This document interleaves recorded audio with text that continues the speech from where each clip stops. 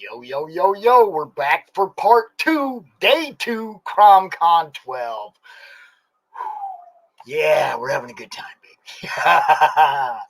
We're back right now with somebody I just met just last week. Found out dude lives right around the damn corner. Right around the corner. Gonna meet him.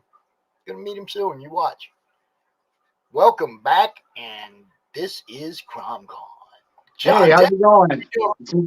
It seems like just yesterday we had our first talk. It was my second interview. I've been quite a few since then, but they've been all fun. I got a few more to do, so yeah, it's nice to be on. How you holding up? Oh man, we're good. We only got about 6 hours to go. Oh, that's all. Oh man, hope you drank plenty of Monsters. Oh man, I got the Gatorade. You know, I'm not really a Monster guy. Yeah, I don't blame you there. I'm too old for those things that make your heart jump. Yeah, You know what I mean? yeah, Once you that's a get to good a certain idea. age, it's like, yeah, it's probably not a good idea to make the ticker work harder. Yeah, exactly. That's a good philosophy. Dude, it's good to see you again. I was telling everybody it's like kind of amazing when I met you and I was reading your campaign. And said, Kickstarter, yeah. You're right there around the corner. I was like, I man. know, small world, like 30 miles away. That's crazy. Yeah. I mean, if that, because like you said, Yeah. you know, we're not all the way in Three Rivers. We're That's true.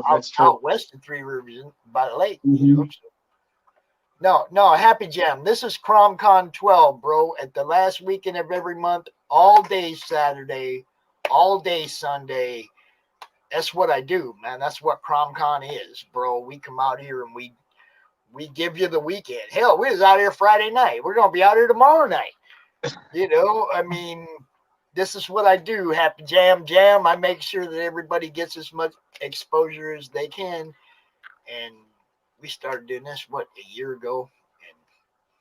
And hey, as long as people keep coming out and as long as people keep watching, we're going to keep doing it, you know. Yeah. Stamina.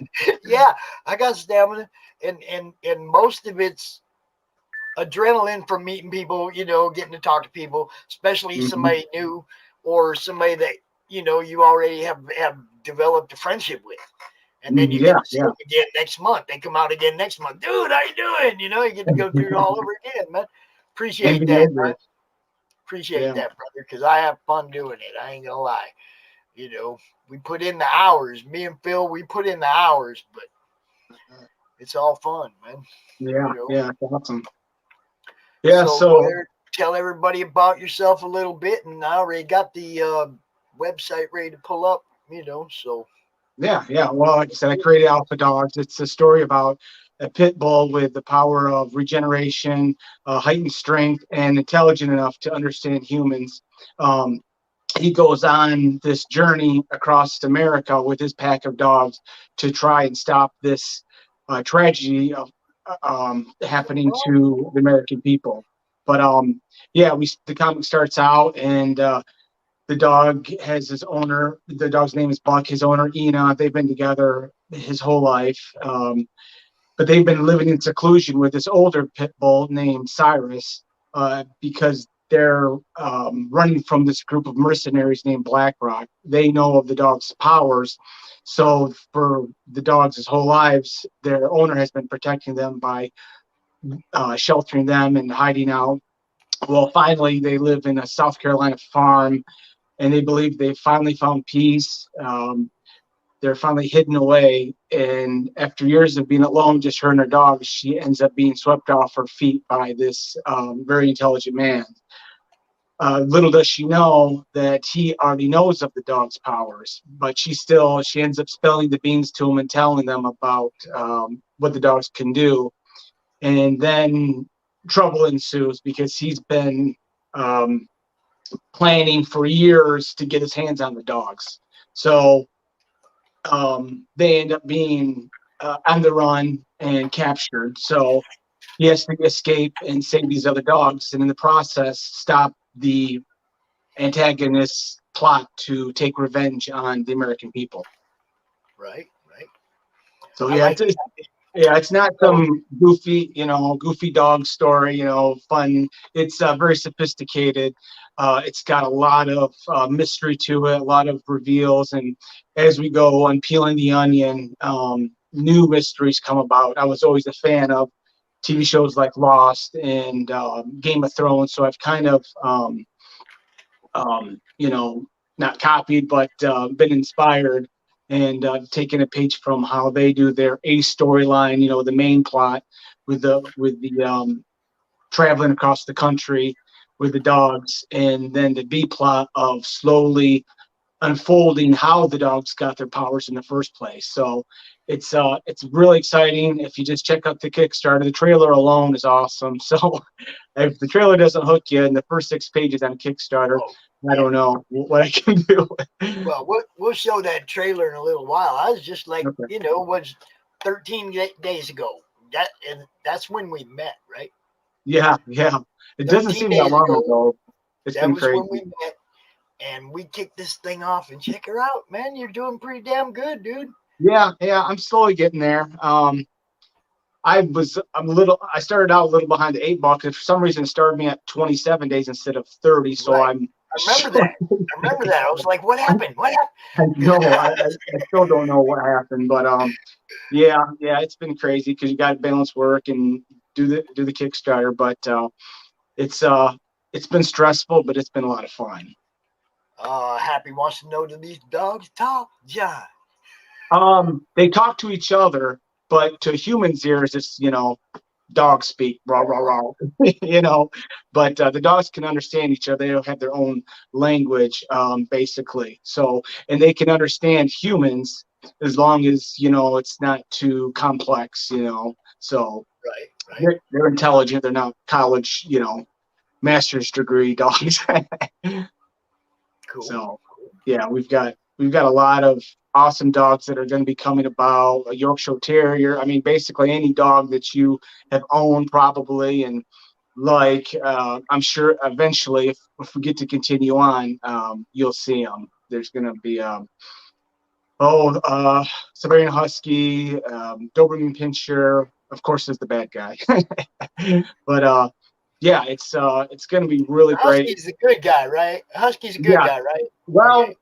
one of the Huskies is. It's a brother and sister. That sounds like So our pair. That yeah, sounds like there's our that pair. sibling rivalry that will come about, and like I said, all the dogs have their own storylines that are original and rich, and I really believe people would love them if they give it a chance and just invest in the comic. So, like I said, if the first 6 pages in the trailer don't hook you, I don't know what what I can Yeah. do. Uh, So, yeah, it starts out. I like it. Yeah, I it love starts the out whole with a really concept cool. right away. You Mhm. know. So what made you decide that you were going to write a comic about a dog? Well, it always bothered me how pit bulls always had that stigma as being vicious. I want a pit bull. The main character, the pit bull Buck, is inspired by my dog Pig. We call him Pig because he turns pink whenever he gets in trouble, and he has like a oink to him when he when he's eating. So, yeah, we named it Pig. Um, but yeah, we ended up having to move because they were outlawing pit bulls in the town that we lived in. So we had to move to the next town because dogs ends up becoming like your own kid. I'm sure can relate. So it always was there in the back of my mind to tell a story, related to pit bulls and how it's not how the dogs, it's not the breed, it's how they're raised, that dictates their personality. So then I had said before that was always sitting there, but then a friend had said, "Hey, I just got done watching the Westminster Dog Show. You need to write a comic book about dogs with superpowers." And I'm like, that is the dumbest idea I've ever heard. But it started to percolate and build and grow, and I couldn't shake it. And I just kept writing until I had a 300-page outline from the beginning of the series to the end of the series, probably like 100 freaking comics. So hopefully I get to continue on with this because it's been a labor of love. And, like I said, if you like stories that have a lot of heart, have a really cool theme, but also are action packed, then you're going to love Alpha Dogs. And I mean, who doesn't love dogs? You know, everybody loves dogs. So, and then, like I said, it's not goofy jokes and stuff. It's a very adultish, well, adult as in sophisticated story where, you know, in the beginning we open up with the main character dog, the Buck, seemingly shot up on a beach, and we don't know how he got shot up, how he ended up there, but he heals, and then he, you know, declares that he's got to find the others before that monster gets them, and we don't know what the monster is. So we started with a really awesome mystery there, and then we flash back to the relationship between the young pit bull and the old pit bull, and that dynamic of, you know, the grumpy old guy, that little pit bull who used to be a dog that had a lot of respect. His former owner was a person with a lot of dignity, and I'm trying not to give anything away for future issues, but his former owner was a man of a lot of respect and command.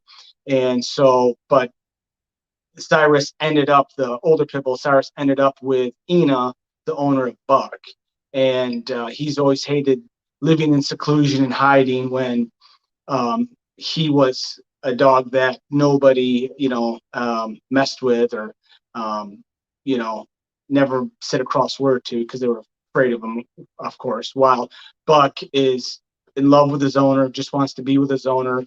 And then, unfortunately, she ends up being swept off her feet and kind of pushes her dog aside. And, you know, it's kind of an allegory of when parents end up getting a new boyfriend, getting a new girlfriend, or getting a new dog, a puppy, and they push their kids or push their dog aside, and the pain that it causes the children, and in this case, in this story, the dog. So it's kind of a cautionary tale, and the fallout of what happens when you, you know, pick new love that comes into your life over your own kids or your dog. So hopefully people will pick it up and enjoy it.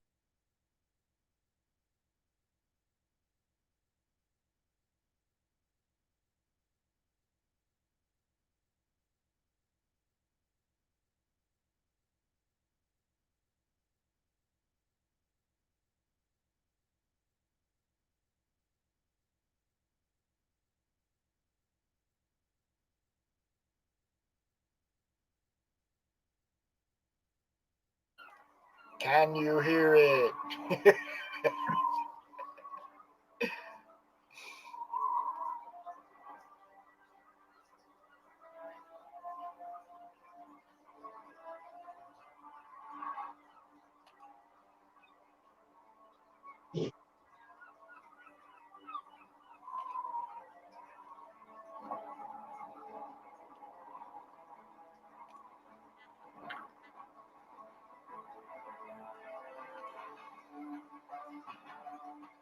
Hope your audio is coming in better than mine. Can you hear it?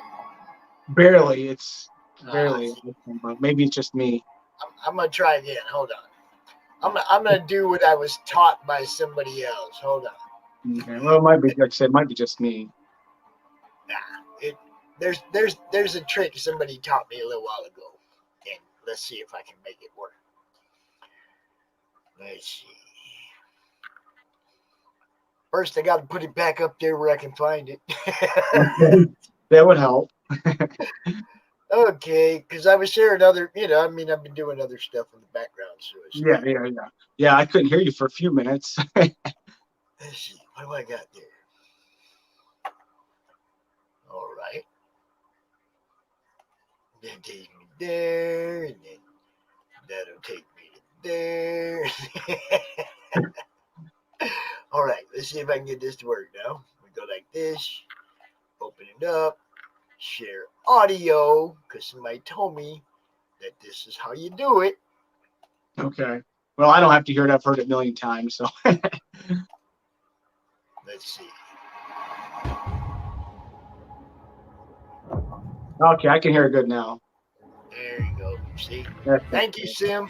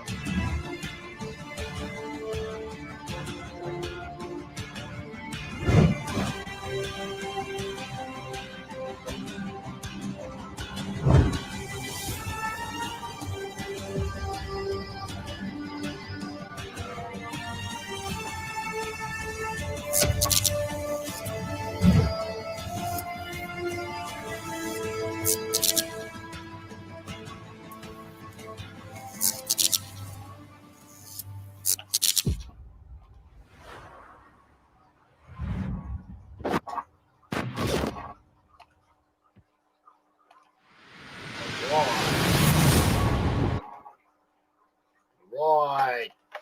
I like it. I never get sick of watching that trailer. Nah, this is a pop thing. Was it better? Was it better that time, Happy? Yeah, oh, I was. I'm learning. Or something. I don't know. So, 49 baggers, just, I don't know, got a little over $1,000 to go, 1,100 to go, 17 days. I think we can do this with a little help from our friends. Y'all hit the like and share. Y'all hit the like and share for sure. And while you're doing that, I'm going to be doing this. Check this out. Go ahead and give us the rundown on who's doing what here. I'm the writer, of course, and Fernando Melick. They're from Argentina. The company's called Stone Tower Studios, and they, of course, did an amazing job. But Fernando did the art, and then I can never pronounce his name, did the coloring. But yeah, it's the company Stone Tower Studios, and then Lucas, I can't pronounce his name very good either, and I can't really see it on there very good. He was the production. He was in charge of production. He was awesome. But we on the Kickstarter page, we show some of their art pieces, along with all the tiers that we have. We've got a lot of really cool tiers. And here we've got the first 6 pages, which are pretty cool.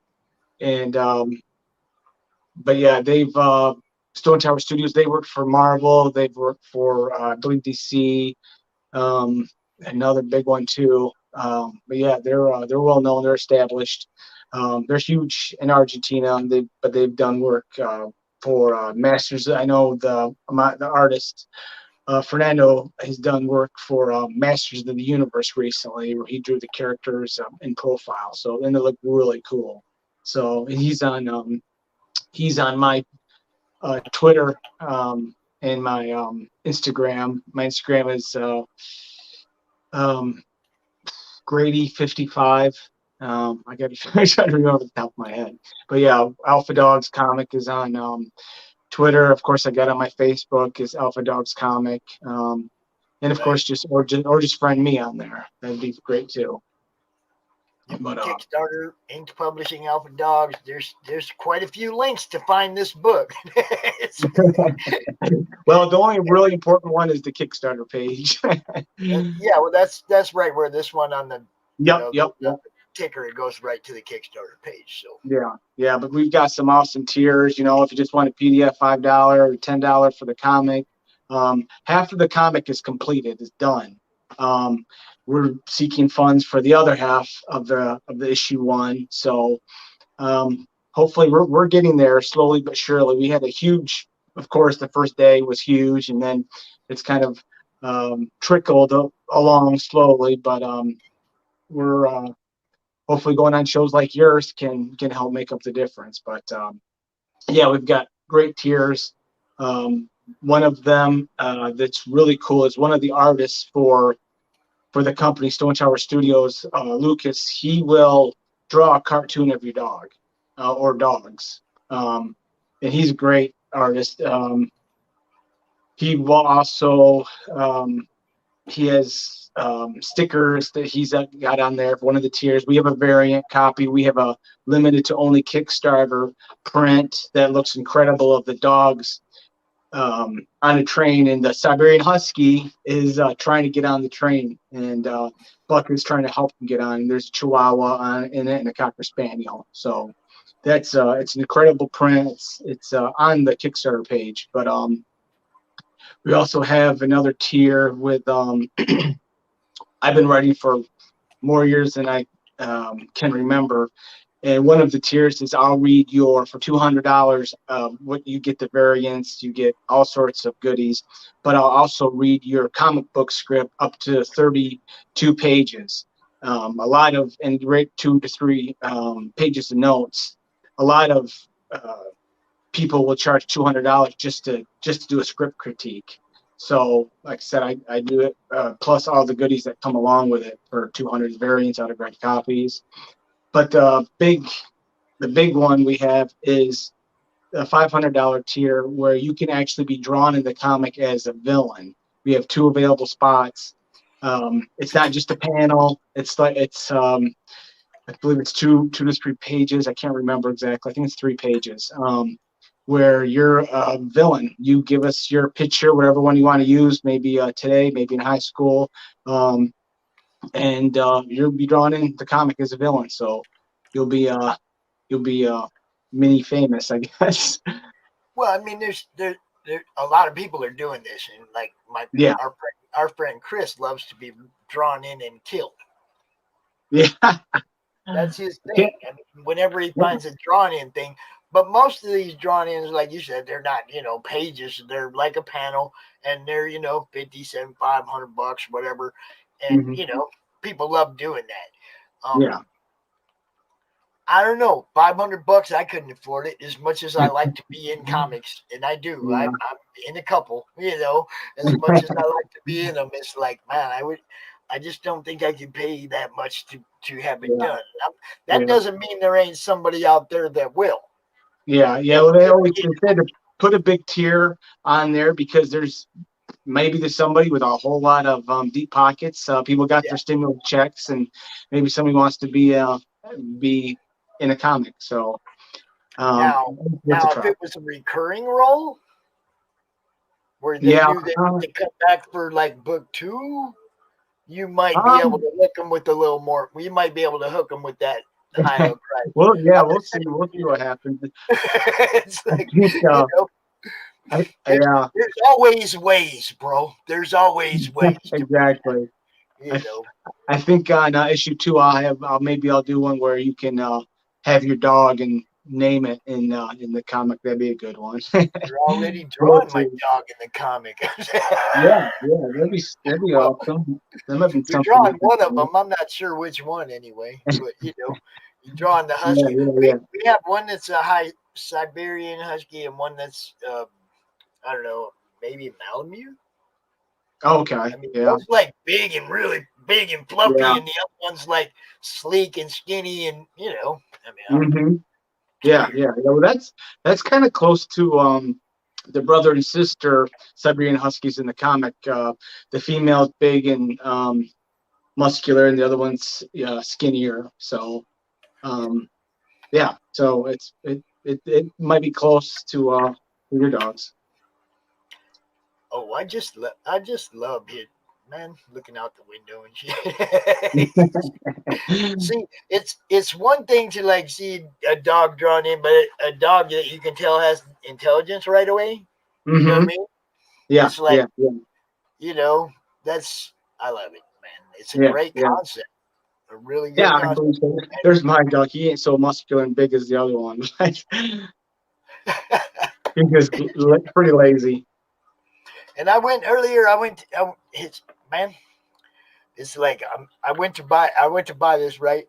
I went to buy the which one is it? Hot off the press? Is that it? Yeah, the print and digital copy. Okay, I went to get this, right, and I was like, wait a minute. am I gonna pay to have dude ship it when he lives right around the corner? No kidding. No kidding. Yeah. Yeah. So I was Well, like, like, hey, man. I said, hey, if I send you $10, you're gonna deliver this. yeah. Yeah. Like, yeah, I'm always, or meet at the meat market there in Three Rivers. I love that place. That place is pretty Well, good. see, I don't care. I was thinking you could come by and like we could go live. Oh, yeah, that'd be something You to see do. what I'm Definitely. saying? And Yeah. we Yeah. could Yeah. show off like before you even ship out the books. You could bring one over here. We could go live, show everybody the Oh, quality and everything, that's a and great then you idea. go home and package them up and ship them out. Yeah. Yeah, that's a great idea. Then I could start an Indiegogo and show that on there. There you go. And Um, we'll already, like I said, we'll already have had them in hand and been able to show exactly. people, look, this is what you're Yeah. going to get, you know. Yeah, So that's a good idea. Great there idea. you go. Yeah, we'll definitely have to do that if Just we full can of fund it. ideas. Yeah, yeah, that's awesome. Yeah, like I said, I still got a ways to go, but we're getting there. We're slowly chugging along. Cool, cool. But Well, I'm definitely going to be meeting you, man. There ain't no doubt yeah, about that. definitely.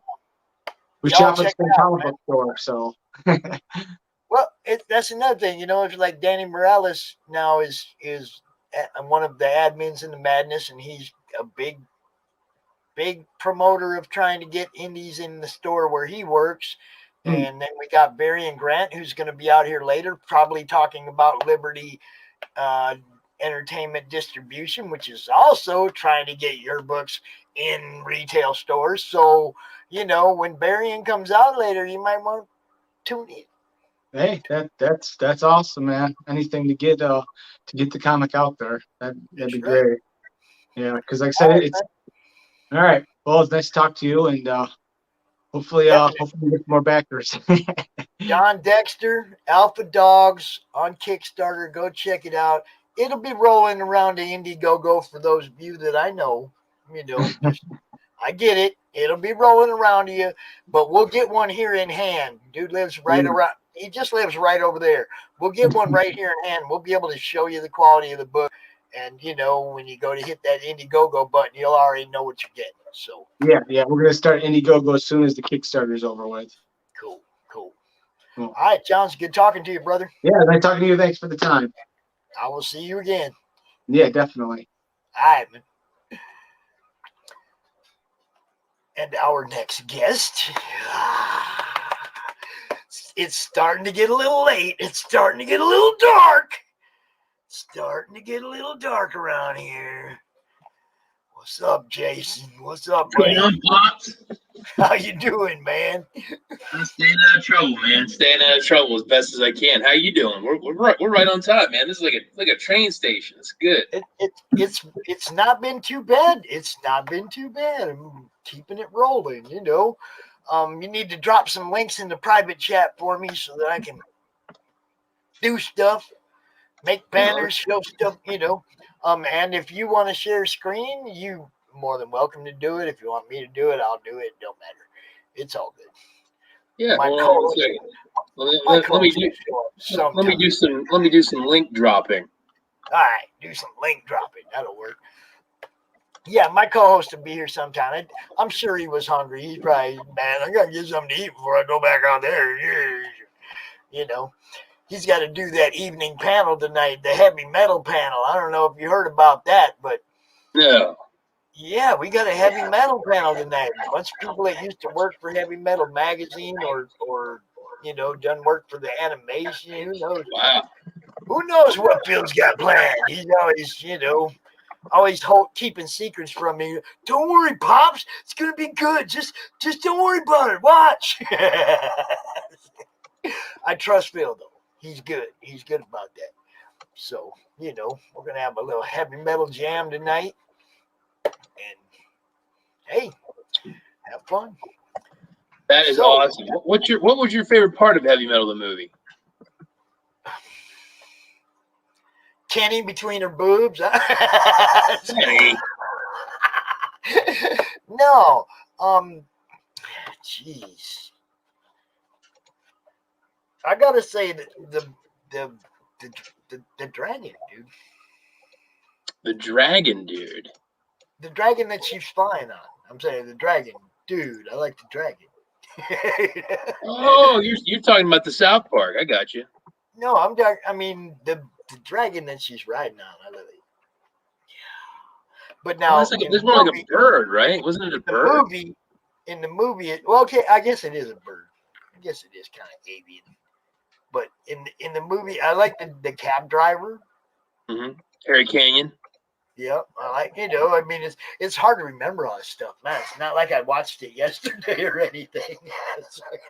I'm old stoner, man. All right, so what do we got here? We got Jason Lennox Illustrator. Let me get this. Let me get some banners up here. Because, like I said, I don't know where my fill is, but I have to do all the work myself. What do we got? We'll take it slow. There's no need to hurry up. Happy Jam likes the bar scene. I'm not sure who this is right here. Oh, Dwayne Showtime Robinson. What's going on, brother? How you doing, man? Welcome to CRoM Con 12. We're out here doing it again, man. Let's see what else we got. We got Jason Lennox Etsy or Instagram. He said, "Oops, Instagram." Yeah, no, it's you churn those links out so much. Sometimes your brain isn't working as fast as your fingers, right? Oh, don't I know it, man? It's like I sit here and I try to get them in the chat, but you're talking, I'm trying to share the stream out because we just fired it back up. The whole time I'm talking to John, I'm trying to be real attentive, but at the same time, I'm trying to share the stream out to 20 or 30 other groups to get to get that exposure. Usually Phil be in here and he'd be doing that while I'm talking, or I'd be doing it while he's talking, and but we get it done, man. However it goes. The Jason Lennox artist is in the chat. That's that one right there. That's Instagram. And then across the ticker right there, we got Jason Lennox Illustrator on Facebook. What else? Was there another one down there? What do you got? Did I miss one, or is that it? Okay. Oh, on Twitter. All right. Oh, yeah. Like, I'm going to promote Twitter. Well, hey, some people are on Twitter. I never assumed, my friend. I got banned from Twitter, bro. How did you get banned? How did you get banned from Twitter? Perma-banned. How? A 3-word answer to a question. Are we allowed to say the 3 words? Oh, I'll just drop it in private chat for you. It's like, go ahead, talk about your stuff. I'll drop it in the chat for you, in the private chat for you. Yeah, no, I'm afraid to know what the 3 words were. Well, no, go ahead, introduce yourself, tell everybody who you are. I'll tell you what happened. So, okay, everyone, I'm Jason Lenox. I've been a part of the madness for a few months. I got to know Pops through my last Kickstarter that I did in January and February, so that's over. But I'm an artist. I self-publish comic books. I've done 11 Kickstarters, and I do freelance artwork, and I make art for individual customers, and I do things that I like, and I sell them as prints and originals at shows and Etsy and all kinds of stuff. So I am Lenox artist. So that's who I am. So basically, that's it right there. That's basically all there is to it. Oh, gee, don't knock yourself out of the stream, Grandpa. Okay. It was a very simple thing, it was like 3 words. 3? What were the 3 words? What did you say? Look in the private chat. Hold on. Well, there you go. Yeah, I see that. There you go. What discussion were you getting involved with on there? My goodness. Well, it says what the question was. Somebody asked where was this question at? What on Twitter. On Twitter. That's what I said. They banned me, man, because my response was, hang on. Yeah, they have a no violence policy. I actually was talking about Slipknot, and I quoted a lyric, and I got a 2-day ban. They're like you're advocating violence towards others, and I was like, it was a song quote. Let the bodies hit the floor. Let the bodies hit the. You can't say anything anymore, man. Well, you got to watch so yourself because simple. I think it's all robotic. I don't think it's people, so it's algorithms. So if you say, Right, you know, but then you appeal, right? But I then wasn't you able to send in, appeal. I just no, I was said out for 2 you days. get to appeal. You get to appeal Hmm. that they they send you email. Hey, you did this, I didn't and get here's that how you far. fix it. I never Okay, got well, that far. I got like a soft ban. I couldn't like things or reply or send messages for 2 days, and I just waited it Yeah. out. okay, see, and that's basically what I thought was happening until Oh.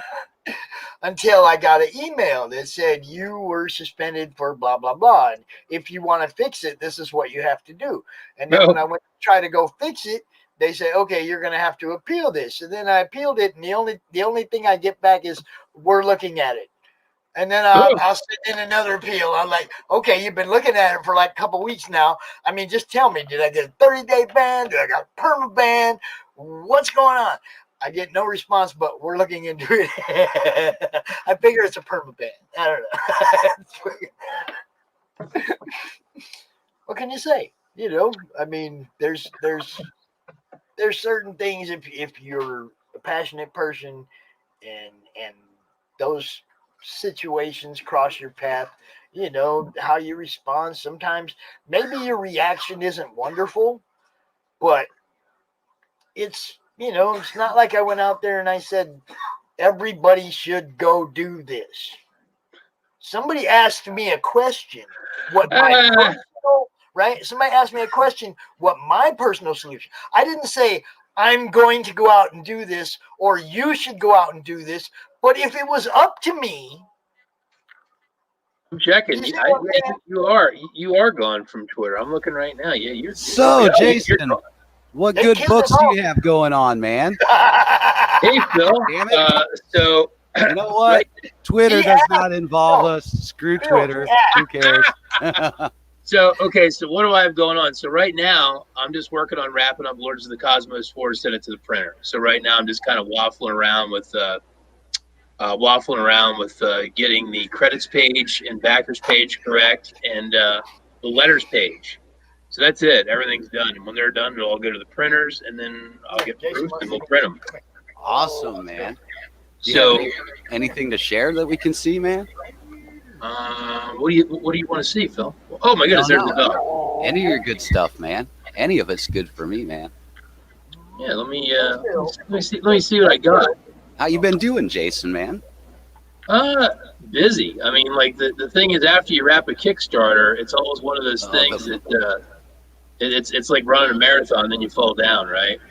Yeah, and then you got all the fulfillments to deal with. Yeah. You don't get to fall down yet. You still got to package all that stuff up. Here, I'm going to send Pops my newest print that I just put on Etsy. I did a big H.P. Lovecraft print. I'll send that to Pops. He can share that up. Oh, cool. Yeah. So, what I'm doing right now, Phil, is, working to wrap that up, right? Working to do the fulfillment, which it's a process because now it's like, please check your name. And if there's a typo, we have to fix it. So there's a handful of typos. So I got to wait a week to give everyone a week to respond to that. And then we're just tweaking some spacing on the letters page. And then, like I said, that's done. And then, at the same time, I'm working on Lords of the Cosmos 5 and 6. Right, so that's kind of getting worked on in the background with art, writing, editing, and all that. So there's a lot of that, and then I've been working a lot on my Satanic coloring book project. Yeah, I remember talking about that. Yeah. So that's actually getting pretty close to getting ready to be launched. Probably this fall. I'm hoping to have it ready to go for Halloween. So the actual books are about 95% done. We have to build the covers and then tweak up a few pages and then put a Kickstarter together and it's ready to go. Excuse me. Man, that is a nice piece, man, that I see there. Yeah. I like that. That is interesting as hell. So that is based off of Lovecraft's short story called Whisperer in the Darkness, where a farmer is accosted by aliens while he corresponds with a college professor. And then he is kidnapped by the aliens, and they pop the brain out of his head and put it into a cylinder.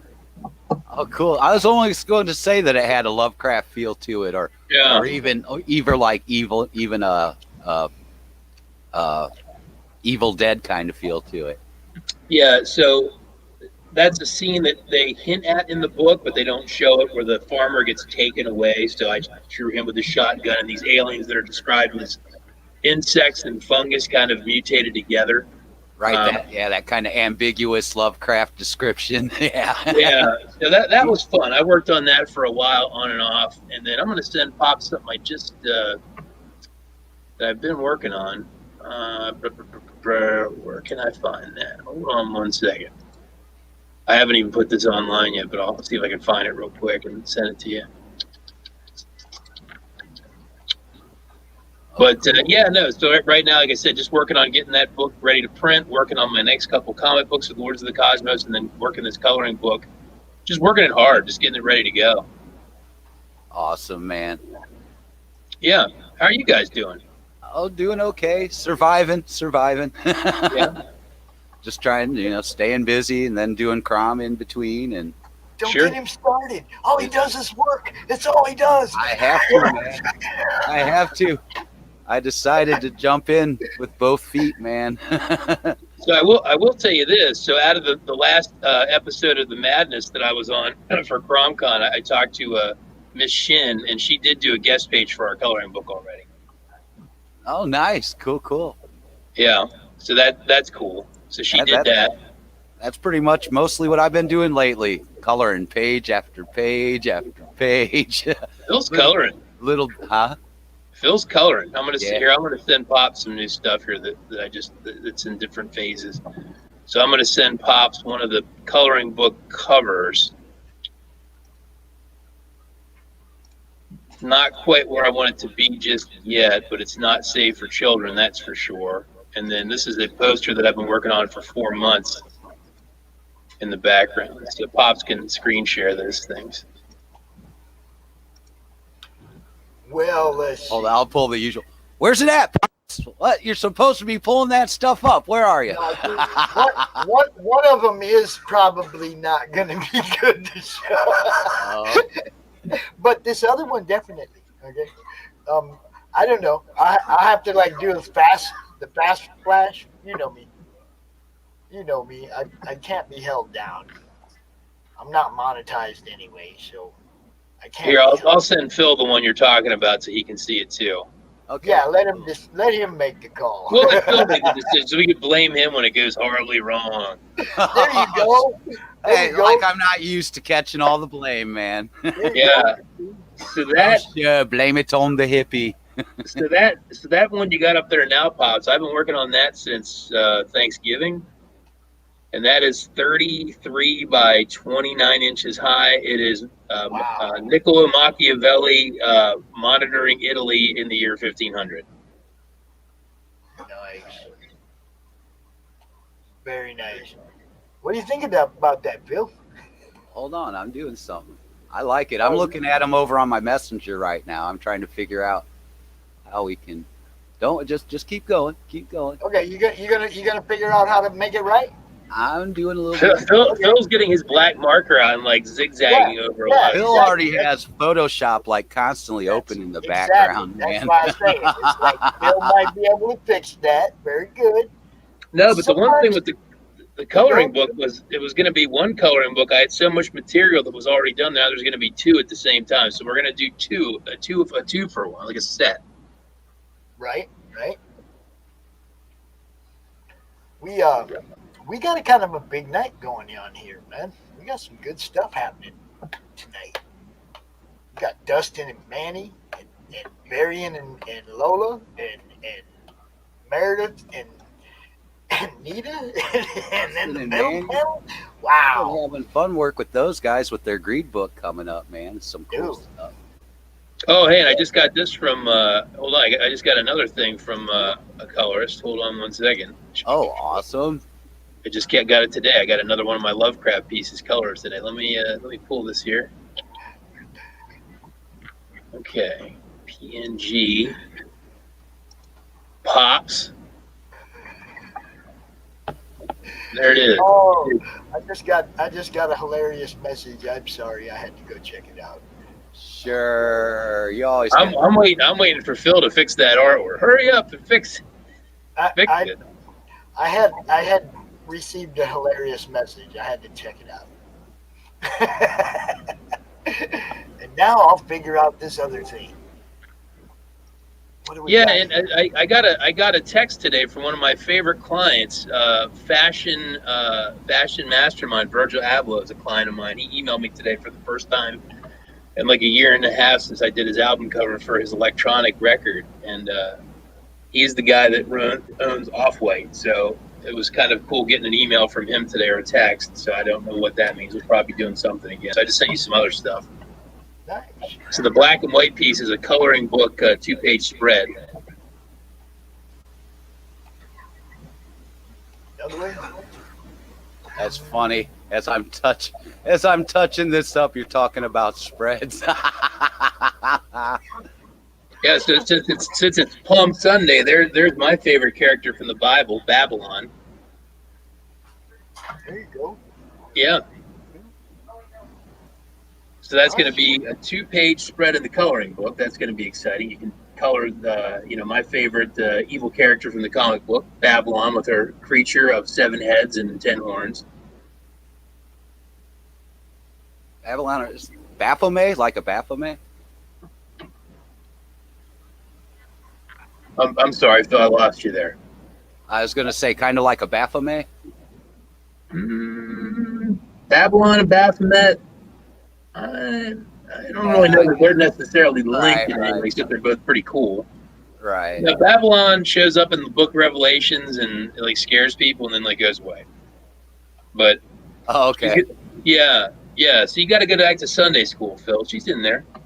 Oh man, it's been long ago since I left all the Catholic school days stuff, man. My wife's been angry at me because my kids keep asking me church questions and stuff, and I always bring up stuff from the Bible. I was like, well, God told Job to kill his kids. And my kids are like, wait, Daddy, there's someone in the Bible that's supposed to kill his own kids. My wife's like, whoa, don't talk about that.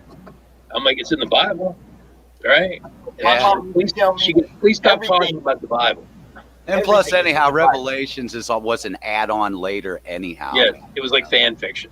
Yeah. Exactly. My mom told me when I was young is you can find anything you're looking for in the Bible. Anything. Sex, violence, whatever. People getting high, people getting drunk, people doing everything that we do now. You can find it in the Bible somewhere. Somebody ripping somebody off, somebody doing some shady shit. The Bible's wild. But anyway, no, Babylon's going to be in the coloring book. I'm excited about it. And like I said, the fun part about that project is it's pieces that I've been working on since 2015. So there's a tremendous amount of work that has just primarily been either private commissions or just things that I sell at shows. So it's kind of fun to get them on a book. And I'm excited. I'm going to use a little bit of a different creative team to put that book together. I'm excited to see how the coloring book goes versus comic books. There's definitely not as much competition. I think when Lords of the Cosmos was live at one point, I saw there was 432 Kickstarters at some point in January or February. It's a ton. Coloring books, not so much. So I'm excited to see how that goes. Yeah. Let's see how this works. We'll do this. Okay. Oh! And then we'll do this. Yay. There you go. That is a nice piece, though. That color work on there. Yeah, well, it's good. That's cleaned up for the kids. But anyway, that's going to be one of the variant covers, and then that'll be a black and white to color. And so, Phil, you can color this yourself in the coloring book. Oh, nice. Oh, see, now you have to add it to the queue. Now you done messed him up. You messed him up with that. Now he knows he can draw, or now he knows he can color it. He's already seeing it differently than it is there. Well, that was a good job, Phil. I like that. I think that was an improvement, right? X. I just did something quick and easy with the mouse. I didn't have my tablet handy right now. Yeah, no. I'll never forget. I was in Germany with my dad for work for a week when I was I think 15 or 16. And it's weird because when you're in Germany, at least back in the 90s, there's just nudity on billboards. Nobody cares. Oh, yeah. It's a much more casual attitude about those things. We're here. It's like, oh, my God, there's a woman nursing a child. Yeah. Everyone freak out. Because they don't make it a big deal over there, and it does, and in turn, it doesn't seem like a big deal to anybody because it's the natural thing anyhow. You guys are old enough to remember. I still think about that shit at the Super Bowl years ago, where it was like they sold Janet Jackson's nipple for a fraction of a second, and some maniac had a telephoto lens, and it was like, "Can you see this?" And he's like, "See," and you're like, "Yeah, okay." Like the level of effort to go see this woman's nipple through a telephoto lens is insane. Yeah, he worked really hard for that. Yeah, you worked really hard to see that nipple. I don't know.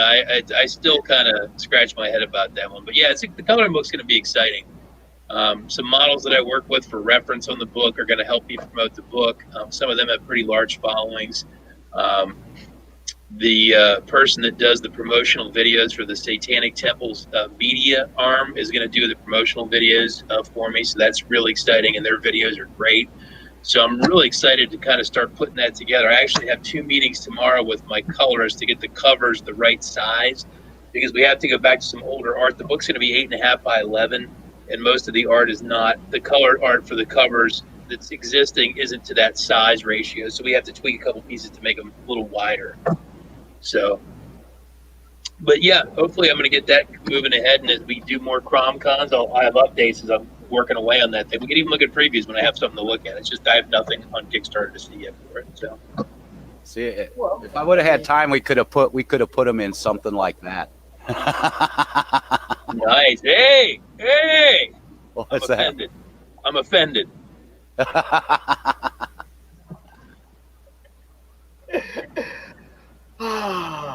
No. That's what I got going on. And right now, I got my first job with a band. I'm doing a new logo for a band called Dead Animal Assembly Plant, who's very similar to like old school Manson and old school White Zombie, and they're from the West Coast. So they reached out to me on Instagram, and I'm working on doing their logo, right, or a new logo for their band.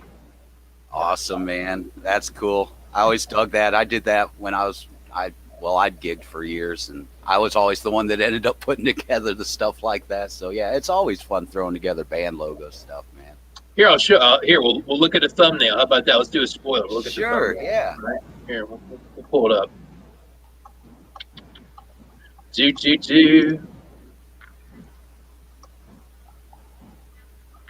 Desktop, I will send to Phil, and I will send to Pops to make sure it is acceptable to send. Okay. I think so, but let's not assume. I see Dustin in the background all staring at the sky. Yeah, there you are. Yeah. Dustin's ready. He's all glued to the screen. Seeing all the goodness that Jason's throwing up here for us, man. Yeah, so this is for Dead Animal Assembly Plant. So their motif is the slaughterhouse. So I did some research into how we kill animals, right? So all the knives and cutting equipment and the saws and the hooks. So I mean, you can't really censor that kind of art without just not showing it. I'm not going to do that. It's not like you're promoting going out and doing this. It's, slaughter. It's logo. It's a logo, people. A logo. Yeah, so it's the slaughterhouse, right? We got to eat meat. So yeah, I got no problem showing that. That's okay. Now, hang on. Now I'm excited to see it, right? Say what? I'm excited to see it now. Think of the children, Pops. Oof. Oh, don't get him started. Yeah. We'll be back to talking about twatter again. Nah. So it's meat cleavers and bone saws and skinning knives and hooks. You see them hooks right there? You can hang things from those. Yeah. Take that, Twitter. Oh, Yeah, so it's probably going to change from this point. I mean, this is just kind of what I was working on today. It's just like stuff on tracing paper and taped together so I could slide it around on paper, and it's kind of a big rolling work in progress. But I think it looks pretty neat. I like it. No doubt. I mean, come on. It's for a rock and roll band that's, It's gotta be like that. It can't be some weak kid. It can't be some weak kid. You gotta go all out with that kind of stuff. And you're trying to shock people and get people's attention with with the visual and the Sure. show and whatnot. So you know, I Doc mean, Rock.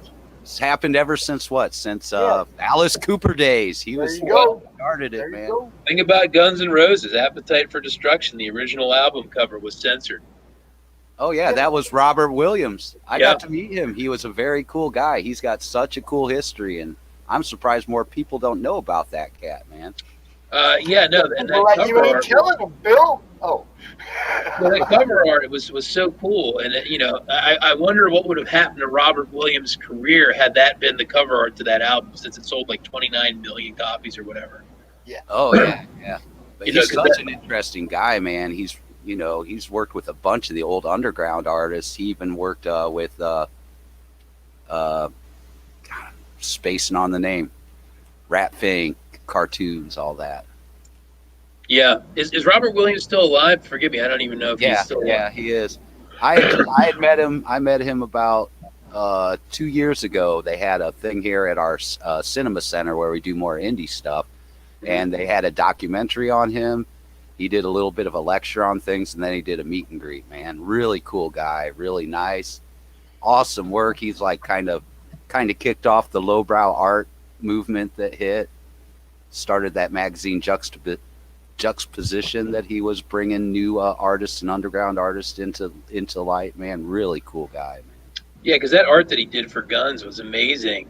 You know, and it's I think it's inside the liner notes, but the cross that ended up being creature with all the daggers or knives all tied on like teeth on it.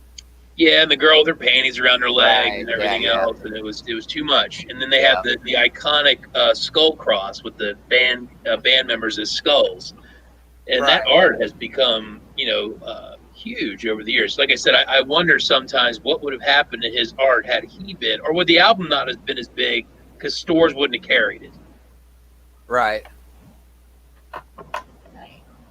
Had a dog under my chair, didn't even know it.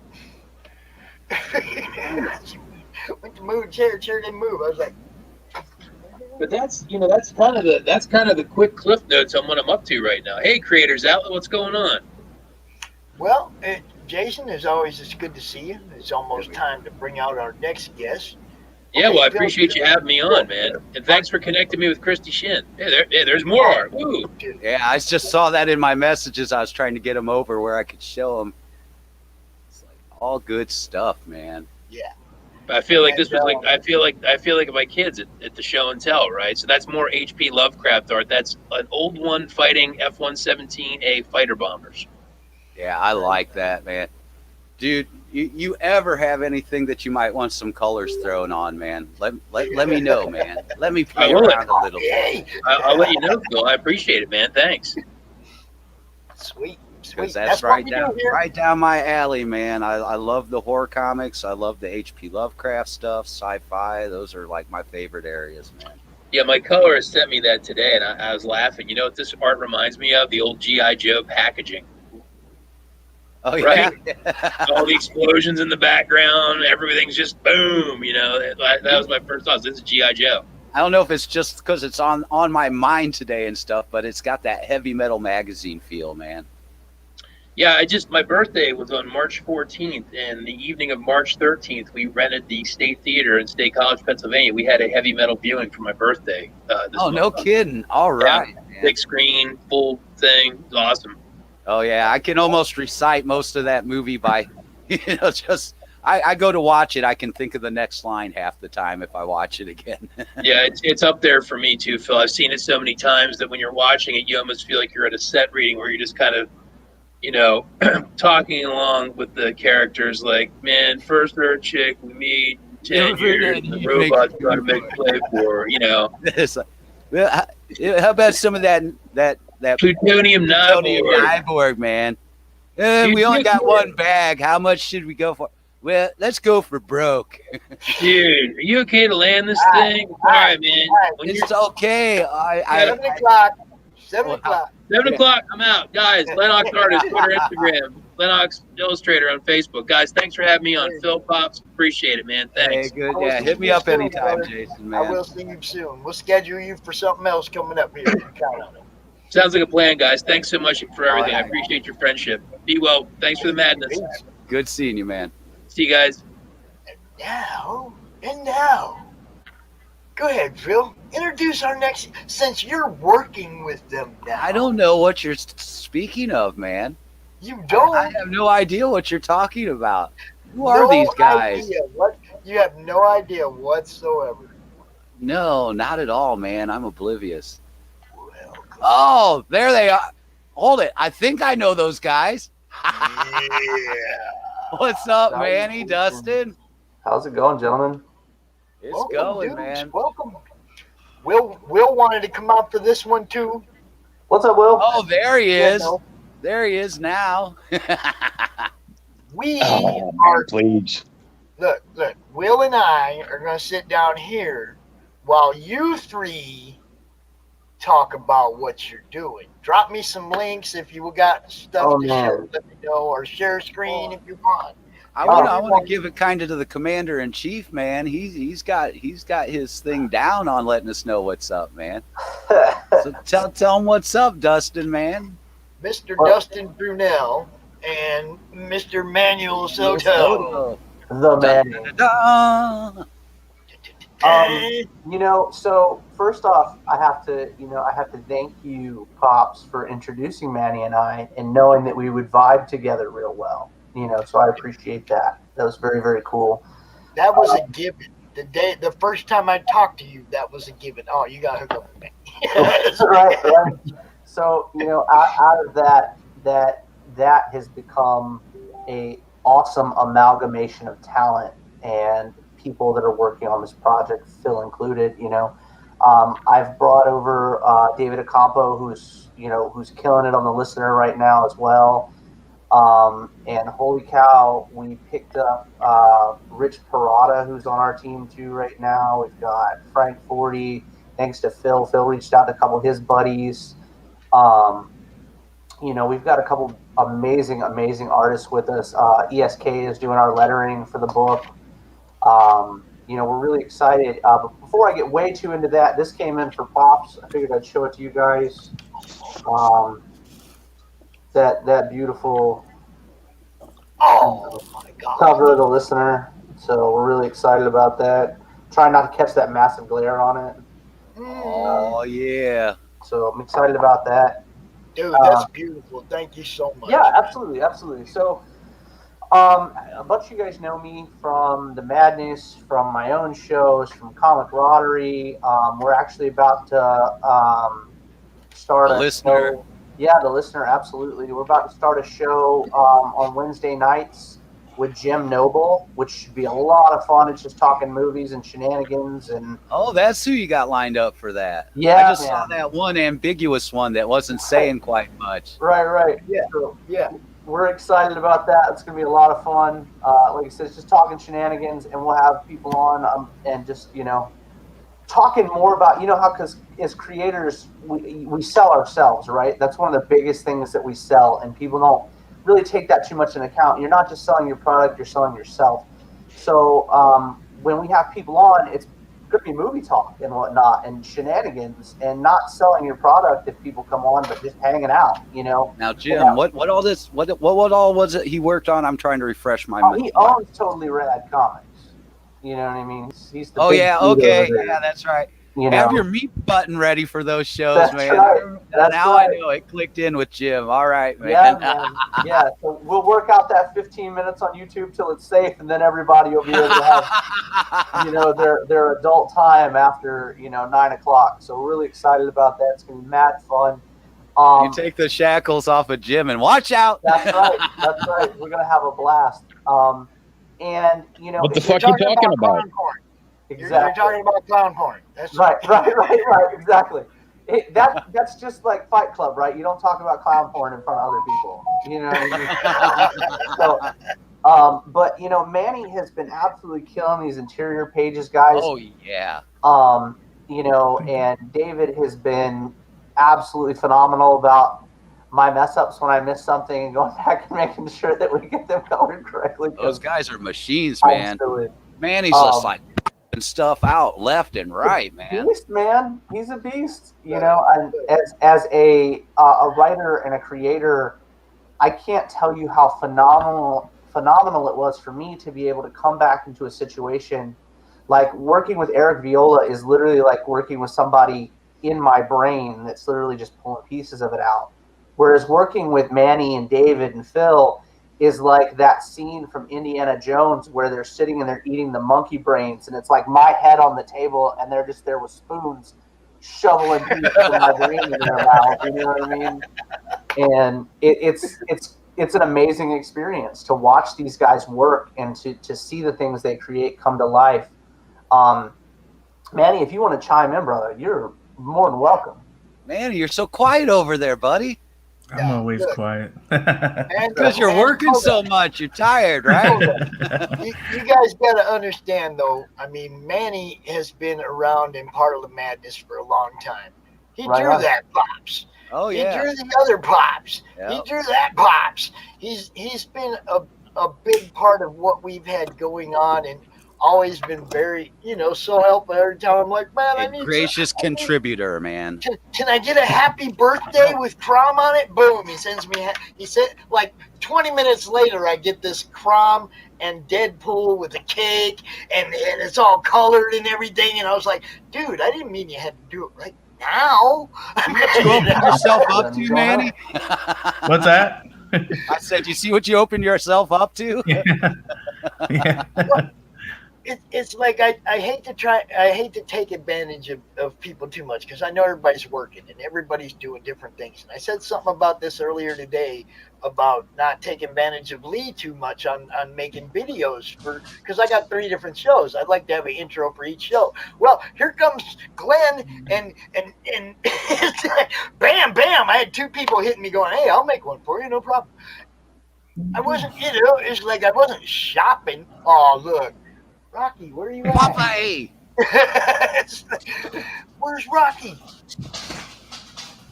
Let's say hi. But yeah, it's good to see you, Manny, and as always, thank you so much for everything you always do, man. And it's good to meet you No for the worries, first time, always. man. I know we've Yeah. talked Yeah, or right been in on. the same circles, but I haven't got to meet you in person, man. Yeah. Sorry about that. There you go. He's back. Yeah, I don't know. My internet at the house is kind of going wonky.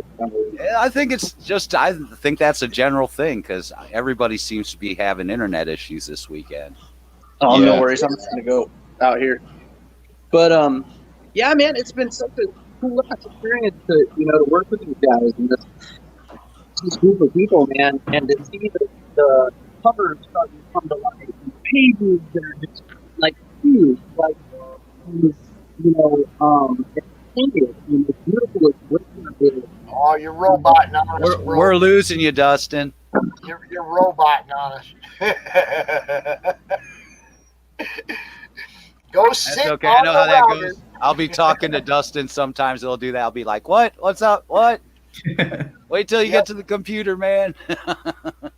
This is the only thing that really frustrates me about doing this. Not that one. That one. This is the only thing that really frustrates me about doing this is there's so much that's not in your control. Well, see, I Power think it's goes still down. not right with the records amounts of profit that the internet cable provider, internet companies You think it would are be making. top notch, They need to put it into their infrastructure. Yeah, The look. prices they charge, it needs to be pretty faultless, man. But they keep telling everybody, look at our newest phone. Look at our newest phone. Oh no! You know what they tell you, and this is an ongoing one. I've heard it from more than one. Oh well, it's your modem. You need to restart your modem. Man. No, it's not my Right. damn modem. This Absolutely. So since they've cost me minutes of my life and minutes of my CRoM time, yeah. There you go. Go ahead. Go Right. on, Dustin. We didn't You mean know, to go there's into this- that. what you guys, we showed it the other day. We had Rich live was inking his cover bead. Oh yeah. I For can't the- wait to get hold of that. Man, oh my gosh! And Phil's gonna color it. It's beautiful. I've got some pieces. I'll show you guys real quick while my internet's being like it's supposed to be. Yeah, Let's see. So entire screen. I'll show you guys these. Hold on. These were concept pieces that for our character Cade that we put that Manny came out with, and just really, really cool stuff. And then David got a hold of it, you know, and we just started going with these awesome things, man. Original concepts by Manny. I think what I'm going to do is I'm going to print a couple of these, and I'm actually going to, or have Manny print them and have him sign them OAs. And we'll do some kind of cool giveaway with those. You know, like 10 of them will be signed by Manny or myself or, you know, somebody else on the team. And we'll do OA giveaways with those. But really cool stuff, right? I mean, this is the first concept Manny put together, finished concepts for Cade and Oz. You know, another really cool version before we got to where we are now. You know, there's a little bit of Manny's cover for book 1. Nice. Yeah, man. I mean, Yeah, that one reminded me of another picture I have. Oh yeah, that other shot. That's a good shot. That overhead shot, man. Oh yeah, that's page 1. That was before we went and edited things just a little bit. Go back to that last one for just a second. Yep. Back to that last one for just a second. Mm-hmm. Yeah. What? CRoM's long lost cousin? Yeah, that's what I said the first time I seen him. I was like, man, that guy got to be a distant cousin to CRoM. That's funny. Well, it's funny that, you know, your brain goes, here's a page in progress that we were working on, which is done and looks amazing now. You know, my terrible page layout. But it's a lot of fun when, like I mentioned, people can see your vision. You know, like, so we've Marissa. Everybody's learned about Marissa Pope here recently. You know, she's a great artist and coming into her own. She'll be coming not only to, she's doing a new cover for the listener, but she's also working on Greed Book 2. She's working on a cover for that. And we also got Justin Hunt to work on a cover for Book 2 of Greed, which is absolutely insane. You know, when we started the listener, it was 2 of us. You know, that was it. You know, me and Eric and my wife editing, and that was how we started. And Kyle doing the lettering, and then, you know, we added a couple color artists that we knew and stuff. But when Greed came into, it was literally like we have a packed house of artists, like a packed house of just amazing talent, cover artists, and, you know, our interior guys, and it was just so wild to see. And then it started stacking, right? It just started stacking. And all of a sudden we've got like these dudes that you see in mainstream comics in huge, you know, professional environments and stuff are working on an indie book, right? And it was just like, holy crap in a hat. You know what I mean? I was just like, okay. So you guys haven't seen our Bob's Burgers cover. We've got one of those coming out that's going to be awesome. A la Bob's Burgers, not actually Bob's Burgers, you know. But So that must be Frank. yeah. That's well, you figure a storyboard artist for Bob's Burgers. You want him to do it, Bob's Burgers. Right. You know, that's going to be a lot of fun. Issue 1 of a few of you guys have, you know, the team's read it, but a couple other people have read issue 1 of Greed. The working title for that book is still Little Green Men, because it amuses the shit out of me for some reason. But we've also got book 2 is done, as far as story and page layouts are finished. You know, and as soon as we get the green light and stuff like that, we'll start working on that next one as soon as everybody can. And then I finished book 3 yesterday. So book 3's layouts are done, and it's called Hell Hath No Fury. And we all know what that's like, you know what I mean? So we're introducing some characters in book 2. Book 1 is all about introducing you to Cade and Oz and their duo and their antics between the two of them. Book 2 is a little bit more, you know, they've been together for a little bit. They're excited, you know, they're learning the ropes between each other. It's a lot like, I still think it's a lot like Shaun of the Dead, you know, like without the zombies, you know what I mean? Yeah. You know, it's that slapstick horror, You know, it's a fun story, but at the same time, somebody's going to get their face ripped off. You know, I don't really know. It's once again, it's like in the listener, we're not talking about a superhero book, so it's like, you know, people are going to die, people are going to get beat up, the story's going to get told though, and the story's awesome, and it's a lot of fun. You know, it really is. I think it's a story about two characters that are really like finding themselves, you know, who they are in this larger world. You know, so that's a lot of fun. We're digging that. You know, let me ask you, Manny, what has been your favorite part of this so far? Drawing the villain. Right. The Minotaur, huh? Yeah. Right on. That and him and Cade. Just all the different expressions we get to draw with them. Dude, his expressions are bananas. The stuff that Manny is giving his facial expressions, like you try to write that, right? You literally try to write that on the page to give the artist something to go by. And the facial expressions that Manny is pulling out of this character are just so much fun, because it's so. If you've picked up the listener and read it, you know the way that I write, and I write in a way that the artist can. We don't need words if we don't have to have them, you know. Right. we don't, and it's an awesome way to tell a story, because you're getting visually what you're reading, you know, and it's a very awesome style to have. And Manny picked up on the same stuff, you know what I mean? It was like, okay, he got it, you know, and he's able to transfer my writing onto the page. Once again, you would love the list Greed without having to read Greed. Greed is like a Saturday morning cartoon that was rated R. You know what I mean?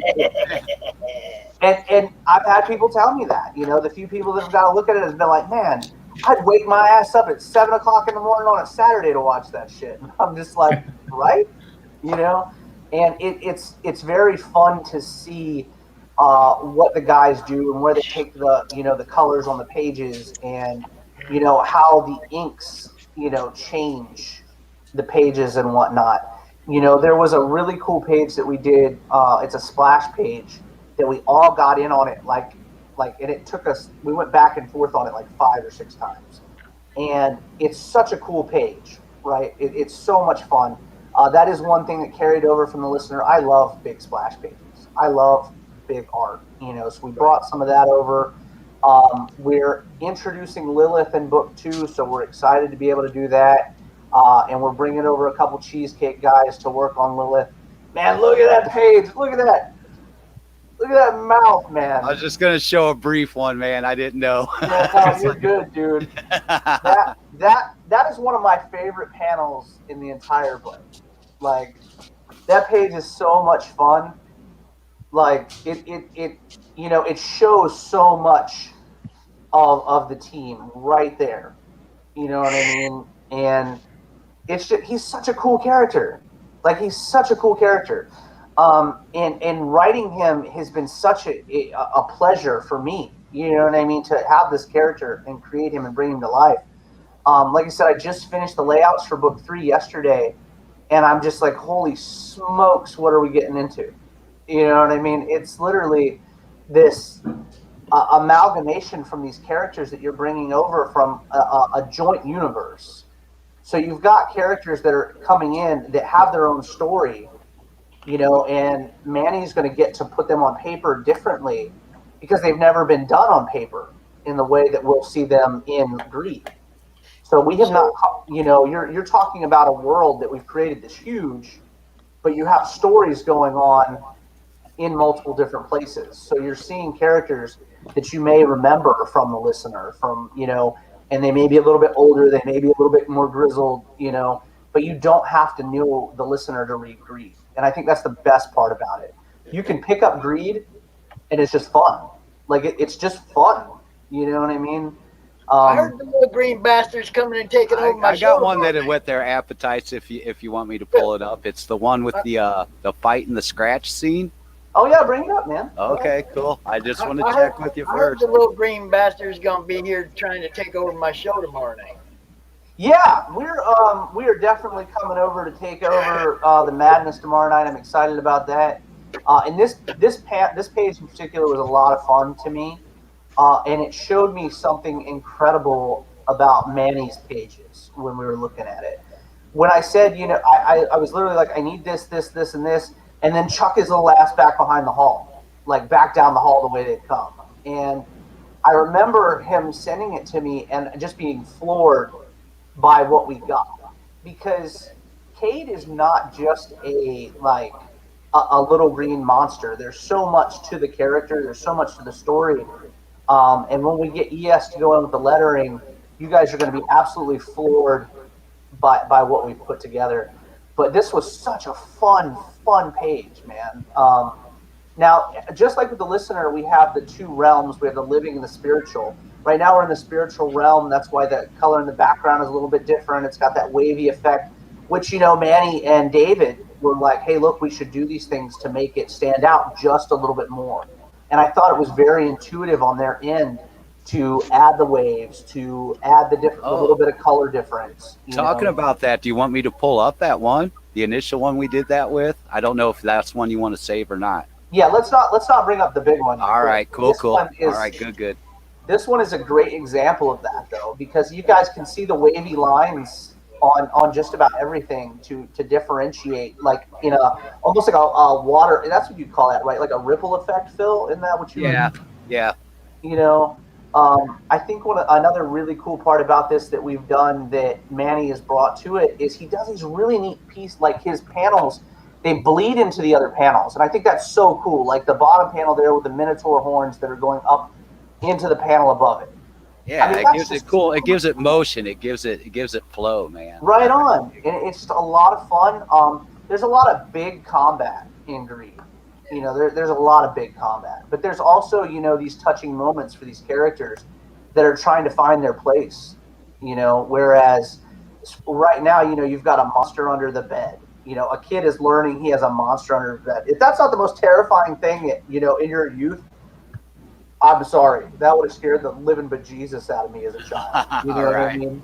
Like, there's a little green man that lives under my bed. What the shit? Why didn't my parents tell me about that? You know what I mean? Yeah. So we're having a lot of fun. And I think it also in its own way brings over that metal feel that I like to carry in my books, in my music. You know what I mean? Everything like that. I think it carries over well for us as a team as well. I think it shows the skills and the talents of everybody involved. Now, there's also stuff that you got to talk about, like tomorrow. Tomorrow we're going to talk about Rich Parada's cover, like very heavily. I'll bring an image of it. We'll go into it. He did this really cool thing with Whiteout that blew my mind while he was inking. He did the reverse Kirby Crackle. Whoa! What on earth? I had never seen anything like that in my life. Oh yeah, the cut-ins. That's kind of like I think McFarlane kind of spurred that on quite a bit, where you're doing your cut-in, you do your ink blacks already, and then you bring in white just to cut into it a little. Right. It was just a really cool concept the way he was doing it. I'd never seen it done with whiteout before. That had always been digital when I saw it, so it was that's so cool, and like you said, with us bringing in the guys for the next book, we're steamrolling through book one, guys. Oh, I could show them the earlier sketch of that. Yeah, by all means. We can do that. By all means, yeah. If you got Manny doing the interior art, you're always probably going to be rolling right through it. And he's going to be waiting. He's going to be over here like, okay, I'm going to work on my book for a little while. Check that out, get it together. I mean, Manny is the fastest person I've ever seen draw. I ain't going to lie. I remember a few streams where he out there for a couple hours, drew 4, 5, 6 drawings in that 2 hours. Just like, what do you guys want me to draw? And somebody say something, and he'd be sitting there on the side just whipping them out. Okay, what do you want me to draw now? Like, man. Well, Phil is going to get his hands on this cover, and I'm really excited to see, what the Phil man brings to it. It's a really cool concept that he took. Rich he was like, well, what characters do you want to use? And I was like, well, we've introduced 3 of them. We've also introduced Oz's parents in this book momentarily for a couple panels, but we introduced these main characters in it. And I love that he took our idea of being in the spiritual realm and gave it this twist almost. Like the stairs from where they're fighting in the house are up in the top of that panel cover. and they're all twisted and stuff, and it's almost like a warp pipe type of deal, like it's spinning, counterclockwise. And So look really, the inked version too is just like, beautiful. Yeah, he did a live stream. There's a live stream of that one. Absolutely. I mean, it was absolutely incredible. So we go live April 23rd, guys. The book is almost finished, and a la me and my usual, everybody's done, generally speaking, before we go to Kickstarter. You know what I mean? So this particular book won't be any different than my other stuff. You guys are familiar. I try to keep my prices low on my books as low as I can. So, this will be no different. $5 PDF, $15 physical copies, stuff like that. It's an amazing thing to be able to pay off my team before the book. But just so you guys know, all the money, I'm blessed. My wife busts her balls too. So all the money goes back into the next book. You know what I mean? We just keep, we just keep rolling it out, man. Check that out. Look at him. I love him. Right. That's Manny's first promo piece that he sent me, and I about died. Like, I literally about died, because it was like we had just talked about how cool it would be to have him like sit on a rooftop, right, in the middle of the night and stuff. So we got all kinds of cool ideas. We just came up with. Does he read comics? Well, I'm sure you will see him read comics at some point in time or another. Check under your bed and ask him, Pops. Right, just look under there, Pops. See if he's down there hanging out. Actually, I look under there all the time because the dogs are always dragging stuff under there that I have to pull out. They're dragging it under there for Cade, man. Yeah. Oh man. So this one's gonna be inked by Greg Harms. Oh man. Oh, cool. Yeah. That's exciting, man. I can't wait to see it. I'm super stoked about it. Oh, geez, Louise. Good so stuff. we've got, we've also got another cool little thing going on right now. Pops jumped into this. How's it going, David? It's Dave. That's UK Dave, isn't it? That was hours ago, Phil. He's probably asleep by now, man. Dave's not here, man. Yes, we are talking with Randy Zimmerman over there at Indie Bolt Revolt, and since you just happened to bring up Indie Bolt, we're just gonna have to bring Indie Bolt to the freaking party, y'all. Hello. So Pops has offered to hop in on this event that they've got going on, and he reached out to me and he was like, man, I've always wanted to be in a part of creating my own story. And I was like, well, you're digging the stuff with Cade, and you like CRoM, it's all kind of fun stuff. They look a little bit alike. So what we're going to do is I wrote a fun 8-page little story for Pops. And if these guys, it was 200 backers? Is that how that works? Yeah, we got to get to 200. Sweet. So if these guys pop their 200 backer cherry and whatnot, we're going to do a story for them. And Manny has agreed to do it too. So you'll have the writer and the interior artist for Greed do a 8-page short story for Pops, and how we find out what CRoM really is, and how he's tied to Pops, and how he gets out of the depths of hell. So it's going to be quite a story we've got going on.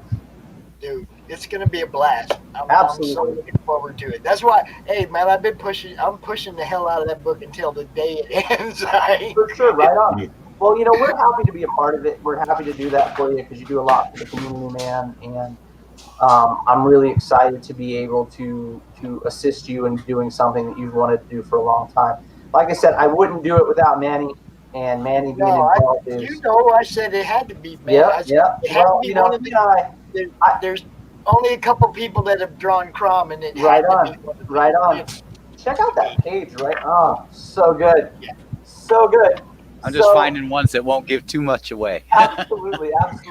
So I get you guys all tomorrow night. You do, for sure. I get you got the whole team out here to talk about this tomorrow night. So I'm gonna go ahead and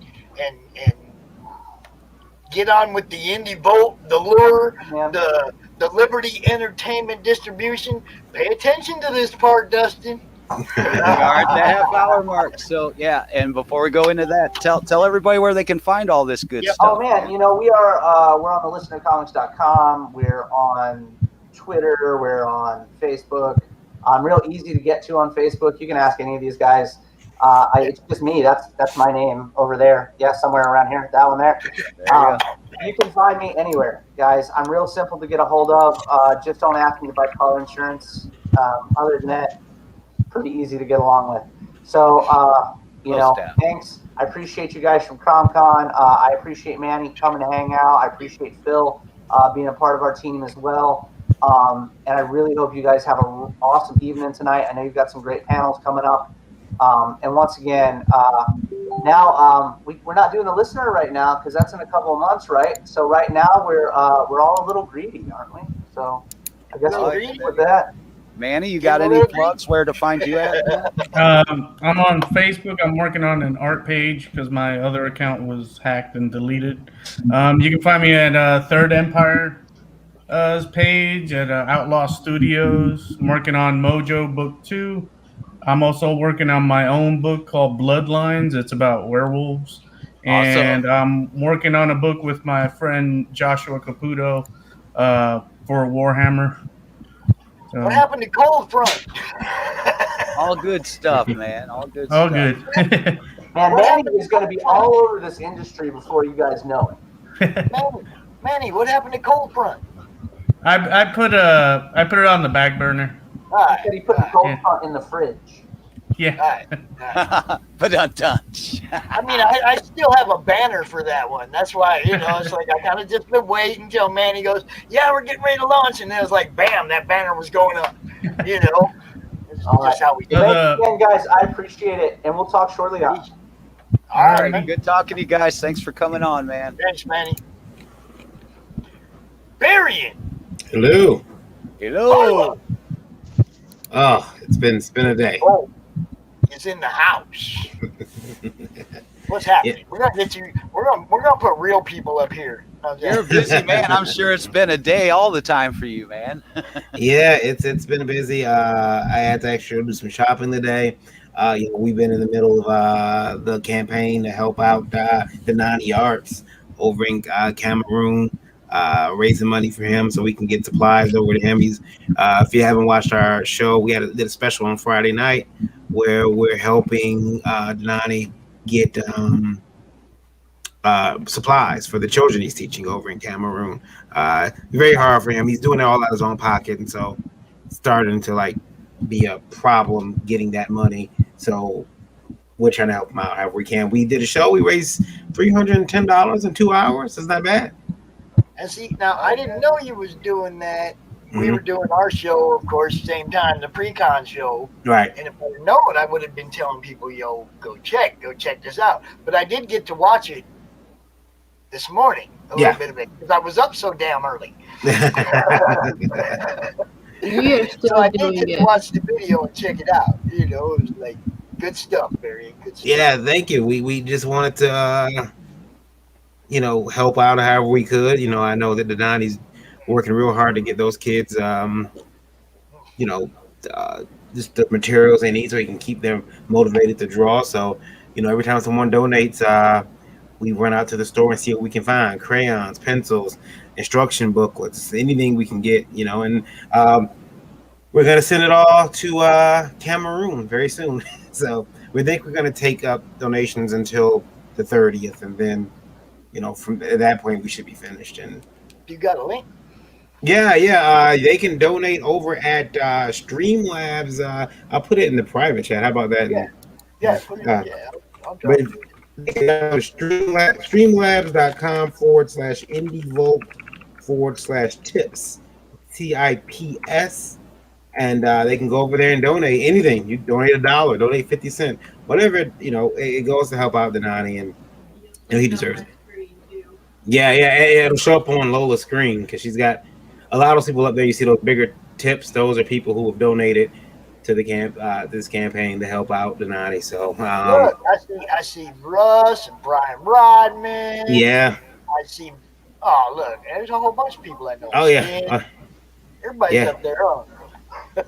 Yes, stench. They're saying people up there. Some of the tips you'll see are actually other tips people just tip Lola herself, but and that's understandable. You know, shoe cam and all that. Yeah. Her illustrious shoe cam.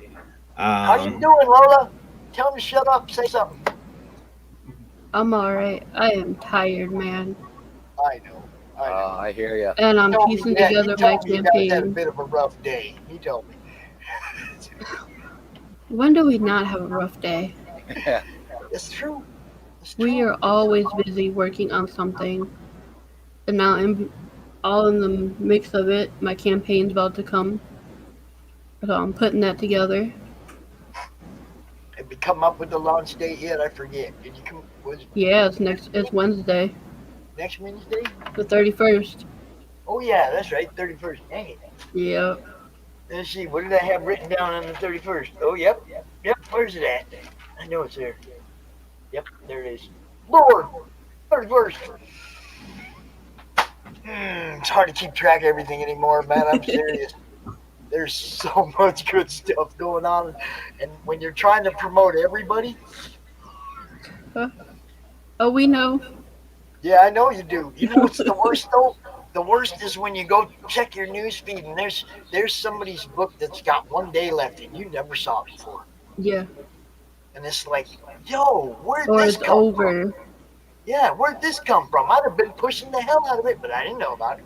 Yeah. You know, that's why I always encourage people to share stuff to the group so I know what's going on. But, yeah. Especially since I can't be on Twitter anymore. Yeah, getting banned on Twitter. Is this going to be on every segment, Pop? Every segment, brother. Stop it. We don't care about Twitter. We care about comics. Yeah. Varian keeps leaning closer to that muted mic. I'm reaching over. My leg is like seriously itching. I'm like, what's going on here? But I think it's the soap I switched to. It might be irritating. I'm gonna take a look at it. But no, I do know that it's getting kicked off of Twitter. For some people, will be the end of the world. Not for you. You've got other platforms you can bounce over to. And I think I have a larger footprint up there now than I did when I was there. I'm not gonna lie. Everybody shares my stuff up there now. You know, it's like I don't even have to. What was that? The link in the chat and the banner you got going across is spelled wrong. It's Streamlabs. Oh, who did that? Varian? Did I do that? Oh, I did, didn't I? Yeah, spelled wrong. Yeah, my fault. All right, I will fix it. I will. Yeah, it's Streamlabs. My fault. It's okay. He's probably not near as high as I am, so. I don't know. You two might be competing. Yeah, I haven't had anything today. I haven't. He's got a lot of catching a special CRoM Con with a smoke off. See, Gummies. Yep. Yeah, I have gummies. You're smashing gummies all night. Yeah. You know, the funny thing is, baby. I joked about it this morning. I said that the gummies really don't take away the pain. What they do is make me not give a damn about it. Yeah, there you go. I'm trying to create a new banner. Yeah, he's doing giving me the same banner. And plus all the stuff you got going on, man, you need something to be able to kick back on for a little bit once in a while. Oh yeah. It's you know, I told the story before, people laughed about it, but the first time I had the gummies, the first time I had it was actually, I was like, oh, this is great. I feel relaxed. I feel calm.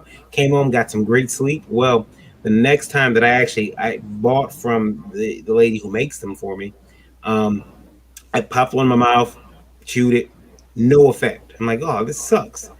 Went. I think I popped two more in my mouth, sat down. I don't know what happened, but they hit me hard, and I spent 4 hours laughing maniacally.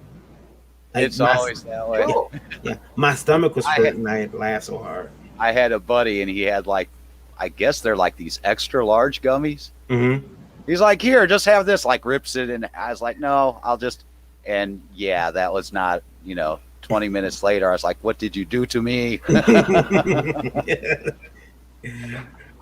what all you good you got going on with your shows and all your book stuff you got going on, man? Oh yeah, we've got a couple of things with Indie Vote that's gonna happen. We got a show coming up called Pitches Be Crazy, and it is a show where we're going to take Indie Vote. We always believe in trying to not just push the artists, but reward them, reward the creators, whatever we could do.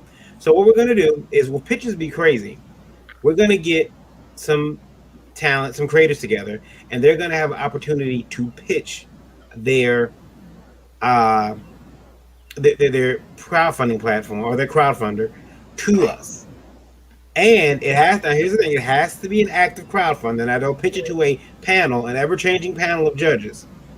They'll pitch it if they're the last crowdfunder standing. Indie Vote will purchase that will back that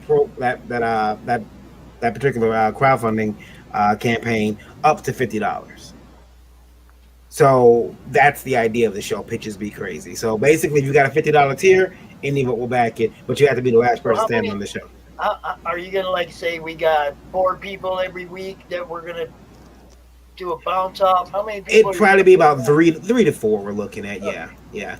I will not be the host. I will not be the host of the show. You know me, I hate being the host of anything. Why? I hate being a judge. I don't want anything else. I don't want to be the judge. Yeah. No. Judges are cool, and the cool thing is that everyone gets exposure. They're gonna get access to our radio listenership, so they should get some backers still. But they're competing to get this. They know that we're gonna back it at the end of the program. So it's up to $50. We're looking. I'm really excited about that show. Pitches Be Crazy. Actually, I think it was Chuck Pinot who actually gave me the idea for the name. So there it is. You heard it right here. Chuck Pinot actually came up with the name of the show, and so no one can say even though I like to claim my own genius. Chuck is everywhere. Yeah, it's just like the same earlier with it's like everybody's talking about how Pops is doing a story for Indie Vote. No, Dustin's doing a story. I might edit a little bit. I'm a co-creator sort of, but he's writing the story. Man, he's doing the art. These guys know what they're doing. I'm just helping. I'm just creative consultant. Blah blah blah. I don't want people getting the wrong idea, like what happened with Mojo, where everybody got the assumption that I was part of the team and that I was making calls, and I wasn't. I was just trying to promote somebody's book. I was excited about it. Well, that happens. I mean, I've been roped into things that I wasn't a part of. I think that it's just, if you're close to people, if people know you're a part of a group or you hang out for certain, they start to throw you in there, till you almost become an unofficial member. Right. And I never intended for anybody to think I had any kind of say, control, or anything that was going on over there. I just wanted them to be successful and so forth. The other thing we got going on in Indie Vote right now is Special, which is a show with, I always say, it's Meet the Press Meets Comics. Where we try to talk about a little bit more serious issues. Today we talk a gentleman who lost his disability benefits because he campaigned that crossed 12 grand. He went into he filed it on his taxes, and disability reached out and said, "Hey, congratulations on your earned income. You're cut off." And it changed his life around because he doesn't have that income anymore coming in. Also, we had people in. We had Larry Higgins came in, Tyler Carpenter, Jody McPhee came in. We had a good discussion. So if you're bored, it's a 57-minute long video. We talk about that. We talk about a young lady who came in, a young lady named Alexis, who actually wrote into Geekgasm Lola show, and she wanted to talk about she had experience where an artist, a creator, a writer reached out to her and asked her if she could draw his characters, his comic for him. $425 a page he paid her. Oh yeah, I heard that story. I heard that story. Yeah, and she got as anybody would, she got used to the money because this is going on for a while. She do a page $4.25. She do another page without question, without waiting. He just sent the money over to her through PayPal. Well, around page 30 or so, something like that, he started sending unsolicited photos of himself, started flirting heavily. She ignored it until it made her uncomfortable. She said, "Hey, I'm uncomfortable. Please stop doing this." I'm just a Facebook user. Oh, how nice. What's my comment? Yeah. And he got mad and he asked for his money back because now she's made him feel. I was going to say that was a pretty hefty page rate there. It seemed like there'd be something a little bit going on there, man. Yeah, I don't think he actually intended to put the book out. I think that $4.25 was just to get him in the door with her. That's what I'm saying. Yeah. Yeah. And I've in indies, I have not. That's a pretty unusual price for a page. Oh yeah, yeah. Now he wants all his money back. $19,000 worth of money. Yeah. Not if she did the work already, man. Well, the book is unfinished. And I spoke to her today during an email exchange, and she said the thing about her contract does say that she has to finish the project. The project is scheduled to be between 65 and 72 pages. Oh, she's done 45, and so now they have this issue. But oh man, what a mess! Yeah, big mess. So that's one thing we've been talking about, and other than that, watch your contracts out there, people. Yeah. Other than that, working on helping Lola with lore, and she's excited about that. It's her first book ever. I am nervous. I almost had a breakdown today. I keep going over my campaign, like something's missing, but I don't know what it is. But Varian keeps telling me it looks great. I'm just overthinking. Trust your editor. I don't know about that, man. Always trust your editor. Look, I don't know. It's like this. Your book is geared toward the male audience. Female too. I mean, well, yeah, females are into it. But we're gonna be there. We're gonna be the ones looking for the beeps. You know that. So in that way, it's like it's good to have a male set of eyes analyzing it as well as yours. Especially like you say, you want it to be attractive to the women, but you don't want it to be to the guys, right? You see what I'm saying? It's like, so yeah, listen to your editor, make it entertaining for all of us. Oh, it's entertaining. I've already had somebody approach me about the key, and they're like, oh. And I know that's what you're looking for. That's what you're going for. Everybody likes the key. It's like, man, instantly, you know how people get it, an impression of something by a symbol of their past or something, and they get an impression of it, and it might not reflect that in any way, but that's the way they're going to see it. Yeah.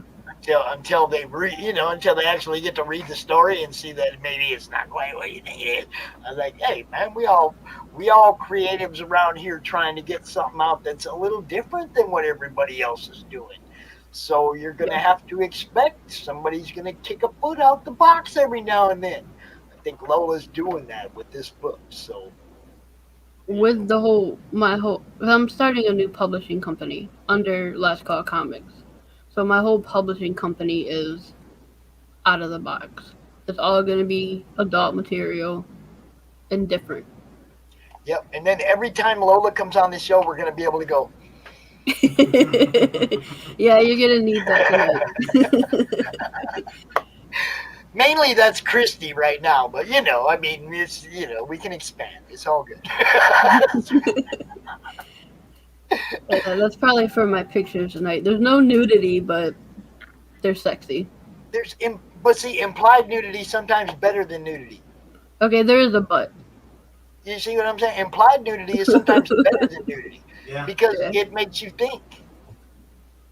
You know, it makes you think. It makes you create a little panel in your own damn head. Yeah. It's like they say with the scary movies. Hitchcock. Hitchcock never showed that knife going to. Well, they showed like the knife like somewhat on the skin, but like. But the blood and everything else is all your there. mind fills it in. It's the not seeing that does it because it plays on anybody's imagination, and what one person might think is scary wouldn't be another person. So if you're not showing it, each person has their idea of what it is they're not seeing, and it gives them more of that. So it's not so much about what you show, but what you don't show sometimes. Yeah. What's one of the cool things I like about Galactus, the character? A lot of people don't know this, but and I don't want to sound like I'm a big Galactus fan, but every culture sees Galactus differently, as every other planet sees him. However, that it sees like an amalgamation of that planet's fears. So basically, Earth fears a giant purple guy. But like in different, so on another planet, he may look completely different than what he does. I thought that was really interesting that they did that. But I don't know, it's been lost now. They're still doing that, but at one point that was their thing, which kind of speaks to that whole thing we were just talking about. Yeah, Galactus not eat here. Hold on. You got to be able to see the bottom of that too. Where's turn off? Turn back. There you go. Can you stop, Bill? You're doing it. Quit hitting the buttons, man. Well, hit it, and then I won't. There. Well, you got that. Hitting that one. Yeah, because you got that in another one, man. Click on all the buttons. You would have let me know what I was doing instead of hitting buttons. Guys, that's what they had to plan a bike on the fire side. There you go. Fuck that shit. He's one of my favorite characters. I love. He's one of my favorite characters, but I'm no expert on him. I just think that Galactus is badass. Guy eats planets. Come on, man.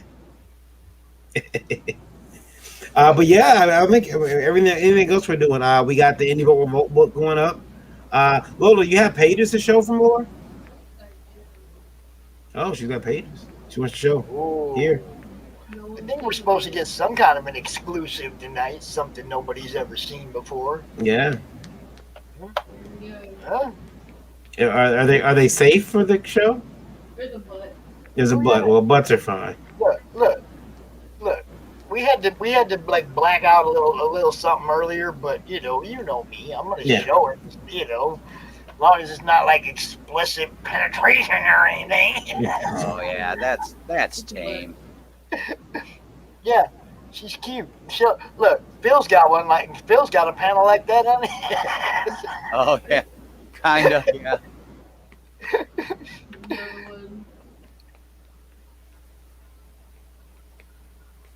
I gotta go past real fast.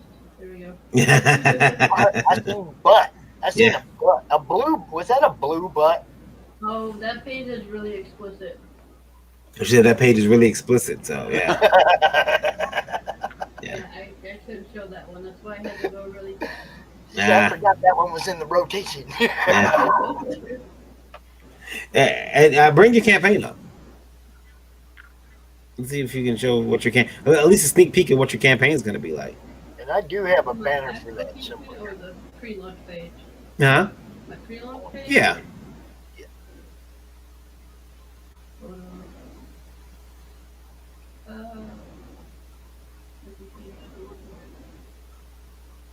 So yeah, I was hoping that we'd get to 300 this weekend, but I think we're gonna come up a little bit short unless Pete brings in the heavy metal panel from hell later tonight. If who does? You. You changed my name on me, man. I'm pretty sure I said Phil.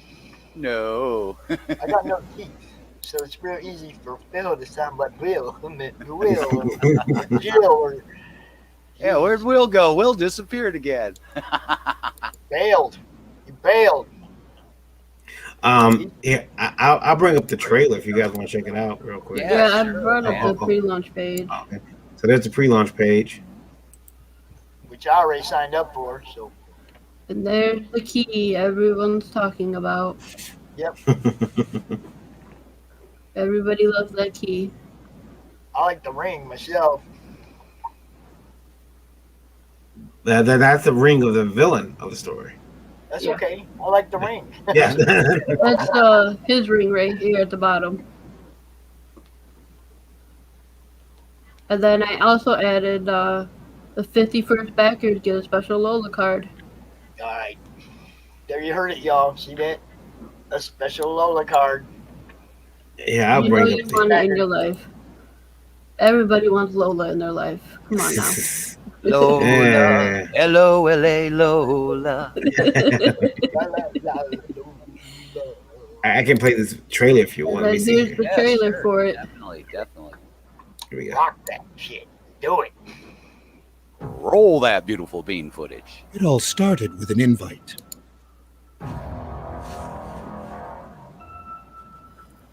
Then you wake up in a cage.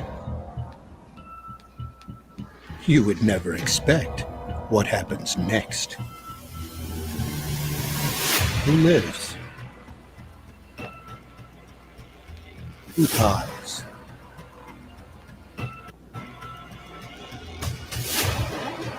Are you ready to get lured?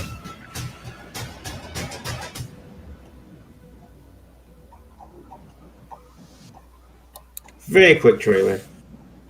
Nice. Needs a little bass track in there. Little bass track. I've joked with her that I was really impressed that she did that by herself. I had nothing to do with it. She did it by herself. I thought I was gonna have to come in, like, oh, let me do this and do that. Nope, she did it all by herself. So I'm surprised you didn't go, Lola, you left out the bass track. I'm waiting for some deep evil in that music, like when dudes laughing and boom, boom, boom, boom. You know what I mean? It's like the other thing we got going on is the Indie Vote Comic Book Awards, by the way. I don't get a chance to plug that enough, but it is shaping up to be a phenomenal show. Mixum just came in as a sponsor, and nice. Mixum, StreamYard is a sponsor.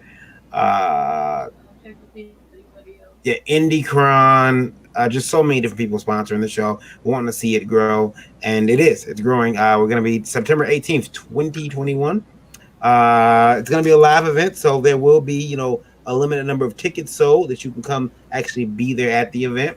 And then we're going to stream live on YouTube as of now. Only on YouTube we'll be streaming live. I really want to stream live on Facebook, but I'm being told that Facebook has some type of weird policy about streaming like shows like that live. They may act the feed. I promise there will be a Facebook find out that they cut us off the. What would be the deal? Madness, bro.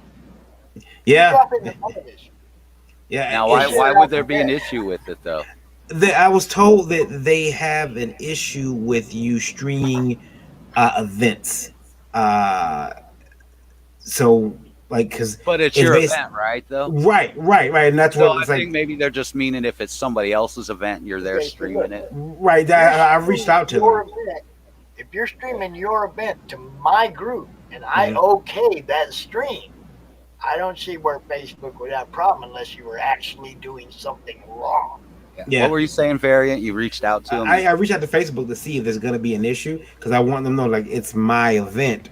We're streaming it ourselves, because I think the fear for them is that someone's going to go to a concert and stream the whole concert. Right. And I'm like, no, it's my event. And anybody who does stream it, I give them permission to do so. Because we want it out there as much as possible.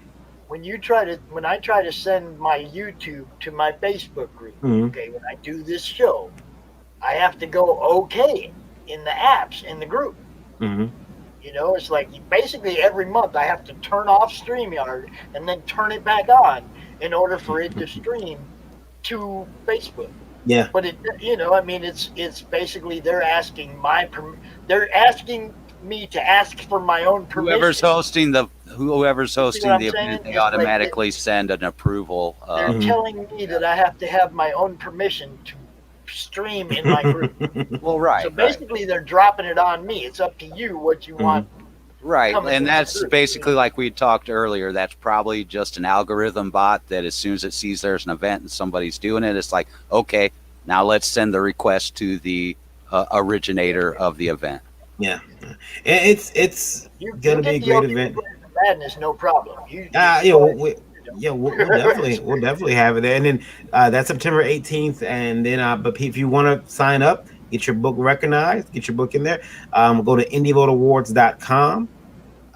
There is a submission fee. Submission fees go to Autism Speaks, and they're a great organization.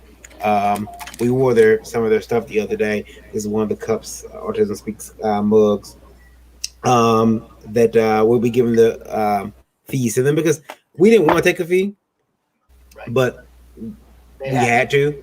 And so I was like, well, look, if we got to take a fee, can we at least give it to these folks over at Autism Speaks? And they were like, yeah, sure. So definitely, though, it's going to be a great event. Get your comic in there, get recognized. There's some laurels that you get even for submitting. There's some more benefits coming for people who just submitted. If you just submit, there's going to be some other rewards coming for you on September 18th just for submitting. So,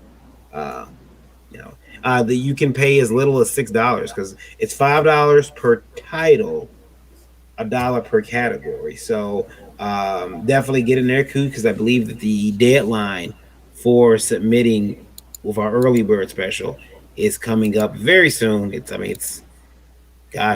want to say it's let me take a look here. I want to give you guys the exact date. It is going to be up on give me 1 second. I'm sorry, I should have had this pulled up. A professional would have had this pulled up. Professional wouldn't know his Phil. Professional. Well, while you're pulling that up, I do want to thank whoever just signed up for lore for the notifications. Thank you. Well, you got to kind of steer the boat, Pops. I'm trying to get things ready for in a little bit, and Okay. Together. Okay. I got to steer the boat. Y'all ready for a rough Oh, ride? God, watch out. Oh, we're thinking now. He just gave me controls. He gave me the controls. Damn. And you you only got your permits, so you better not get caught. April 30th is the last day you can submit for the early bird special. So, definitely get in there and do that. Russ Leach is actually submitted. He is submitted for, and his book has been, he has been official best graphic novel submission, best artist submission, best cover artist, best design, and best inker. So, we just got to see a bunch of his good work just a little bit ago. yeah. So it's he's in there for that, and it's gonna be a good event. Definitely check it out. Again, get your comic in there. Get recognized. Go ahead and specify what time frame the book had to have been. 2019, 2020. Okay. So if it came out in 2019, you're good. If it came out in 2020, you're good. As long as it was being fulfilled in 2020, you're good. 2021, no, because that's gonna be next year's. Okay. But yeah, that's what I'm saying. I don't want people throwing their new book in there, going, "Hey," and it's like, you can't, man. Yeah. It has to be one that's already in people's hands, so they can judge it. Yeah. There's if it's a reissue, that's fine too, because I know some people are like, well, I'm reissuing this book in 2021. As long as there's no fundamental changes to the book, you went back and redid all the art, that's fine. I had someone reach out and say, hey, look, can I send you the roughs of my book? I'm like, no, you can't do that. But that's right. It's like fulfilled in the Gemini, already landed in some people's laps, so they've been talking. It's got to be. The other thing is this, and I know we're running out of time, but I want to say this too. You got 25 minutes. You're good. I've talked to some people who've told me, hey man, I don't I submit it, but it also says I got to send you a book. Well, the book is going to be we're going to have a group of judges convene and all sit in the room together and read these books and judge them. Indy Princess there is one of the judges. I'm not. I'm not a judge. I might be open to bribes if you send me some shoes. Oh. I knew it. I knew it. Got to get her out of there. So yeah, you heard that. She sent her shoes. She's open to bribes. But the thing is, I don't want to be a judge because it's, you know, I felt like it's not. I own Indie Vote. For me to judge, you know, I don't have. Also, none of my judges are allowed to have anything in contention. Right. They're not allowed because they're a judge. That's the way it should be. And for this show, we really want to bring an Oscars type of feel to Indie Comic Awards. That's what we want to do. And the other thing is, put a suit on. Yeah. Yeah, if I have to wear a dress, you gotta dress up too. Oh, dude, that means braided hair, all that shit. It's formal attire. Yeah, it's gonna be rough for me too, Pops. I'm trying to find a nice dress raccoon hat. But the thing is, people say, well, do I gotta send a book in too? And say, yeah, send a book in. And they're like, well, why? It's because, listen, if you were submitting this to Diamond, I don't know if people know this, or even San Diego Comic Con, you have to send them a book. You have to send them a book so they can take a look at it. Yep. Be prepared. Know what they're trying to tell people. They have to know.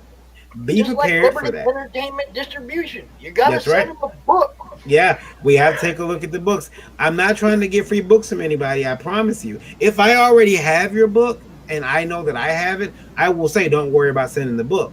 Right. But if I don't have it, and in a lot of cases I don't, you know, because some certain people, I only can back, like, honestly, I think I got like 25% of the books that I actually want to back, because I just, sometimes I forget a campaign is up, and I'm like, okay, I'll get it, and I totally forget. But, you know, look, don't be afraid. No one's trying to get free books. We're just trying to make sure that our judges have the best content so they can check out your content, they can check out your product, your project, and rate it accordingly so that we can get this handled. But yeah. The trailer. Share the trailer. Oh, for any for the awards, sure. For the awards, yes. Pretty. It's pretty, huh? Okay, let me go to the page. I'll actually go to the Indie Vote Awards page, and I'll do it that way. Oops. All right. IndieVoteAwards.com. Again, check that site out, and you can, you can submit everything there digitally. If you have a digital comic, you don't have to send us anything. Just the link where we can check your comic out, and that's what we'll do. Hold on, site's loading now. My computer has been very, very slow for like the past 2 days. Here we go. All right. I just think everything is slow the last couple There's something up with the internet right now. I'm talking to Mark over Ireland, and he's talking about where he's having issues too. Yep. And I just got. And I've heard a lot of people just over the last handful of days been having issues with internet. So it's like all over. It's not just in any given area. Yeah, Russia just sent me a message said they're having problems there too. So that's kind of good to know, but you know, you're like, oh no, is everything getting ready to shut down? Everything shuts down. Could you imagine? Our whole metal panel right now is having weather issues. Yeah. Here we go. Not all of them. I just have one or two, man. Sorry about that. Let me go ahead and play this for you guys. Here we go.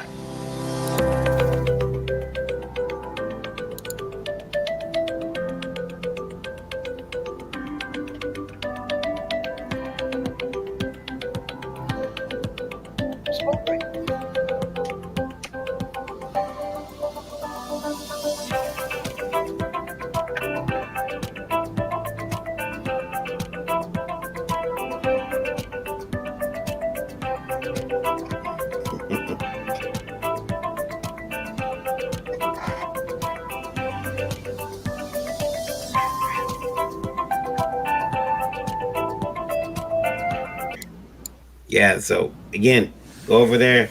There's a lot of categories that aren't in that video, obviously, but you can definitely, there's so many to choose from. and it's I think it's worth it, and we're gonna put on a good show. Yes, they are. You're gonna have too much pops. And I really do want to come up there and be a presenter and be part of the show. Yeah, we got a couple ideas for that. I really do. Yeah, we like the idea of different presenters for different awards. So we're looking at that, and we're looking at just again making sure you put on a really top of the line show. So yeah, what'd you say, Lola? I'll even be a good guy. I'll even be a good boy. Yeah. I'll be a good boy. I promise. Yeah, we have a Hall of Fame, which I keep threatening to reveal, but we do know that Randy Zimmerman is one of the people being admitted in the Hall of Fame for 2021. He's part of the Hall of Fame class, independent comic book Hall of Fame that we have for Indie Bowl. So there's one person. The next two, waiting on to announce, but we'll be announcing those very shortly as well. Forward to that, because we love giving tribute to those who deserve it, to those who earn it, to those who go out of their way to be part of it. It's like that, right? It's like that. Yeah. People that have helped us out here, with a lot of time, or helping with the studio, or throwing little cash our way to keep things rolling. Appreciate all the people. Yeah, the community really steps up and they do stuff. Look at what we did for Denani. $310 and Denani is like, I don't know him yet. Yeah. It's like when he first joined the group, it was like I didn't know what he did or anything. It's like now I know. Yeah. It's not what I thought it was. Yeah. And so I hope he's paying attention. We'll get him back in the group, get him rolling. Yeah. I didn't, it's like I said, what I saw was something different, and then after seeing what other people are doing with him and seeing him talking to other people, it's like, oh man, I kind of blew that judgment call. Well, character judgment call. It's like, you got to be careful, because I've done it too. I've done it the other way. I thought someone was cool and found out they weren't. I had someone come in the chat every week. They were there. They were being very nice, being very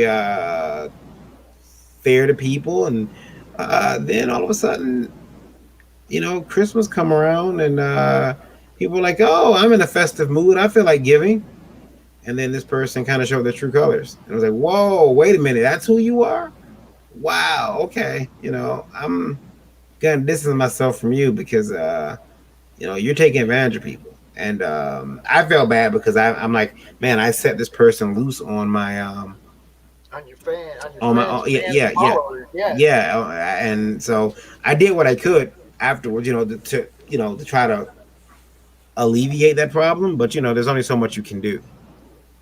Well, there's some people that like they'll come into the group and it's like the first thing they're doing is like asking for money or insinuating that that's the direction they're going in.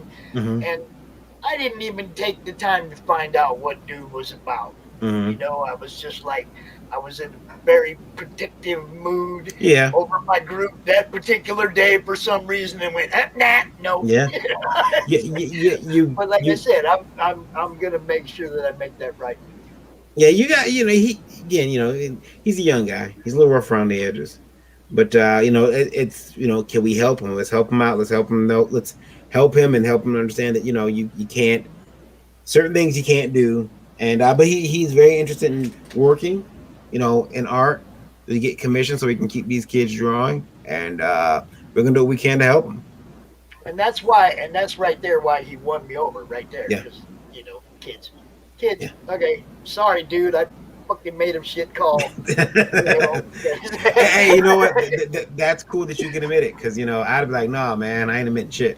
I was right. But yeah, again, you don't know somebody until you know them, and sometimes you got to make a quick call. It might not be the best call, but you got to make a quick call to protect your group. People depend on you to gatekeep the madness and make sure that people aren't getting in there and causing problems. I got a buddy who's an administrator of one of the largest Ninja Turtle groups, on Facebook. And while I get away with all types of shit in the group because he's a good friend of mine, I get away with all type of shit. But he, he's constantly stressed out. Like he even asked me, "Do you want to be in the man?" I said, "No." I used to be stressed out until I just finally, just made it real clear that we're just not doing that here. Yeah. We're just don't post something that's gonna might even start an argument, right? Just don't post that. You got art, you got your projects, the people you support. Post all that cool shit. Yeah. As soon as they start the who can beat who, I don't even let those posts up in the Let me tell you, the Ninja Turtle group can turn very toxic, and I'll tell you why. And I like to do it because my favorite turtle is Raphael, and I tell them that it's in the song, the Partners in Crime song. Leonardo, Michelangelo, and Donatello make up the team with one other fellow, Raphael. He's the leader of the group. That's in the rap song. It's there. He's the leader. I don't care what anybody says. See? Me, man. Pop knows what he's talking about. Look at that. Look at that. I got protection. Yeah. Okay. Yeah. Dude's got me. Right there, man. Oh, yeah. Stand up. He got a contact high, Pops. It's okay. You got a contact high. But so I go on there. That's what starts fights in that group. Right. Who's your favorite turtle? Like the last Ronin. Nowadays it's anything though. It's like that's what I mean. It's like I love when people post their books, they talk about their books, they post somebody else's book, they talk about somebody else's book, they're posting their art to talk about art, everybody's like having a good time.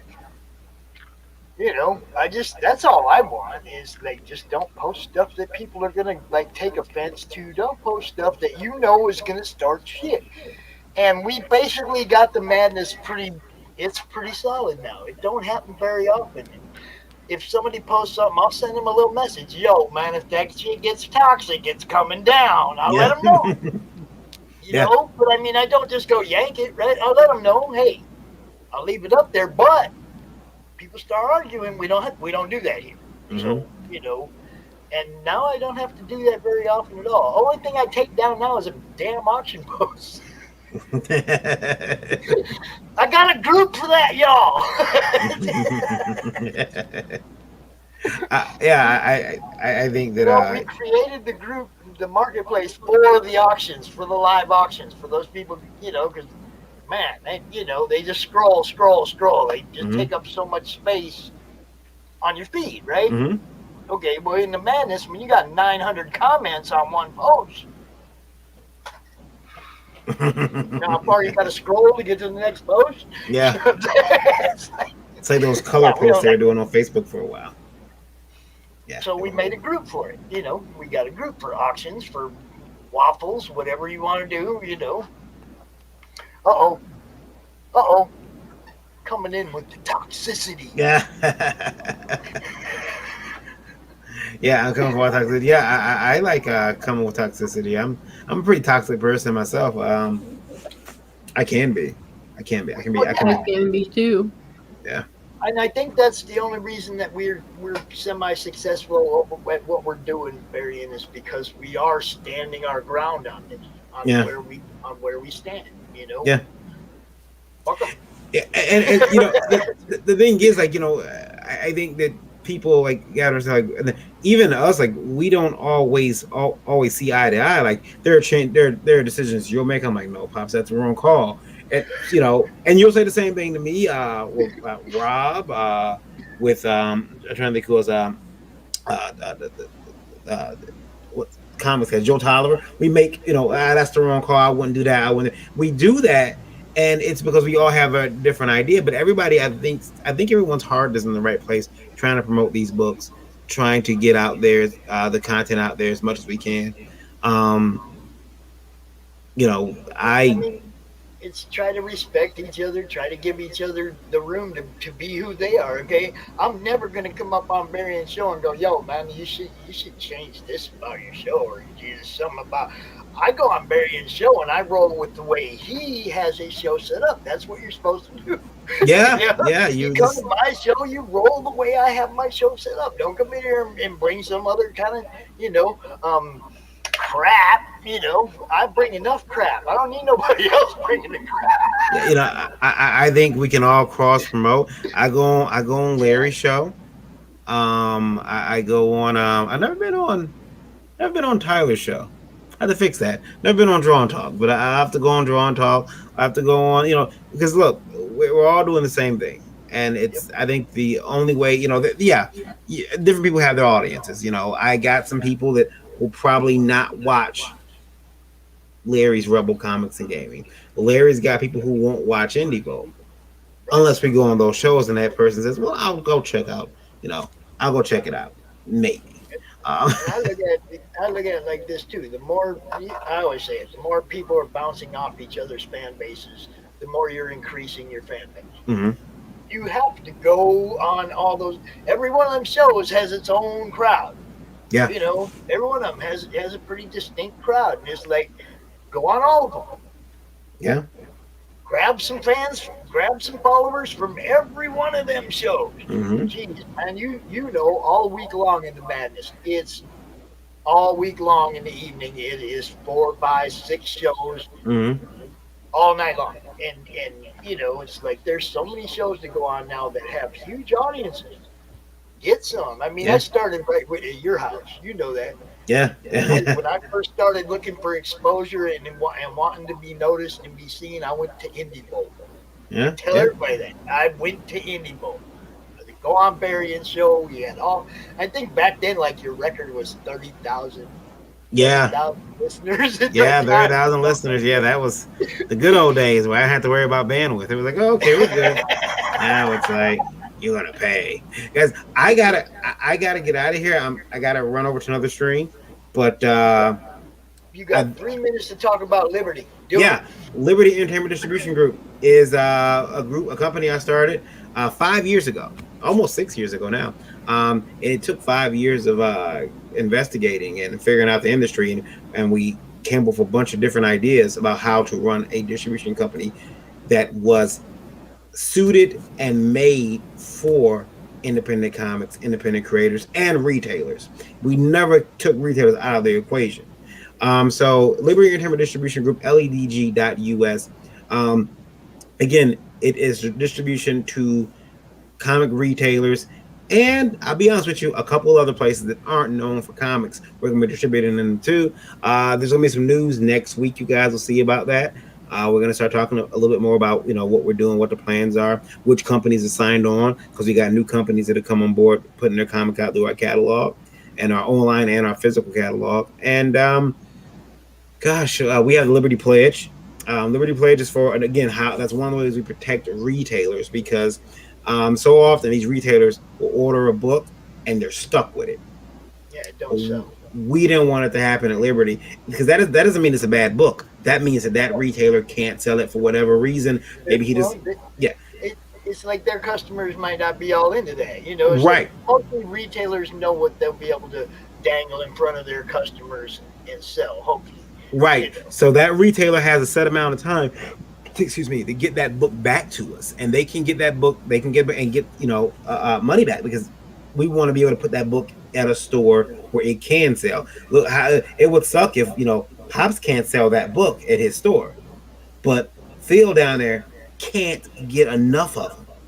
See, I need to get that book back so I can get down to Phil, so Phil can sell it.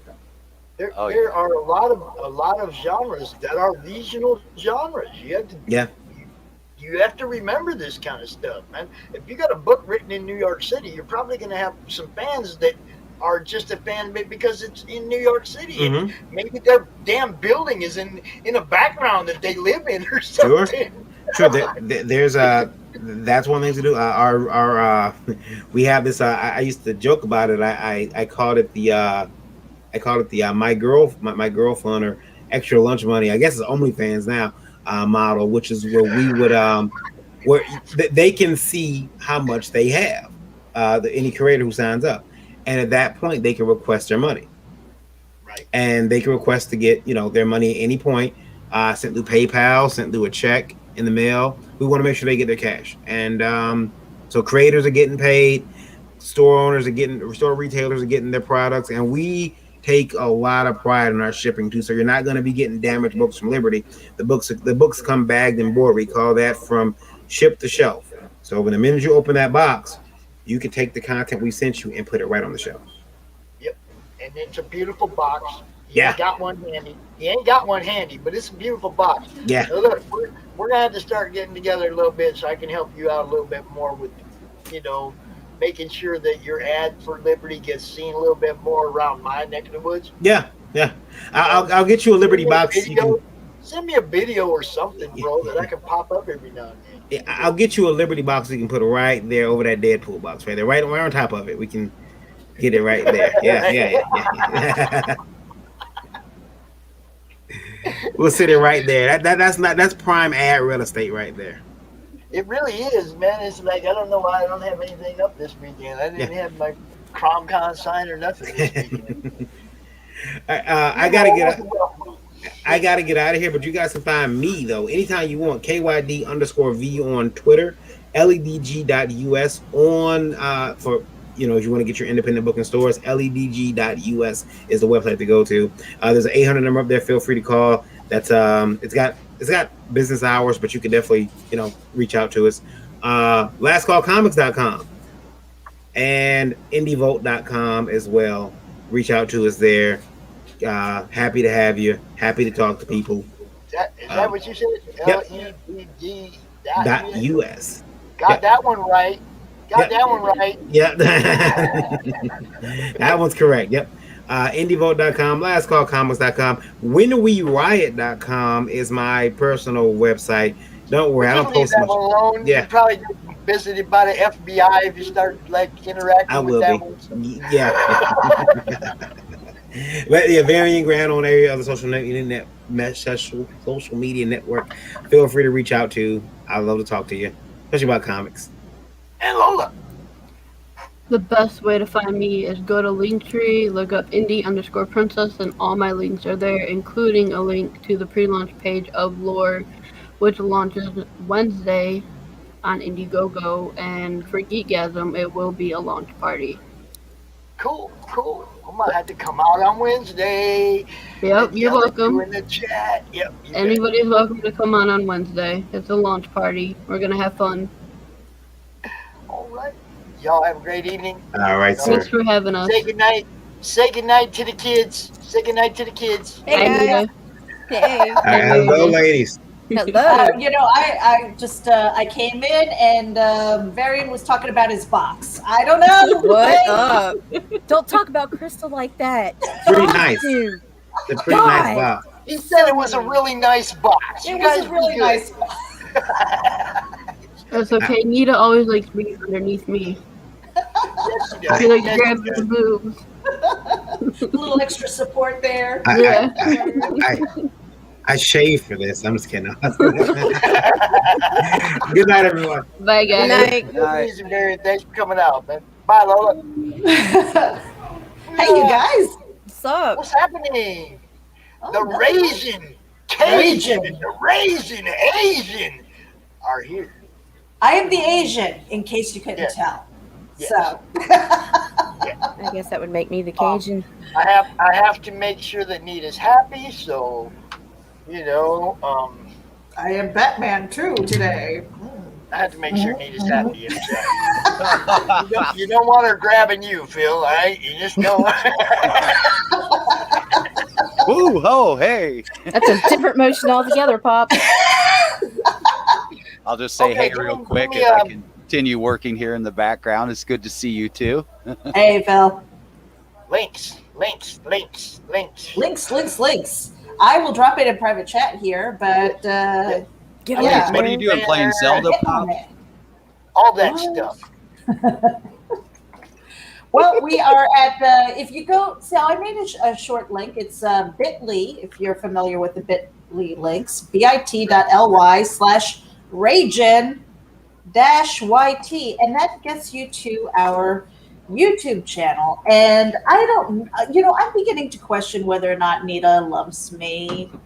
I don't know if you guys have been watching and following along, but she did some drunk ordering a couple of nights ago. I Okay.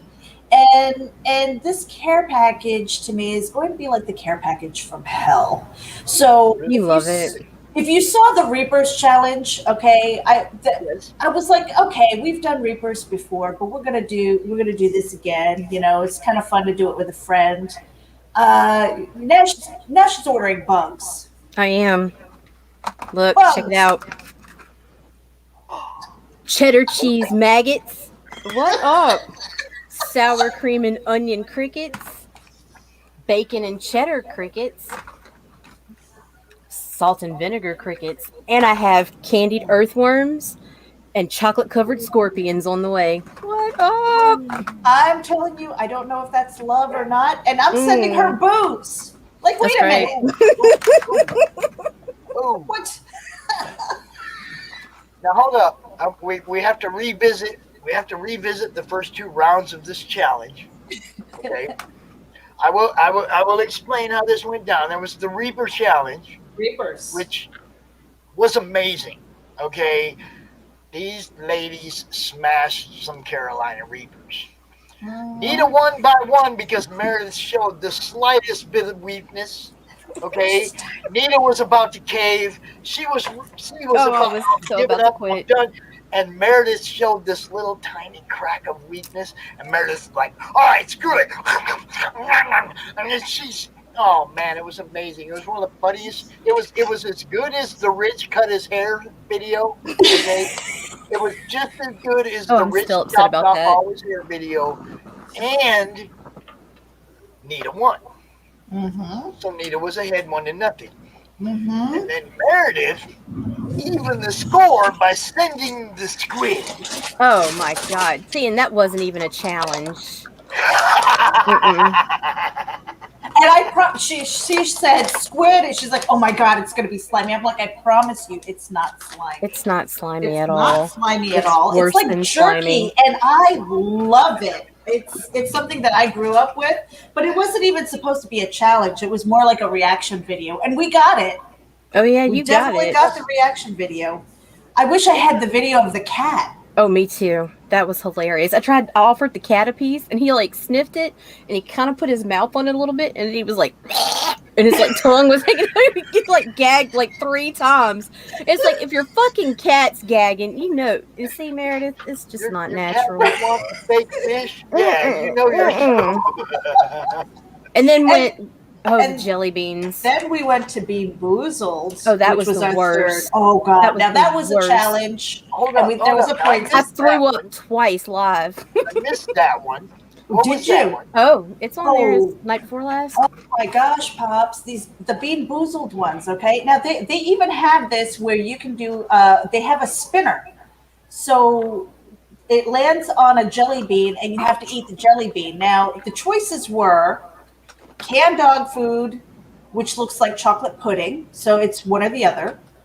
Dead fish or strawberry banana smoothie, booger or juicy pear, rotten egg and buttered popcorn, stinky socks and tutti frutti, toothpaste and berry blue, which I don't think I could tell the difference between those two. So that was okay. Well, you said yours was minty and mine wasn't, so Yeah, and then You had there's barf and peach, and I ended up. that's the one that killed it right there.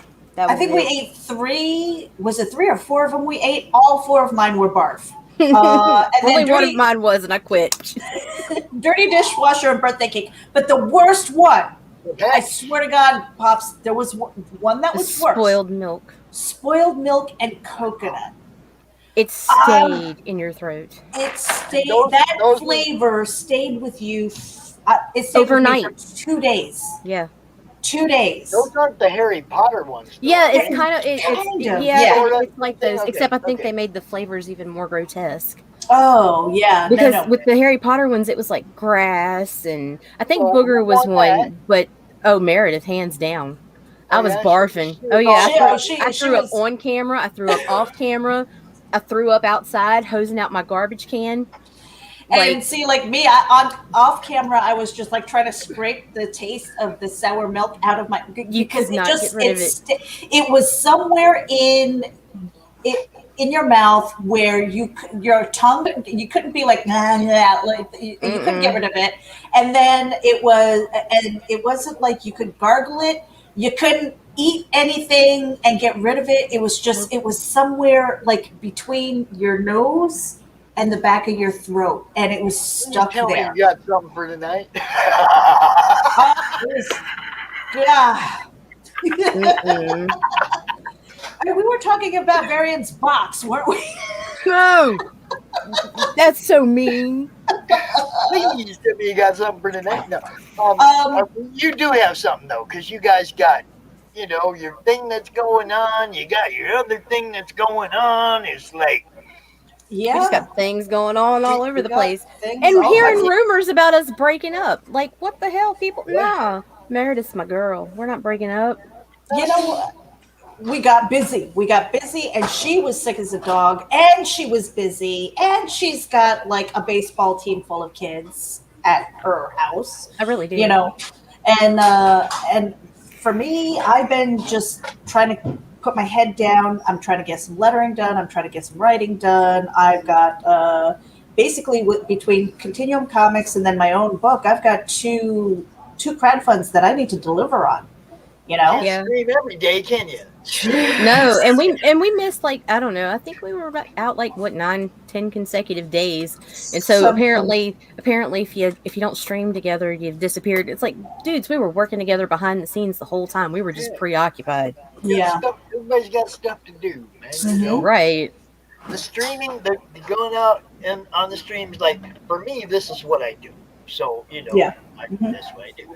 For you guys, you have actual work that you're doing, and then coming out in the streaming is kind of like the let's have fun, get the stress off, have some fun, and use it as a promotional tool. Well, sure. Oh yeah.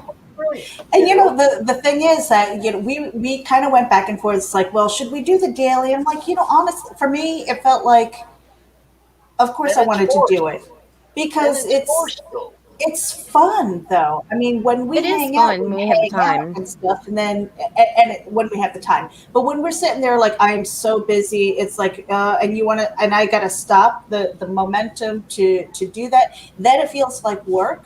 And then, it's like, okay, well, we want to do interviews, but like, how do we make it fun? How do we make it different from the other things that we're doing?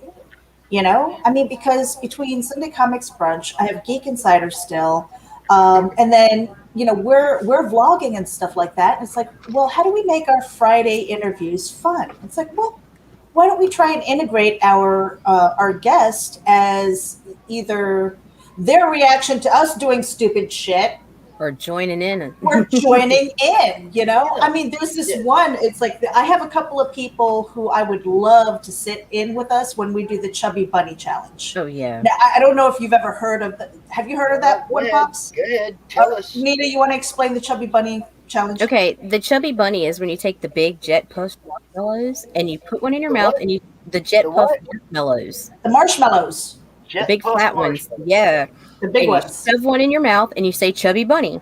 But you don't swallow it, and you keep shoving them in your mouth and shoving them in your mouth, and you after every single one, you have to say Chubby Bunny. Say Chubby Bunny, and you just go until somebody barfs because they've gagged themselves or chokes to death. Or wait, yeah, that might be a dangerous one, Meredith, because like that could legit happen. Yeah, because one of you are gonna quit. I don't know that we're going to quit. It's just we're going to be drooling marshmallows. That's okay. I don't want you guys choking on a freaking marshmallow and not being able to get it out because you got a glob of them in your mouth so big you can't get them out. I've got a bigger mouth, so. I don't know. I think she might take that one. I just don't know. But but it's just fun, and it's no, I ain't doing that. You know what, Pops? The way I think about it is, raging is, I mean, we are grown ass adult women, right? And we're doing stupid shit because it's fun and it's funny. And I think a lot of people take their internet, their social media, I think they take it way, way too seriously. I'm not going to get, I put on makeup because normally I'm bright red, and I don't know if it's my lighting, my camera, I don't know what the hell it is. Plus I have What's up, Tom? I'm trying to look, I I'm trying to look down at Tom.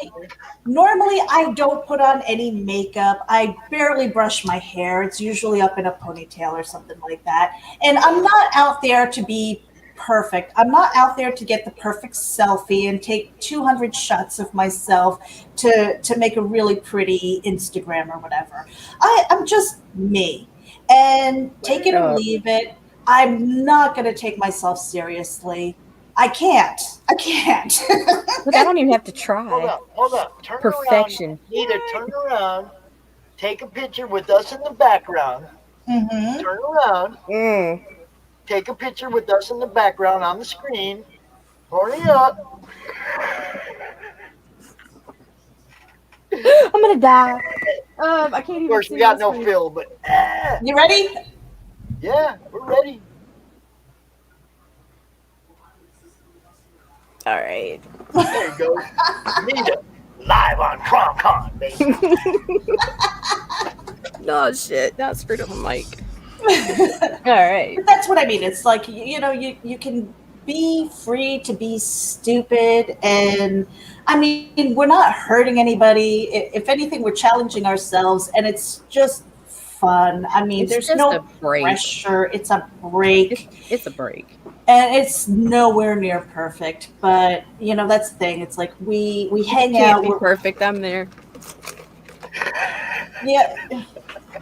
I mean, don't take yourself seriously. Now, don't get us wrong. There's just a lot of stuff that we do together. I mean, between Ragin, we've got, and there are other things planned for that in the future. We're not ready to make announcements yet. Right. But we've also got Continuum Comics, which is the serious side of things. And, it's really hard to kind of separate those things. So we do have our different groups and our different pages so that you can follow us. And then, of course, there's our catch-all, which is our personal pages, which is like, I don't know, social media vomit with everything. I mean, it's got Ragin, it's got Continuum Comics, it's got advocacy, it's got whatever I'm doing with Geek Insider, her writing, whatever it is. It's just a catch-all. But if you're like, well, I don't want all of that, then go to Ragin for our goofy stuff. Go to Continuum Comics for our comics.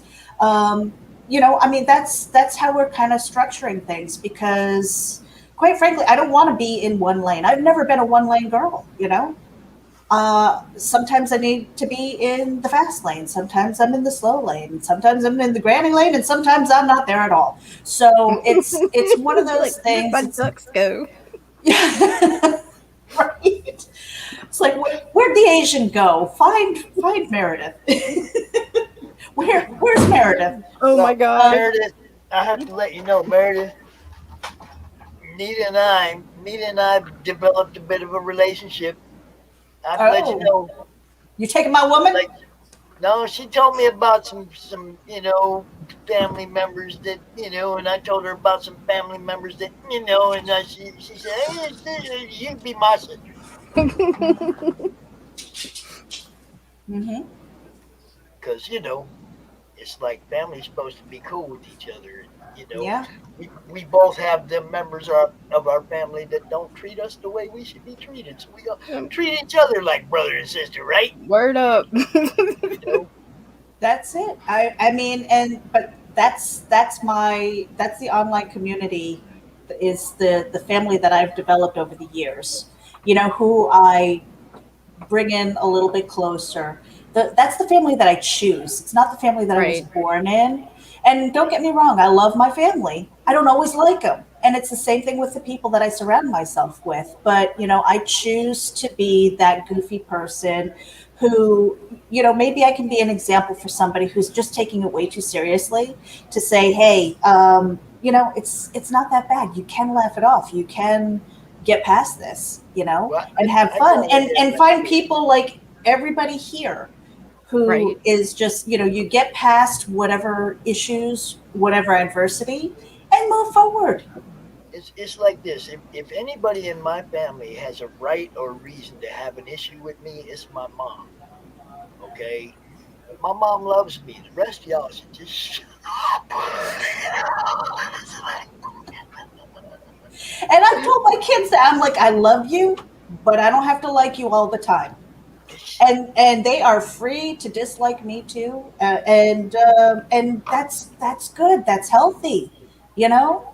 It's like I would be devastated if anything happened to them, and I'm sure it's they feel the same way. But at the end of the day, it's like I don't have to like everything you do, you know, as long as you're not an asshole. That's like me and Bill. It's like we've had arguments, heated arguments into the wee hours of the morning. Mm-hmm. And been out here the next day doing CRoM Con together just because we're friends. You know, it's like we don't have to agree on every damn thing, but we're friends. Yeah. Oh, we don't agree on everything, that's for sure. I know. I watch you guys sometimes. And even behind the scenes, it was, and it's so weird the way that I mean, I can safely say we have a really good working relationship, and it's turned into a really deep, fond friendship. Don't know how it happened. It was like totally under the radar. And it's just one of those things where I think we both, because for the longest time, I've always had walls up, you know, when it came to people. I was not diagnosed with Asperger's until I was in my mid-30s. So I was like that weird, creepy, like geeky girl, you know, growing up, and teased and bullied and stuff like that. But I embrace that now. It's okay. And I'm looking for those weird, you know, odd people who it's like embrace your geek. It's okay. Because that's, I mean, again, it's the people who are like, it's people like us who make the world a more interesting place, whether it's through our creativity, through writing, through art, through poetry, through music. It doesn't matter, you know, it's just whatever form it is. Those are the crazy, weird, you know, oddball, geeky people out there. And it's like, why is that bad? Those are my people. Gotta catch them all. Gotta catch them right. Yeah, and you know, speaking of, she seems to be like collecting Koreans, I guess. I apparently have a fondness for Koreans. I did. Pick up Christy. I sure did. I told Meredith, I was like, look, I got me a pedigree now. Hey, what can I tell you guys, man? This mother's sister. I freaking love Christy. She is hilarious. Oh my god. She still have me almost peeing on myself. Oh my gosh. Yeah. Yes. She's amazing. And it's kind of funny because she's actually how, without knowing Christy, is how Meredith and I kind of bonded, because we were just kind of talking off and on every now and then. And she mentioned, do you know Christy Shin? And I was like, demon bitch? Because we were just talking about and it was like, oh, look at that. We connected. Yep. See, that's when I first encountered Christy, I was like just blown away. I was like, oh my god, I needed this person so bad. You know, just somebody that wasn't afraid to go out there and art. Yeah. Didn't care. Did not care. Didn't care. I needed that so bad in the world of cancel culture. It's like, go ahead. I'm waiting for somebody. Go at her.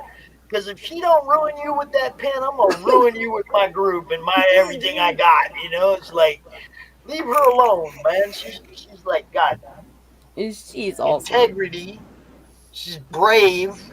Mm-hmm. You know, it's like, man, no bullshit. That's the thing. I love that. Just, you know, put it out on the line.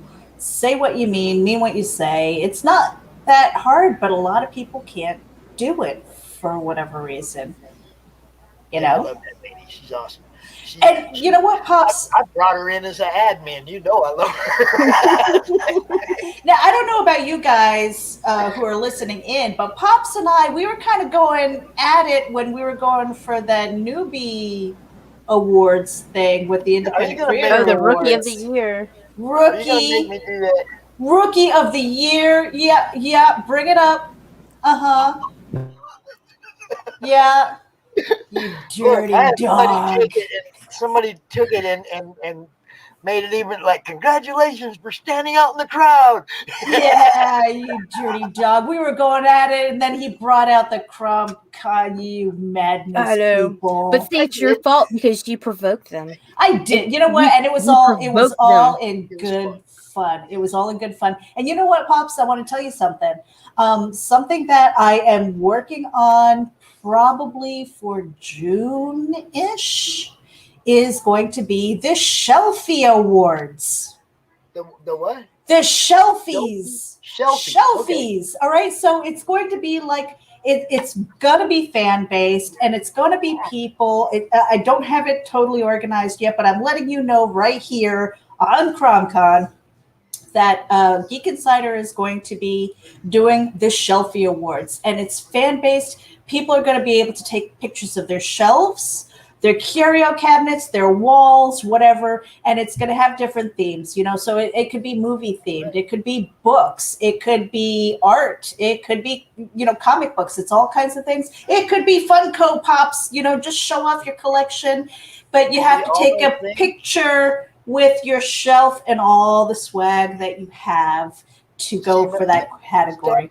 There, and we'd go Star Wars on that wall back over there that you can't see, and then you come this way to sign comic books, and then you have a Star Wars shelf thing over here, and then you have all the original art over. You can enter every category around the room. That's what I mean, though. But I think that again, it's going to be one of those things where we have different categories. Depending on the size of your shelf or whether it's a wall. Things like that to make it fun and make it as interactive as possible. Just to interact with people and just have just adjust fun. the lighting. You can't see the dust in the dark. I'm gonna have to dust everything now. Now, Pops, don't make me break out the duct tape. I will duct tape you down. It might be fun for you. I don't know, but yeah. Threaten me like that. I know. I lost my co-host. What happened to Phil? I don't know. He popped off. Maybe he had a thing. Poor Phil. Yeah, he's got a thing. He's got a heavy metal panel here in about 8 minutes that he's rolling off. Nice. So, but that's it. We're gonna be doing a lot of fun stuff. So just stay tuned. When it comes to Enter the Continuum. We are putting together the PDF now. That should be delivered this coming week, I believe. Tell people about that. So Enter the Continuum. Nita, you want to? Okay, all right. So it is. It started off with 5 stories. It is now 6 stories. Okay, we've got something from Russ Leach, By the Sword. Eclipse is in there. Wolf.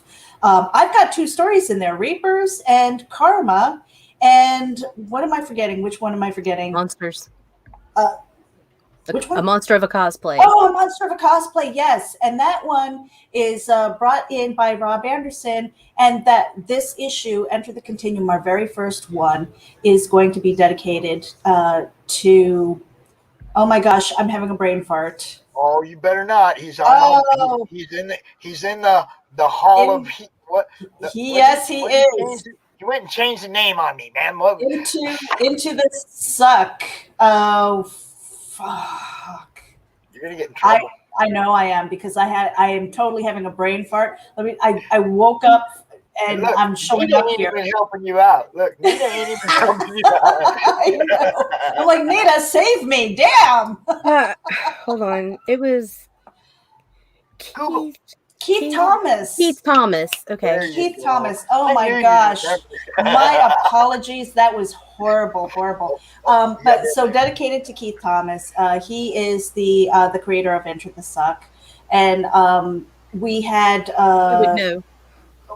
We've got two poems in there. It's something that we want to incorporate into future episodes. See, this is what I'm talking about. Future editions of the Continuum, where we're going to include words. So whether it's poetry, whether it's going to be flash fiction, because without the words, we wouldn't have the stories.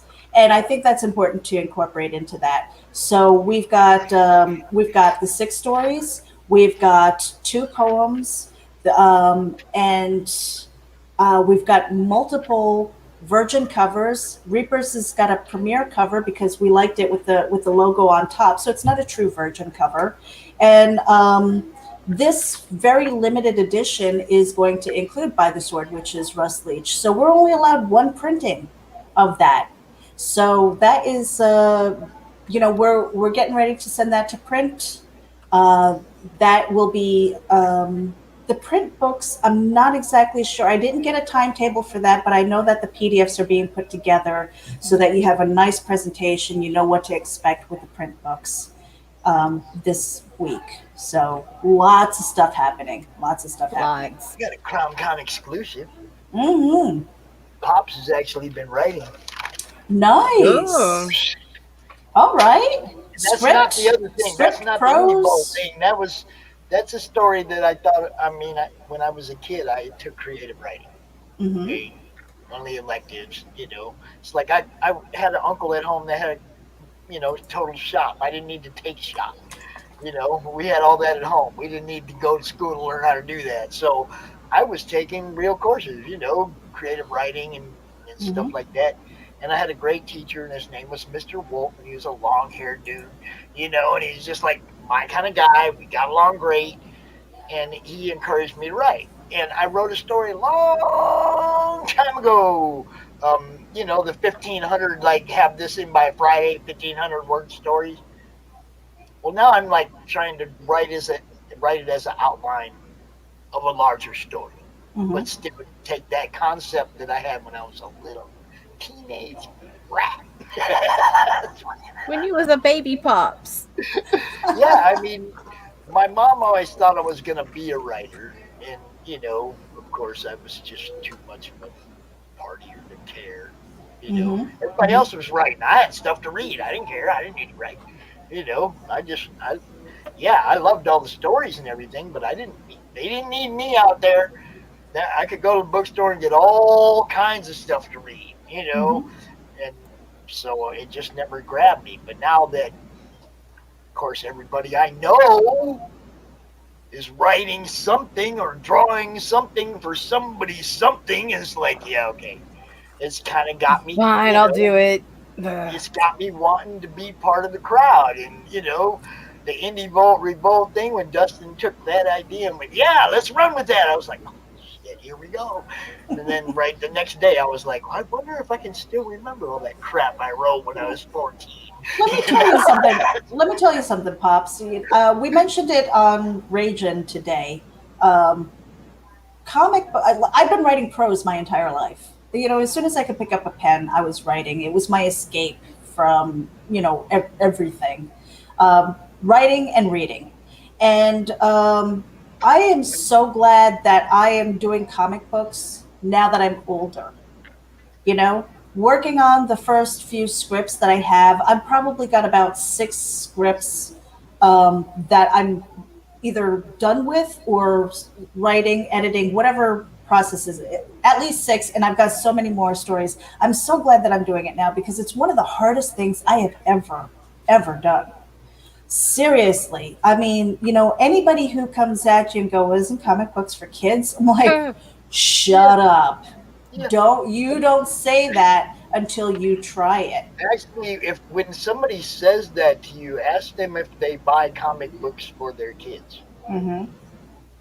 Yeah. And chances seriously, are they don't. When they come at you, comic books for kids, say, do you buy them for your kids? Yeah. Because if you don't, you're an asshole. Yeah. But I'm telling you, as an art form, it is one of the hardest things that I've ever done because not only are you putting down the words, but as a writer, you have to be able to convey those ideas to your artist and hope that they can take your words and create this world that you have in your head.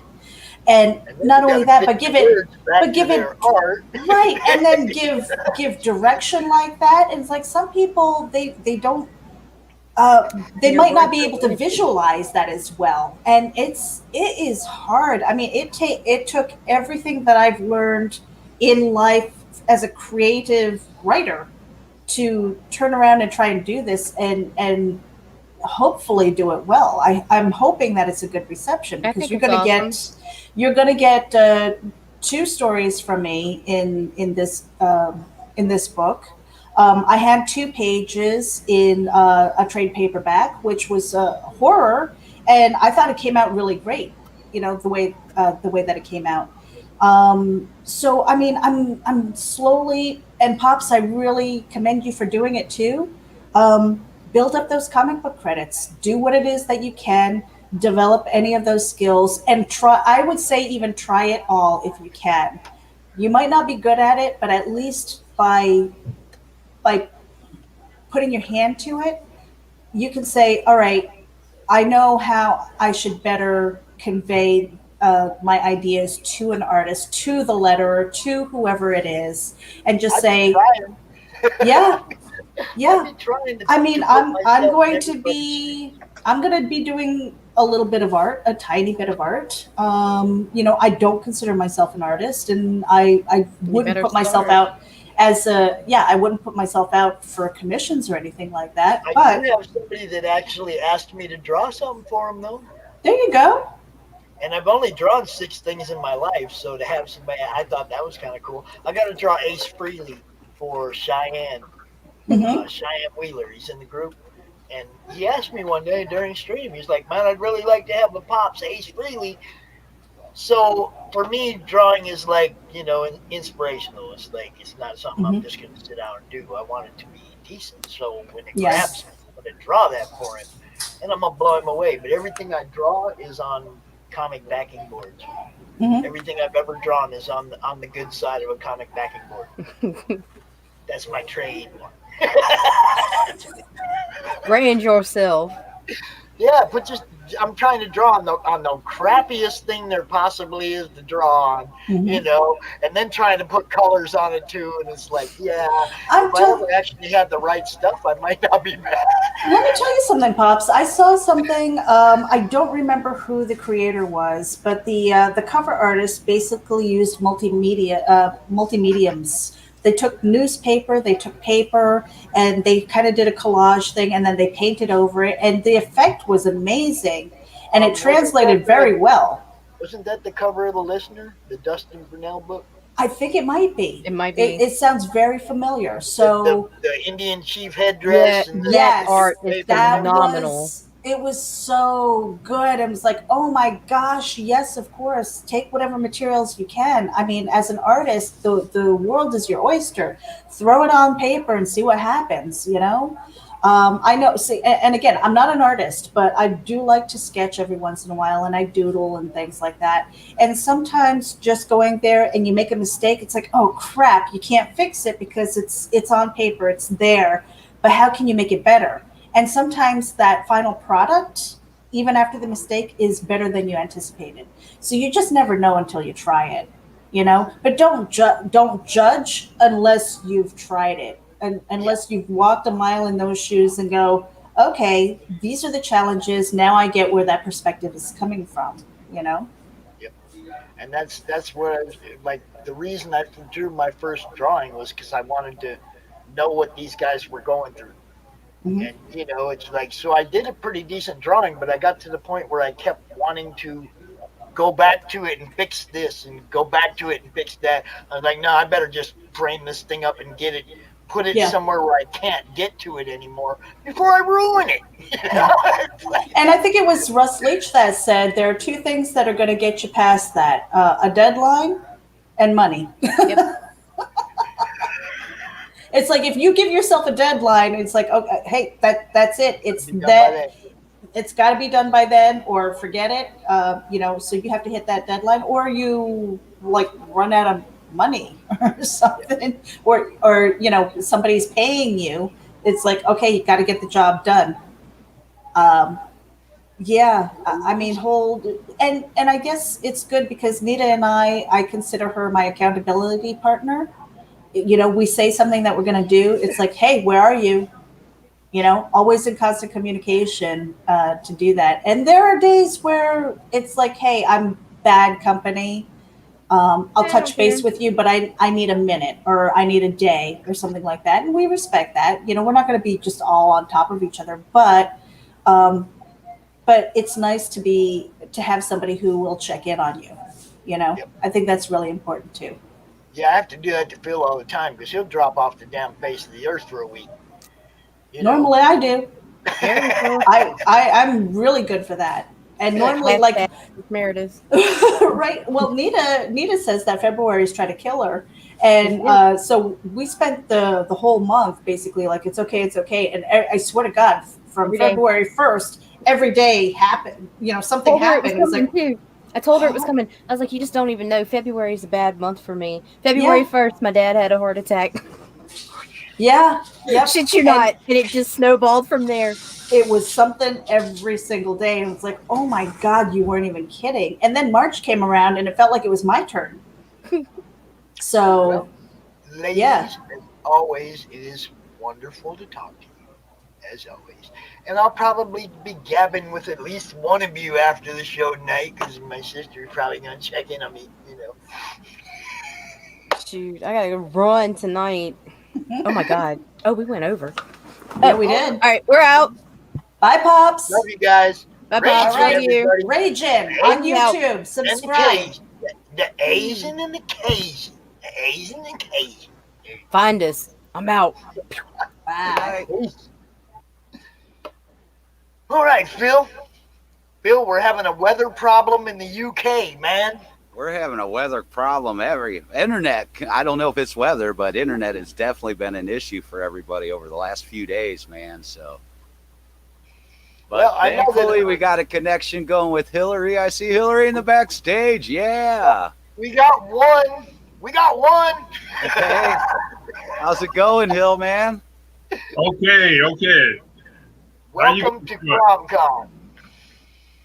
Thanks for having me. Hey, glad to have you on board, man. It's been a minute since I've gotten to talk with you, man.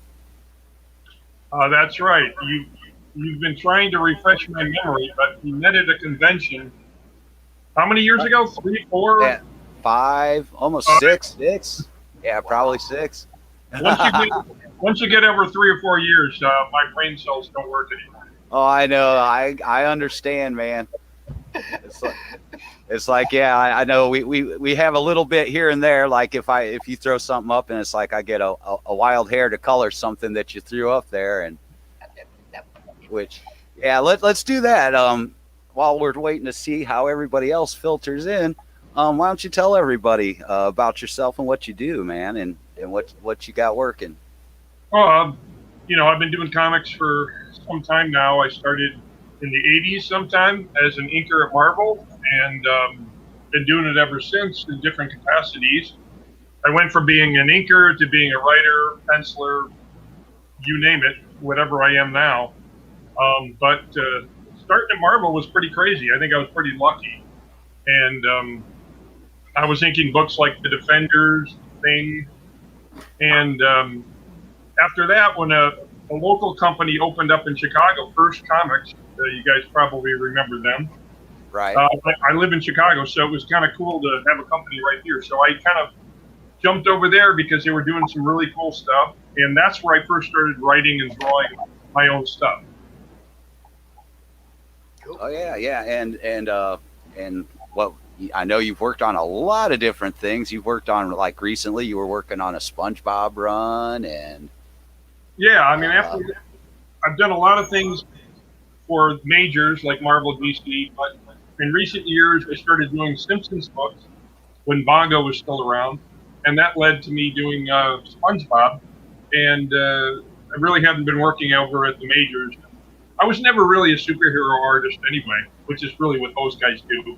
But at Marvel, when I started writing and drawing my own stuff, it was parodies for What The? I don't know if you remember that book. Yeah. What The was sort of a new version of Not Brand X that Marvel had done way back in the 60s. Yeah.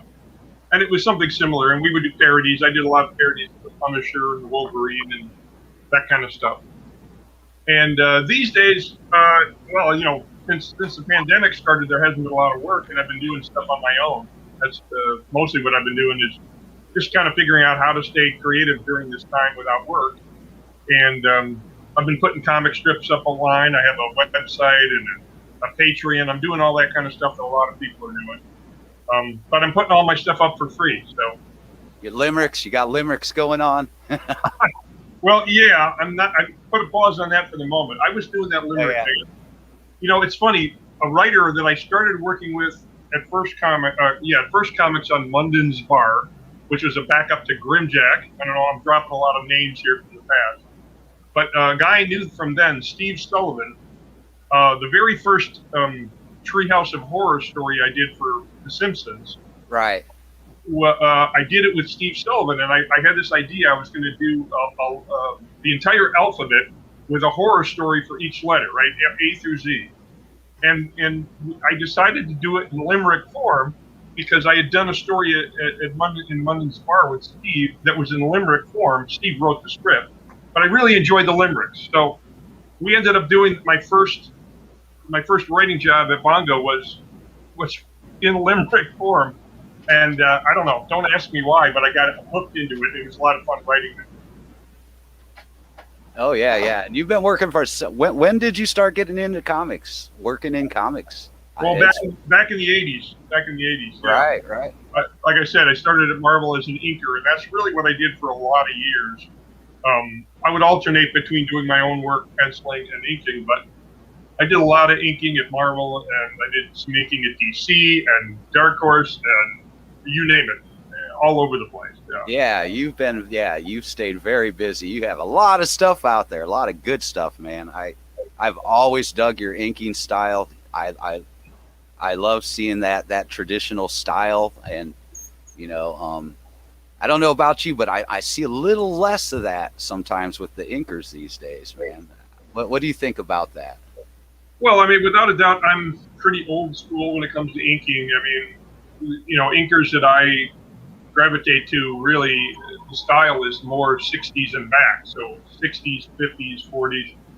I love guys like Wally Wood, and but even Marvel in the 60s, the inking back then, Joe Sinnott, you name, people like that, was a real different kind of inking, a very heavy brush, and the style was really solid and three-dimensional. There's a lot of great artists working today, and in fact, there really aren't any real house styles today. Things are really, there's a range of work, a range of styles.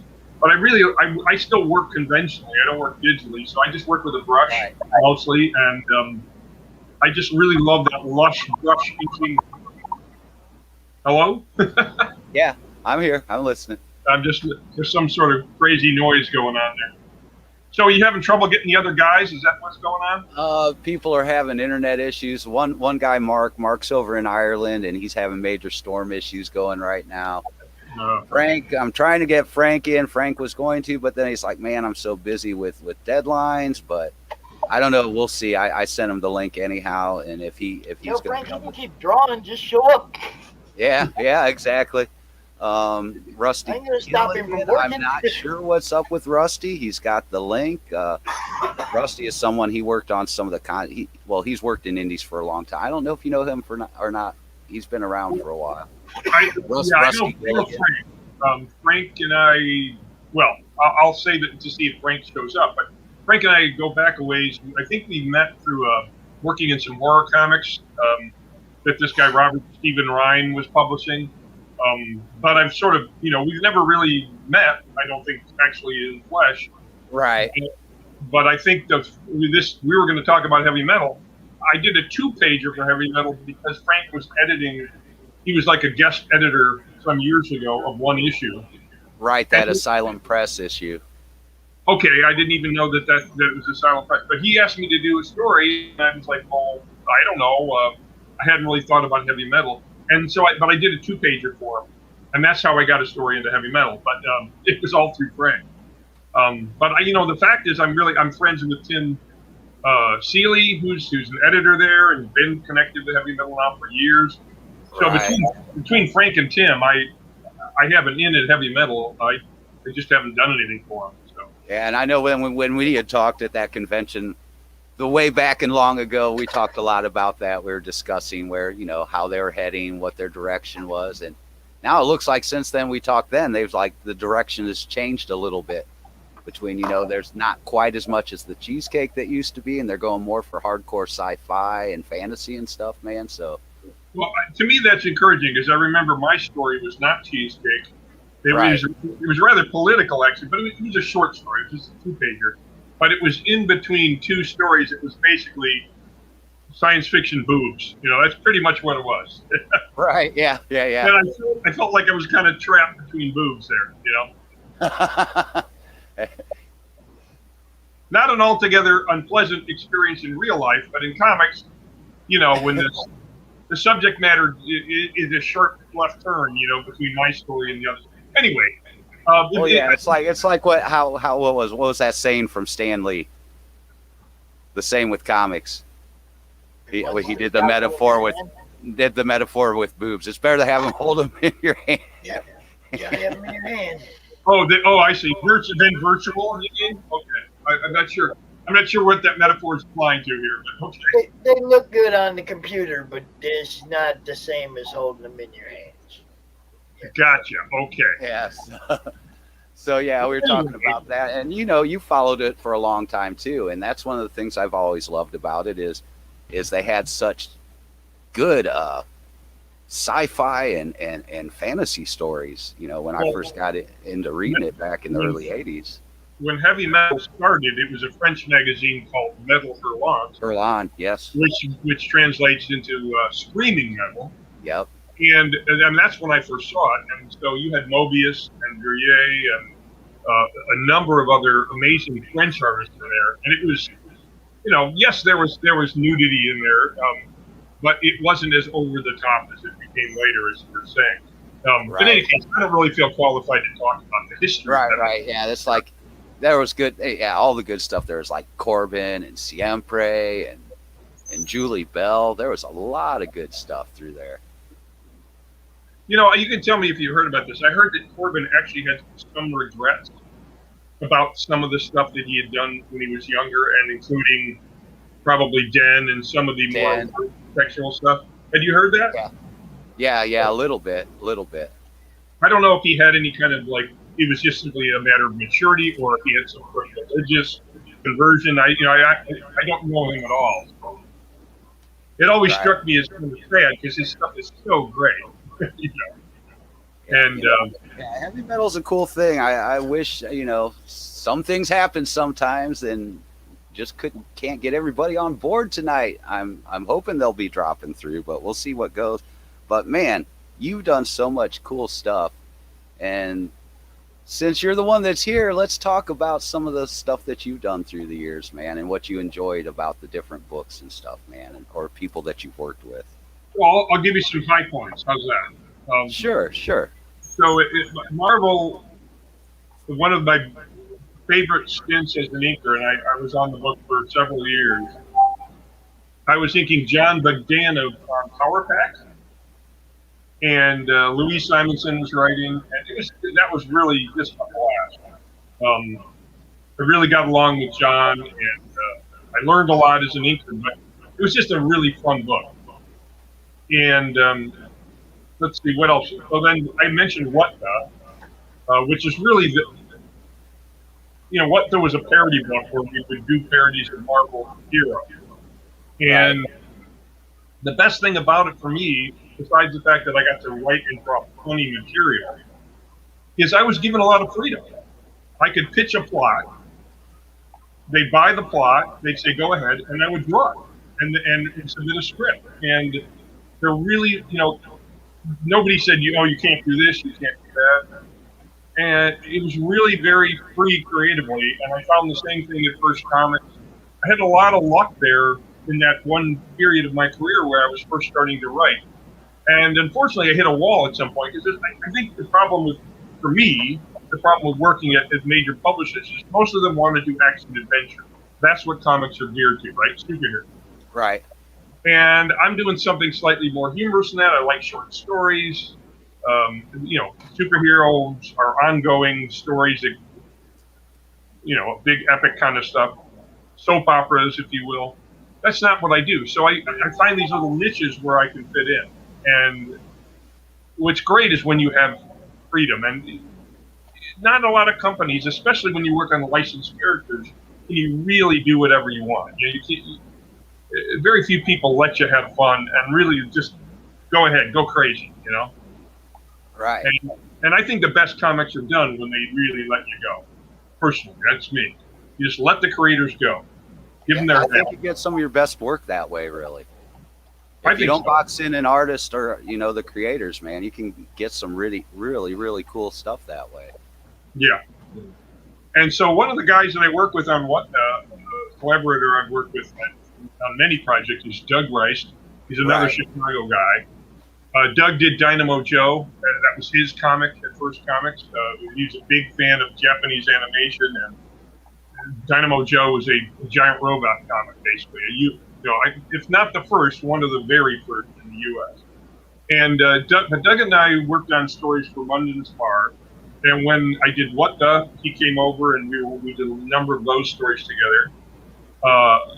Later, I did a mini series for DC, Plastic Man, one of my favorite characters. Right, yeah. Plastic Man is my favorite superhero. I mean, I just absolutely love Jack Cole's Plastic Man. And when Phil Folio was offered the mini series, he really wasn't that familiar with the character. And I said, man, if you don't want to do it, will you just write it and I'll draw it? You know, and I kind of, worked my way into the project. I mean, I knew everybody involved. I knew the editor. And Doug, Bill, and I all wrote the stories together. We did the plotting together. We came up with a lot of the gags together. Bill did the final script, and I did the pencils. And even there, where we had these plots that I would work from, I had the freedom to add gags, visual gags, in the art as I drew it. Right, I had a lot of room to move, and so that was also another really great experience. Right, and let's see, aren't you and Doug? Did I see somewhere that you and Doug are working on something? You started working on something earlier this year, maybe? Well, there's a Marvel. I think it's just the last issue finally was released of this anthology called Marvel, which Alex Ross put together, and it's an anthology with different artists in every issue. Every issue has about 3 or 4 stories. Alex does the covers. Alex Ross does all the covers and has he and Steve Darnall did a story that's in every issue that kind of ties it all in together. But otherwise, it's the way Alex approached us is he just said, hey, do you want to do a story for Marvel? You can pick any character you want to do. You can do whatever you want. Kind of like what I was saying before. And so I said, Doctor Strange. He goes, okay, any character but Doctor Strange. And that's because like 6 other guys had asked for Doctor Strange already. Right. So I picked the monsters right before Marvel became Marvel, right before Fantastic Four #1 and the Hulk and the early comics. Marvel was basically doing science fiction fantasy stories with giant monsters. Tales to Astonish, Tales of Suspense, Strange Tales. They all had these short stories with monsters. And I said, well, let me do some of those monsters that Kirby and Ditko drew. And so Doug and I wrote a story with those monsters. And Alex said, would you at least toss in this guy called Dr. Droom? And Dr. Droom, it turns out, was Marvel's first superhero. And he was sort of the precursor to Doctor Strange. His origin is very similar to Doctor Strange. And he was in about 6 issues of, I don't know if he was in Strange Tales or I forget which book he was in. But then once they launched the superheroes, that was it for Dr. Droom. And they later brought him back as Dr. Druid. They changed him into a different character. But so our story, my story with Doug is Dr. Droom versus the Marvel Monster. So Fin Fang Foom is in there, and Groot, when he was still a giant tree. Oh yeah. Not the little Groot. Yeah. And so that was in like the 4th issue of Marvel, and that's the first story I'd done in Marvel in years. Yeah. What do you got there? I've got just a bunch of the stuff you worked on up there, man. Okay. Can I share art on the screen? Yes, you can, most certainly, man. I was just pulling up stuff just in case you didn't have, Some people are good with sharing and being able to share, and some people are like, if you can do it, pull it up. So how do I do it? I use the share button at the bottom? Yeah, just hit the share button, then it'll ask you what you want to share, the window or your whole screen or whichever. Okay, I'll put a file up. You go ahead and show whatever you want. So anyway, that was kind of cool because that's Doug and me coming back to Marvel after many years and doing a story there. Oh yeah, definitely. Look at all those good books you've been on, man. Yeah, done a few things over the years. Stick with it long enough, you know. Oh yeah. And you also, let's see, yeah, creepy. Got some creepy going on. Oh, and there's, I believe that's a segment from your heavy metal story. Let me see. Yes, this one here is, that one panel is, yeah. Right. Just going through. Oh, there he is. That's probably the web page. Yeah, that's the web page. I don't know how the hell to share these files, but there's a button right at the bottom of the studio there that says share. Well, it's getting, but I thought I hit share file. But well, no, you see at the bottom of the studio where you got all those little icons. I got it. Yeah, I got it. Cool.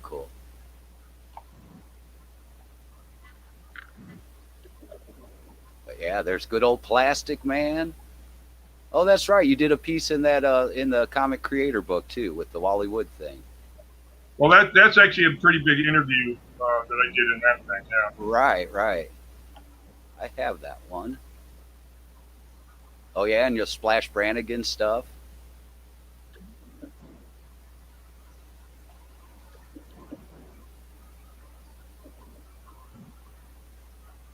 Yeah, well, Splash Brannigan, that would have been the next thing I'd talk about because that was for ABC Comics with Alan Moore. Splash Brannigan was one of the features in Tomorrow's Story, one of the ABC books. Yeah, that's one of my covers for Splash Brannigan.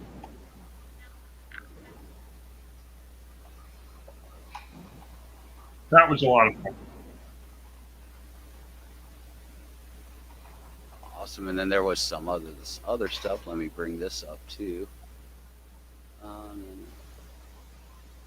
don't know if you'll remember these or not. Hold on 1 second. I got to pull all the levers and the buttons back here, man. So how's it been going? Like, what is the story? What is it that you said you're working on your own project right now? Can you talk about anything to do with that? Sure. Well, what I'm doing right now on my own is I'm essentially creating material and just putting it up on the internet. And I put it up on Facebook and Twitter and Instagram and that kind of thing. And you can just find me on my own name pretty much on all those platforms. But I also have my website, hillarybarta.com. And I have a Patreon page, patreon.com/hillarybarta. But all of them are very similar in that I'm putting up new art I'm doing.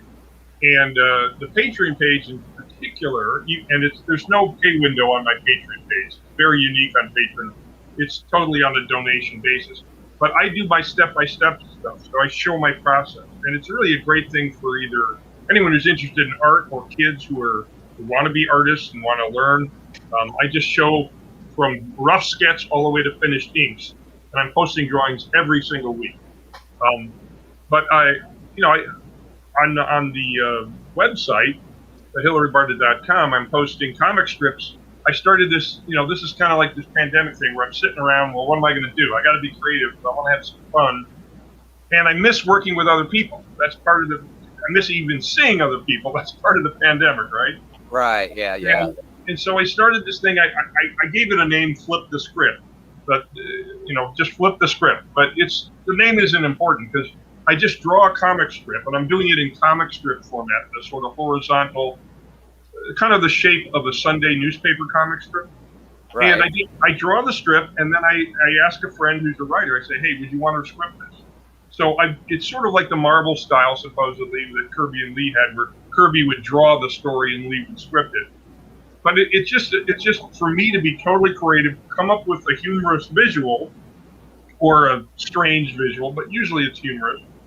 And then the writer scripts it. And I've worked with guys like Jay Lender, who Jay Lender I know from SpongeBob Comics, but Jay is an animator and writer and artist in LA, and he worked on the SpongeBob animated show, the cartoon. You know, he's a Hollywood guy, film guy. But we've done a couple of great ones, and I've got a couple more that I've got penciled here, and I wish I could share them. I just don't know how to work this. I've tried to do the share thing, but it's not working. Yeah, what it is it'll, like, you hit the share button and then it'll do a little drop down off the top of the browser, and it'll ask you which window or your screen that you want to share. Yeah, I guess, I mean, it's just, but I was like trying to put up a file, and it wasn't as simple as, you know. Oh yeah, not just a file. You'd have to, like, you know, you'd open it up on your computer and share that window that you've got it opened on your computer. Now, if you want to just send a piece of art to Phil's Facebook inbox, he can put it up there. Oh yeah, I could do. Oh, by the way, Hillary, this is Pops Fans Ants. He's the one that runs the con once a month. Yeah, I'm sitting back here just getting baked, bro. You know, of course, I should have known as much. I want to say I heard that in your voice, but I didn't want to say anything. I'm glad you said it. Okay. Hey, everybody knows I'm an advocate for comics, for other things. Can I tell you? Yeah, we're pretty laid back on here, especially at the end of the night of the con. We're kind of like, you know, let everybody just be themselves and chill, you know. This is the after party blending with the con right now, right? Yeah. I've been doing this for about a year, every month, once a month for about a year, and people pretty much, they know who I am by now. They accept me for who I am. I just come out here, have a good time, try to get everybody some airtime, you know. I mean, it's okay. Dustin knows. Just a little laid back. Dustin's another creator. I'm actually doing a little work over there with him, but yeah, Dustin, he was out here earlier. He was out here earlier. Like that is earlier. He liked the Treehouse of Terror stuff you did, man. Definitely. Oh, cool. All right, definitely. Cool. That's actually all those Halloween episodes are all my favorite episodes. All of them. Well, you know, the comic basically they did the equivalent of the Halloween cartoons, the animated series. They did it in comic book. You know, every year it was almost like a Simpsons annual. They would do an annual, you know, Treehouse of Horror, Art Simpsons Treehouse of Horror. And those were always my favorite. Out of the year of The Simpsons, out of the whole season, the Halloween shows were always my favorite. Yeah. I'm just twisted that way. No, they're my favorite too. I got to say, and they were my favorite comics. Oh shit! I think I might have gone forward. Hex says hi. Yeah. Hex is glad to see you, man. He said, "Oh wow, it's Hillary Mark." Hex, I have this thing that I do with Hex. You know, I do my best to make sure that he gets to meet the people that he loves. Like when Mike Barron was out, we were out talking to Mike Barron, and Hex like, I love Mike Barron. I really want to meet him. I'll bring him up. I don't care. You know? Come on out, meet him. Yeah. I worked with Mike on a couple stories a long time ago, but we did some stories. I worked on Clone Zone, which was a backup Mike did at First Comics when he was doing Nexus at First Comics. I drew one or two Clone Zone stories with Mike. Yeah, Mike's one of our. I think Mike has been to 11 out of 12 CRoM Cons. He's been a guest in all but one, and that's because he forgot. Or he would have been in all of them, but he forgot. One time he forgot. And dang, you actually worked with Alan Moore on some stories too, didn't you? You're asking me? Yeah, you. Yeah. Well, that's Splash Brannigan. Right. Okay. We were talking about Splash Brannigan. It was a whole series of stories. Yeah. That was for ABC Comics. There you go. Here you go. Oh, what's that? You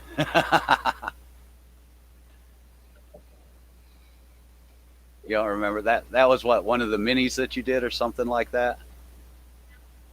Sorry, I can't actually see that screen right now. I'm trying to send you one of the images here. Oh, okay. All right. I'll get it to you. You keep it up. I'll get it to you soon enough. Okay, cool. Heck said Clone Zone is a terrible comedian. Oh, Clone Zone was Clone Zone is kind of notoriously he's a bad comic guy. Well, people know who you are because people are popping in the chat saying hi. So people know who you are, that's for sure. Robots with Coffee is he's a friend of mine here in Chicago, and Paul Sarnofsky by name. Paul just did the latest of my Flip the Script. One of the Flip the Script things is a thing I drew called Pep Talk, and I just drew a strip of two guys talking next to a cliff, and then in the last panel, one of the guys is gone, so he may or may not have fallen off the cliff. And I think I've got 12 of them already. 12 different writers wrote their version of the script, not knowing what the other guys were writing. And it's fascinating to see the different takes from the different writers. And this is just kind of like me playing with friends, it's just having fun. There's no money in putting stuff up on the internet, but it's fun. And not everybody's willing to work for just fun, but it's keeping me busy. So, Phil, I sent you an image, and it's the kind of stuff I'm drawing and putting up on the internet now. Okay. And it shows you the style of work I'm doing. It's really EC Comics inspired. It has a kind of 1950s science fiction feel. Okay, and where'd you send that to? I sent it to you on the Facebook where we've been chatting. Okay. The messenger, Okay, let me find it here. Bill's like, I don't even remember where we were chatting. No, I don't. Well, I don't. It's not come through on my Facebook. Hold it. There it is. I got it. My internet's been a little bit funky the last few days too, man. I think it's everybody. I don't think it's just you. I think it's one of those solar flares, something like that. See if they panic if the net goes down. Yeah. The whole world has been funky since COVID started. Oh yeah. Yeah. Oh yeah, that first earlier in this year for one of the earlier first cons, when everything went like that and the internet was overloaded, man. It was like we had people, but everybody was having internet issues, no matter where they were. Well, I mean, the internet for me has been pretty much the same way it's always been. But I think if you get on Zoom and stuff, occasionally Zoom gets overloaded, right? Oh, right, yeah. They weren't prepared. Maybe I don't know if StreamYard works better than that. I don't think Zoom was prepared for everyone in the world deciding that, we're going to Zoom now. The only thing that I've noticed that I like, the aspect of Zoom that I like is in the backstage, that everybody can sit there and talk and hang out while they're waiting to come up live and stuff. That's the only thing that I've really dug, how they have Zoom laid out. Other than that, StreamYard works really good, especially for, kind of like production, kind of doing like this. Zoom is good for the meetings, but I think StreamYard is really good for like this kind of thing. It's a hell of a lot simpler than OBS, that's for sure. Who woke you up, dude? What are you doing awake? My wife and her not her stepdaughter really. She's sick. Not my stepdaughter. She's sick. My wife woke me up, and the moment you wake me up from any type of sleep, that's it. I'm done. Yeah, that's me too. I can't go back. I cannot go back to sleep. Hello, everyone. How you guys doing? Thanks for stopping through, Rich. Everybody's kind of having connection problems, and we had Hillary. I didn't want to put Hillary on the spot the whole time, man. It would be like, what did you do, Phil? Hillary Barta, I am a fan of your work. Wow. You both are Marvel alumni, and you both have been inkers, and I thought that would be somebody good to, you guys would be a good but Mr. Barta is far superior as an inker than I am.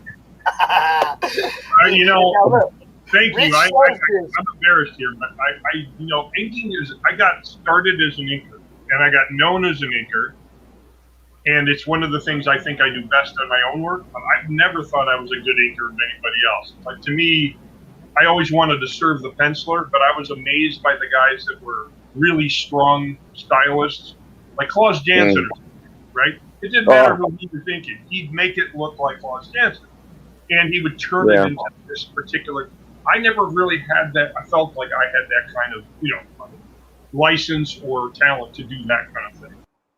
But Well, I can tell you this. I've never watched you, Hillary. I've never watched you actually ink something. I've watched Rich, and Rich inks effortlessly. His beautiful lines. Thank you. I mean, he's sitting there just talking to the camera. He's talking to everybody, and he's just like inking away, like no issues, man. And it's like, I wish I could just like scribble that confidently. You know what I mean? No, It's like, how y'all doing today? We're just going like, we're doing this, and oh, this is screwed up, and blah, blah, blah. He'll be yelling about stuff and just effortlessly. Well, I don't know, Rich, I'll bet you can back me up on this. I don't know if you ink when you're talking. This is stuff you filmed and put online, I imagine you're talking about, like you do inking demos and things. Yeah. But inking itself, the process of inking really should be loose. I mean, absolutely. The guy who really helped me get my start at Marvel after I got my foot in the door, Al Milgram, gave me my first gig. Thank you, Al. Al Milgram. Oh my God. But Carl Potts was a guy. Carl Potts was known at Marvel for helping guys get started and really helping new guys figure out what they were doing. Man, that's wonderful. And one of the things he told me is he was like a Zen koan, if you know what those are. He said, Hillary, you got to loosen up and tighten up. And I'm like, what the hell does that mean? But it took me a while to figure it out. And what he meant was, you need to get the skills down. You need to practice and study, so that when you're working, you're not working. You're being loose. But you have to take a while to get to that point. Yeah. Oh, 100%. Absolutely. It's the first thing that I needed to do more, just as much as anything else, was to make sure that I had a steady hand. That I wanted to make sure that the movements that I would perform as an inker, that they would be fluent and they wouldn't be hesitant. Loosening up and tightening up is the best term that I've ever heard for it. And I managed to be an inker at Marvel for about 10 years, and like jumping on. I mean, I was like, how can I say this? I was like the Mariano Rivera or John Franco of inkers. It's like I would go and do one thing. But like one time I walked in, I handed in some work for Tom Brevoort's office, and then I left with work from Tom Brevoort's office, and then someone from another office came out. This happened, and he goes, "Does anybody know Rich Parada's number?" And I'm like, "Yeah, I do. Yeah, me." So he pulls me in his office. He's like, "I need you to take care of 8 pages in 2 days," and I'm like, all right. And I did. Yeah, that's what a lot of us did. A lot of inkers, and with the exception of Mr. Jansen, that he suggests that Hillary mentioned before, there's very few inkers of great notoriety. And inkers are really the guys who save deadlines, and we save a lot of careers actually as well. It's the truth. You know it. I don't know if you. I never lived in New York, so I couldn't just drop my stuff and that would have been cool. But I was very fortunate that the Marvel offices were a 20-minute subway ride from the Staten Island ferry. Yeah, I was very fortunate. Oh, there he is. There's the master at work. Well, that's a close-up of the other drawing, I think. Yeah. Zoomed in. That's lovely, man. That is lovely. Back when I wasn't, because as an inker, I had few series that I stuck with. At some point, I became a utility outfielder, like you were using your baseball analogy. And yeah, I remember I would 2 pages. Can you do 2 pages by tomorrow? They'd send me 2 pages, and I'd have to put them in FedEx that night to go back to the office. Yeah. That's a panel from what though? You can see my Harvey Kurtzman. Yeah, stick on that for a minute. Yeah. You can see the mad comics of Kurtzman and Wood and Severin and Elder. That lettered by Willie Schubert. Great lettering. Yeah. Oh God, yeah. Wow, you're really taking me back with a lot of this stuff, man. Thank you. Wow. But yeah, we used to get something called hazard pay. If they gave you an assignment on Friday, They stopped the hazard pay when I got there. yeah, because it's great. But I was in this for some reason. I was there at that right time. You'd get rate and a half, but you had to turn the page around that weekend. So that they'd say, how many pages can you take? Because you name it. I mean, I was working in. This is usually the X books were always late, right? It didn't matter. But anything. Oh God. They anything still are. It was late. And so, I'd be inking one artist one weekend, a different artist the next weekend. And, it was, if I got Mark Silvestri and I had no time to ink it, it was great because Mark's stuff is really loose, gestural. There's not a lot of, minutia in terms of text stuff. But you can get another artist where, it's like, oh my God, this is insane detail. And they want me to ink this, today, That's crazy. It was crazy. And the worst part about it is that if we took on the work, we damn well should have make sure that we can do it, because if we mess up a deadline, we could be easily forgotten. Yeah, I'm certain you've never missed a deadline. I've never missed a deadline. Never. In the 10 years I was there, I did not miss a deadline because I knew what would happen if I did. Yeah, well, as an inker, I didn't miss deadlines. What you would do is if they were sending you pages and you were going to be late, you just told them you're going to be late, and then they'd kick the pages to someone else. You would never just say, "Oh, I didn't make it." You could, that's the one crime you can't do. Yeah. I would answer this question. Robots with Coffee. He's asking. Both of you to answer it one at a time. But both the answer. Hillary, please, you first, sir. Well, did publishers ever send you pages and you didn't know what book it was from? Well, usually in those days, I was getting everything FedEx. They would actually send me the original art. I think a lot of stuff is done digital. I don't know about you, Rick, but I don't work digitally. So everything I got back in the day was on paper. And at the top of the page, they'd actually stamp the name of the comic book right on the top of the page. Yeah, same with me. Yeah. Unless it was Well, they would usually tell me. They would tell me, it's like, okay, can you do pages of so-and-so on this book? Yeah. And I'm like, yeah, sure. But you don't know what's going on because it's out of context. So you really, I'd have to call up an editor and say, hey, was this guy in an accident? He looks like am I reading the pencils right? Is he missing an arm or, whatever, because sometimes you just have no idea what's going on because it's out of context. But, Yeah, how often would you guys run into that where it's like, you're missing a finger, you want me to throw that extra finger in on that panel? No. Well, you just fix stuff. You just fix stuff. No. Yeah. Sometimes artists draw two left hands or whatever. It's pretty rare. That's pretty rare, but mostly they don't. Mostly you have to add the shadows. You have to finish the work. You have to, define this stuff a little better. That's all. Yeah, it's a mixed bag. I've had pencilers where it's almost like they drew with crayon. I was there in 1994.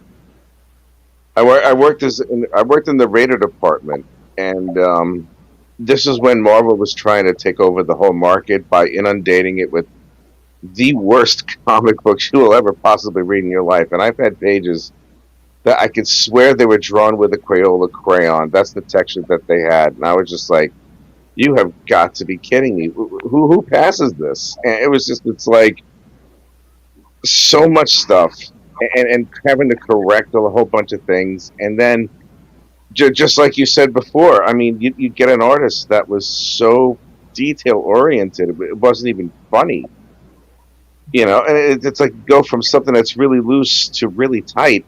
And it's like, inkers, you really have to be an artist in order to be an inker, because you have to blend in the style of the pencil that you're inking over, and you have to make sure you're not taking anything away from the penciler's vision, while maintaining your artistic integrity as you ink the pages. And You learn over time where that fine line is, but it's not something you learn overnight or by osmosis.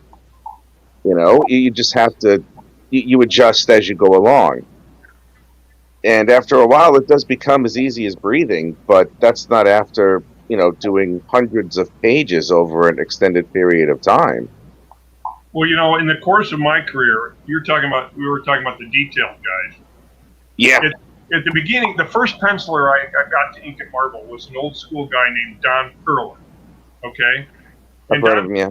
He was a Silver Age guy that kind of, was an older artist at the time I started in the 80s. But he was penciling the Defenders, okay? Yes, okay. And, it was real. It looked like comic books to me, right? It looked like the comics I grew up with. By the time I was leaving inking, that's Image Comics had happened, and everybody was trying to draw with as many lines as possible. Barf. And as much barf. There were no black shadows. Everything had to be, lines, parallel lines. Oh no!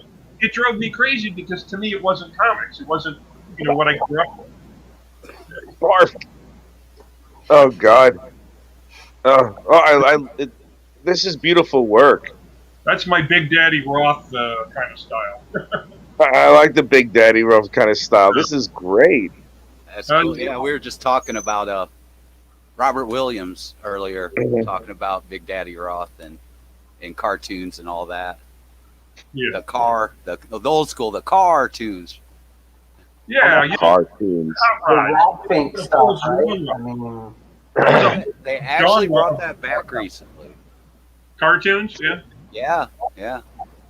I mean, how cool is it to be an inker, though, right? Because as you guys sit down, and it takes so much talent, and a lot of people don't realize it because they only see the certain side of comic books, right? Yeah. So if you look down at an inker, it's literally like, these are the guys that can do a straight line better than almost anybody. Because you're literally trying to go over someone else's line without smudge at all, or, it's got to be just right at the end of the day. I can only imagine the tremendous, pressure that it takes to be an inker. To go behind some of these famous individuals and incredible talents, especially when you're first starting, right? Before your name's out there, you're really like, oh my gosh, I got to go over these guys, and it's just, wow, right? Well, yeah. Rich and I were talking about that. I don't know how good. I really don't think I ever got to the level where I had total control over what I was doing. I was trying to serve the pencil. I was never like, I'm an inker and I'm going to do it my way. But when I first started, it took 2 years. I really started inking on the job 2 years before I even had a clue of what I was doing. Right on. That's me. Well, that's me. That's a close-up of something I inked over March. I mean, but that's fantastic.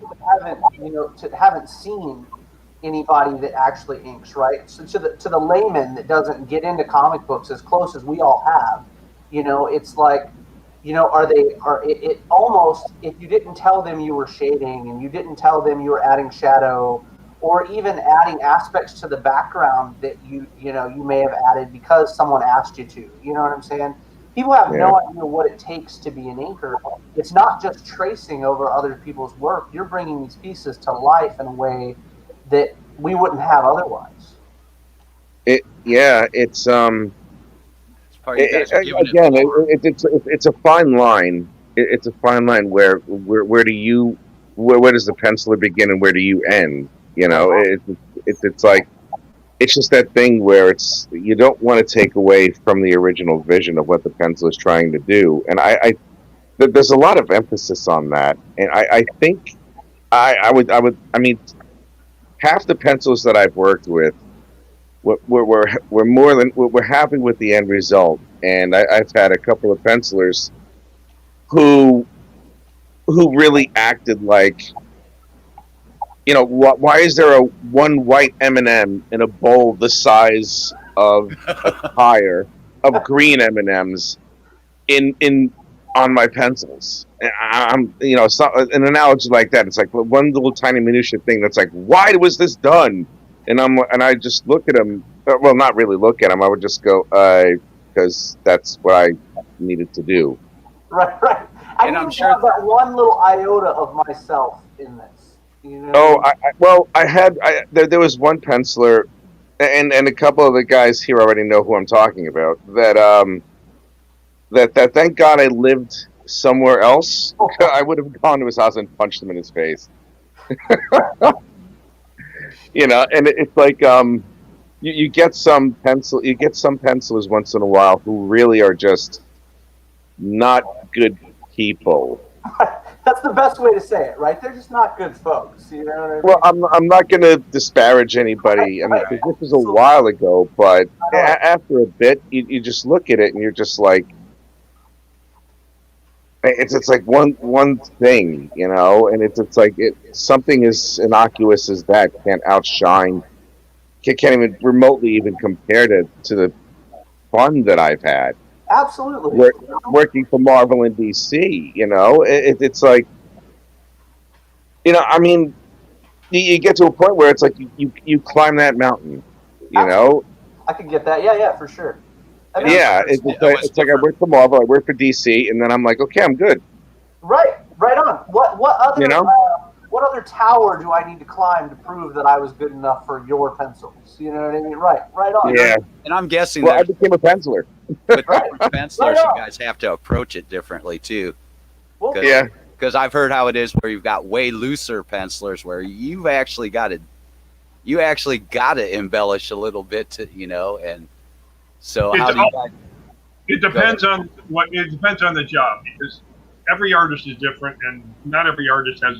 Sometimes their deadlines are crazy, and I mean, you get paid for finishes, you get paid for embellishing, you get paid for inking. Sometimes you get paid from working over layouts. But you know, it really depends on what you get. But also, some artists are frankly better than others, and some artists don't know how to draw a particular thing. And there are times when you have to erase and redraw something because it doesn't look like the thing it's supposed to be. But that's pretty rare. That's pretty damn rare, you know. That is rare, yeah. It is. Yeah. It is. But every once in a while, you're like, why is the mirror on the car door on the body of the car and not on the door? Right? They actually, it's like 6 inches from where it's supposed to be, and it doesn't work. You know, that does not work. Yeah, it's. Well, I mean, and I'm sure you guys pick up while you're at it is, I mean, you've gone over so many people's lines that at a point you can do those things. You can almost imitate their actual style to make it look like their piece, right? I mean, that makes perfect sense. That's what our goal is, really. I mean, our goal as inkers is to make sure that we represent the technique that the penciler is applying to the artboard, while at the same time taking it and bringing it to another level. Right on. And how we achieve that level and the way we approach it, you know, is the determining factor on, you know, quite frankly, if we keep getting work. Because there is such a thing where it's like you can do something and it may appear okay to you, but then the editor and the penciler will look at you and ask, why would you consider doing something like this? This is where the light source was. So, you know, and as inkers, we have to we not only have to determine, you know, how we're supposed to render the line, but we also need to pay attention to the environment around it. Right. Like you see the hair, on the larger headed figure right over here. Right. You know, with obviously there's like the light reflecting off of the hair. Right. There are times when I first started, I made the mistake of filling that in. You know, and it's like that's something you have to pay attention to. For sure. You know, and Hillary does it perfectly because the light's coming right down and it's hitting the sides and it's hitting the top of the head.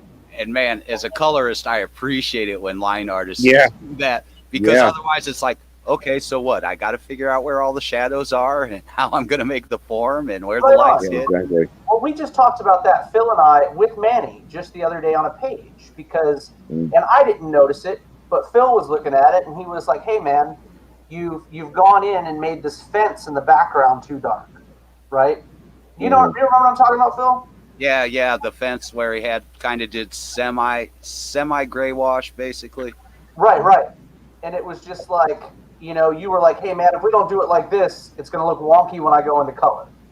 You know, and it was like, oh, okay, you know, that makes total sense. Well, yeah, because he wasn't doing a full gray wash page. It was just that fence, and he had a lot of little bits of line work in the wood and everything. It's like, let Dave do his thing, man. Right. And it's really cool to see when you have like you know, your penciler and your inker are like on the same page, right? Like it's an amazing thing to see when two guys are together. And like, oh my gosh, and we'll use The Darkness for an example. It's one of my favorite books.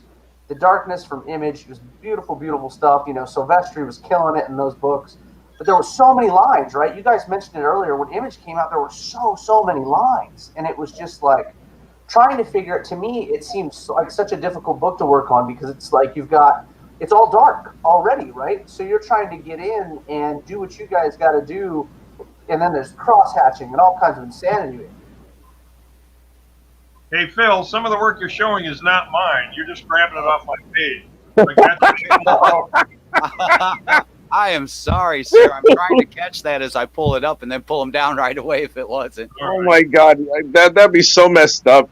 Oh, God. It's like, hey, Mr. Bardo, look at this page. I love how you inked it. It's like, it's not mine. There's some stuff that I definitely noticed right away, and it's like, yeah, that's Hillary's. So I've been trying to do that. I apologize, sir. No, it's okay. If it's okay. I like looking at Mike Manuel. Obviously, I posted it. But if it says Surly, it's mine. So. Yeah, right. Yeah, a lot of this I can't see all the details until I actually pull up the photo. And then oops, not that one. Well, you can. Okay. Yeah, I know you're doing your best. I just wanted to point that out. Yeah, I realize that. I don't want to take credit for Hellboy. I don't want to take credit for Hellboy. Man, anybody, I wish I could take credit for Hellboy. No. But that's a great way. Hey, leave that up. That's I was going to say you did work on the Goon, though, correct? Well, I did some Hellboy stuff, and I did one Goon story. I did a story for the Goon. Wow. Eric was working on a different project, and I did a story. This is Sean McManus, who is a guy I inked way back in the day. But Sean is a guy who contributes to a thing I do called Screwy Tuesdays, which is basically just a hashtag, but it's an excuse to draw something fun and post it on Tuesday. You know, it's kind of like Inktober. It's Inktober, a month thing. But we do a weekly thing on Tuesday.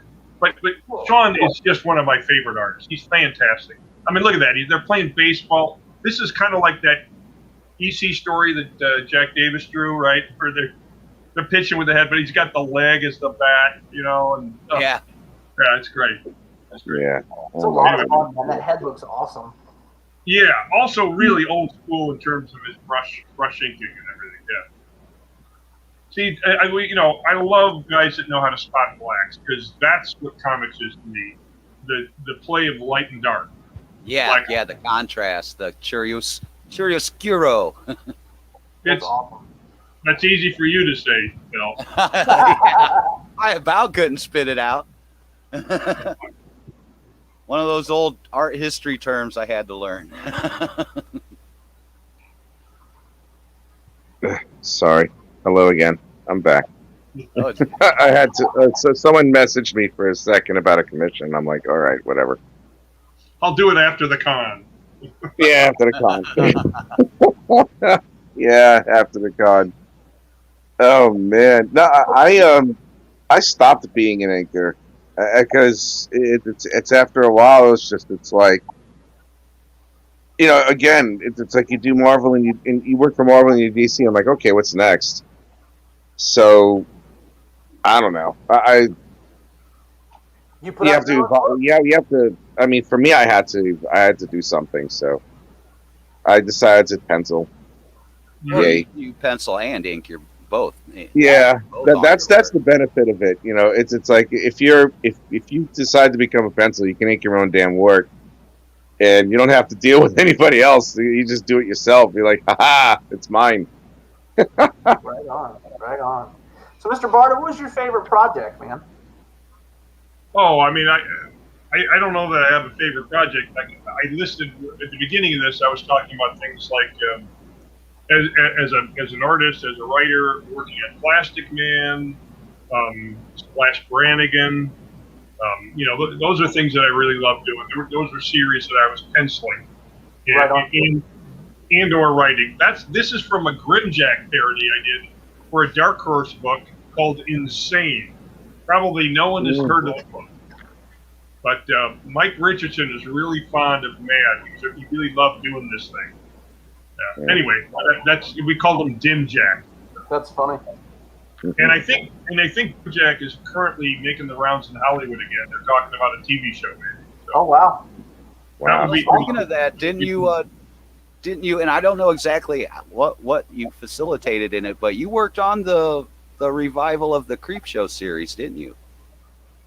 I was just one of many artists that they, we were drawing the comic book panels that go with the show, so that lead into either an episode or out of an episode. I haven't actually seen the show, but I worked on maybe 2 or 3 episodes. I think only 2. Yeah, it was cool. Well, they did. I think it might have been because they took like certain panels, like from the comic, as they intro into stories, and then that kind of went into the story. Well, what they would do is they would give you what I would get is they would take a screen grab of a frame from the show, from the story, and put it up. They take a file of them, put them on a page like a comic page, and you were supposed to draw a comic book version. Yeah. Yeah. I remember that. It's I wish I had more freedom there because you really had to draw what they gave you. It was one of the stories was a werewolf. Are you guys hearing me with echo right now? Yes, sir. Oh, okay. Sorry. I can hear you. Is this better? Yes, sir. It's fine. We can hear you. All right, maybe I need to just stick closer to my head's getting giant. Like out. Yeah. Into the computer here. Anyway, you guys talk. Rich, what kind of stuff are you doing, Rich? Tell me about the books you're doing now. Oh wow. Okay. About a year and a half ago, in 2013, when I decided to stop inking, I knew I wasn't quite there with pencils for Marvel and DC, so I just went to the indie circuit, and I actually love it because you're allowed a certain freedom instead of having to go by a style guide that you have to do. And just about a year and a half ago, I decided I wanted to do my own thing, and I'm going to say it again, a lovely actress by the name of Sofia Brocani asked me to do a commission for her, and I did. And I wound up using that commission for the graphic novel that I put together. Now, it's called The Incantessi.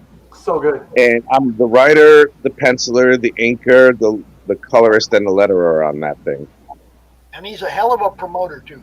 Man, it's good. Yeah, all I do is talk about it a lot. That's really all I do. So is she a character? I mean, is it based on her, or are you just... The commission was based on her appearance, and originally it was just something to do, But as when I decided I was going to do my own thing, I looked at some of the characters that I created, and I was like, wow, those guys really suck. So I was just like, because they were all the characters that I made up when I was a kid, they were all 80s or 90s archetypes, and I was just like, oh, fuck this. That's the way I'm going to use this. So as I was looking on the pile of papers that I had on my rather large desk at that time, I found her commission, and I was just like, well, the story is now just popping into my head, and it became this. That's the first drawing. That's the actual drawing. That's awesome. That's the actual drawing. Yeah, and I finished the first issue last year, and I'm already on the second issue, and I got to release that for a Kickstarter in June or July, I think. Oh man, Phil, did I send you? I didn't. You don't have any of the art or anything like that I have. It's okay. It's not a big deal. I'm looking. I'm doing look. I have a couple of images on my messenger if you want to see them. It's up to Pops if you want. I mean, this is.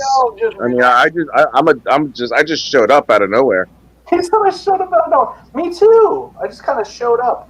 Which I appreciate. I appreciate all you guys coming on. Believe me, man, I so appreciate it. Oh, there it is. That's it. That's me. That's my art.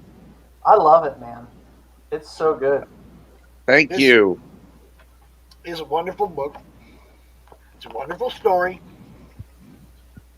It starts out light, kind of funny, you know, a little bit sassy, a little sassiness. And oh, by the way, Sophia's a sweetheart. I just want you guys to know that she's in the madness. She is. And she's gorgeous. God, she's classic Italian beauty. Oh, forget it. And then things start to take a little turn. Yeah, they do. It's wild, man. The concepts, like I told you before, man, the stuff that you've written is such a fresh take on the stuff that we're getting out of that book. It's beautiful. Thank you. Wow, I appreciate that. Thank you. Yeah, a lot of the stuff that I learned when it came to, you know, art and storytelling or anything, I learned independently. Right on. Because I mean, there are so many different fields of study when it comes to putting together a comic book. You know, it's really hard to find anything that really emphasizes as a major for it. Oh yeah, that was fun. Yeah, I took a little bit of dramatic license from a certain Zack Snyder movie that was released in 2009. Right. So, leave me alone. So good. So good. That's her. Sophia. That's her. Oh, my heart.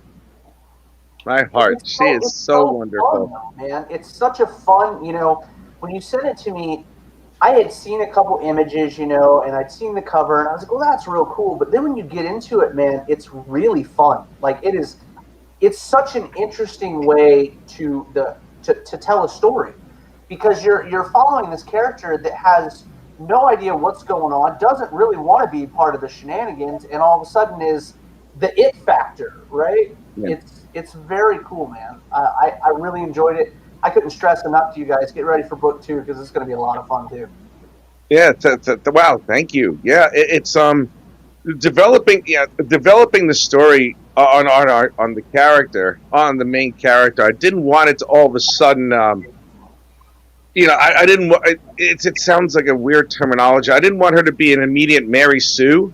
Right. You know, it's just someone who could just like do whatever the hell she needed to do at that moment. I didn't want her to be Rey Palpatine or Skywalker. Sorry. For sure. You know, it's like, you know, it's like all of a sudden she learns all the secrets of the universe. No, that this is a girl who's had things held from her for a very, very long time. Right on. And doesn't realize it until like the last minute, and other things happen as a result of her finding out she has these abilities that aren't really favorable. So it's like she has to make a determination on how she's gonna proceed. Right on. You know, it's not going to be like super heroic all over the place. It can't be. That's just not real. Well, I love that, man. And you and I have talked about that. I don't believe we all need to be a superhero. You know? No. She's going to be. She'll be who she is. Absolutely. You know, whether she's a hero or not, she will be who she is. And I think that's what's missing with a lot of stories these days, where it's like you have your usual archetypes. Absolutely. And I think that, you know, all humans are far more layered. Oh my God, that's the original double page spread. Oh, okay. Oh wow, yeah, that's the original double page spread for the first issue, and I was like, I don't like it. So I just changed it. I did not like it at all. I was like, oh, that sucks. I don't like it. I like this one though. This was my favorite page. Really? What's your favorite? Yeah, this is one of my favorite pages. Like, what's your favorite panel out of all these panels? The 4 panels you've got here. Oh, the whole thing. Okay. All right. Right on. The whole thing. I am the whole thing. It's like the monster's firing his bad breath laser. Right. You I know, like that. I like that. somehow she's stopping it. Got that cosmic look to it coming out as Yeah, well. a little bit. Yeah, it's like the monster's doing everything it can to try and kill her because that's the only way that things are going to happen in the right. Things would happen advantageously to that monster, and she's like, "No, I'm not having it." And she's just, at this point, she's just on instinct. And when you go to the double page spread afterwards, it's like she's not able to control that type of ability. Right. You know, I mean, again, she's new at this. I mean, it was sprung on her, I don't know, a few hours ago. So rack in the face. Boom. I'm an absolute sucker for splash pages. Like, oh yeah, those are fun. So this will be the first time I'm going to show you guys this page. This will be the first time I've ever shown one of our splash pages outside of our book itself, unless you purchased it. I want to see it. And I'm really excited to show it to you because. Did you say CRoM Con exclusive? No, you've seen this. This is from book 1, but I absolutely love this particular splash page, and we don't share our splash pages. Like as a team, we generally don't because it's just a draw for us. You know what I mean? They're one of the big things that we do. So I'll show it to you real quick. Hold on. It's one of my absolute favorites. So this is one of our splash pages. Can you guys see it? No? Maybe? Yeah. Oh my God. You got some praise earlier awesome. One of our guests for the headdress newspaper cover. Oh yeah. Oh, here, I'll pull it. Yeah, Meredith loved that, dude. She was like, "Oh my God, just take anything in the house, put it together, make an awesome cover." Yeah. So I'll bring it up real quick. That particular, if I can find it, holy cow, that particular cover is actually book 1 covers. Oh, there it is.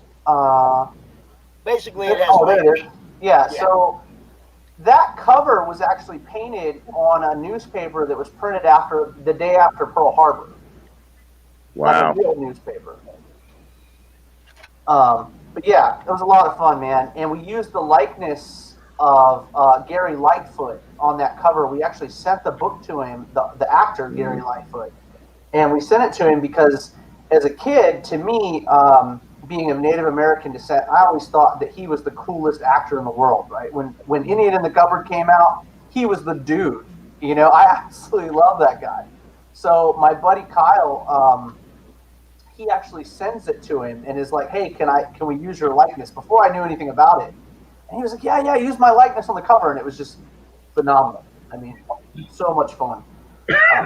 Yeah, I'm a sucker for splash pages, man. So every time you get a listener book, every time you get a Greed book, you'll get massive splash pages. At least 2 a book. At least 2. Because I think they're all, you know, it reminds me of being a kid, you know, and opening a Jim Lee X-Men and seeing those massive splash pages they used to put in there. Yeah. You know, I still have to I have to digitally ink the cover for Greed still. I think I do. I have to finish that, don't I, Dustin? Yeah. Well, yeah. Okay, yeah. I'm waiting. It's a fog right now. Phil's So you're not going to do a scan of the inked version? Well, I don't have a scanner, so I have to re-ink it digitally.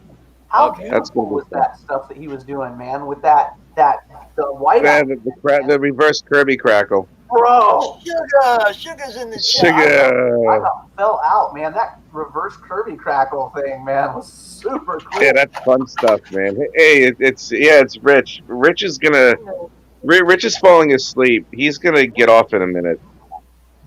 Because right now I live in the United Kingdom with my wife, and it's 3:19 in the morning.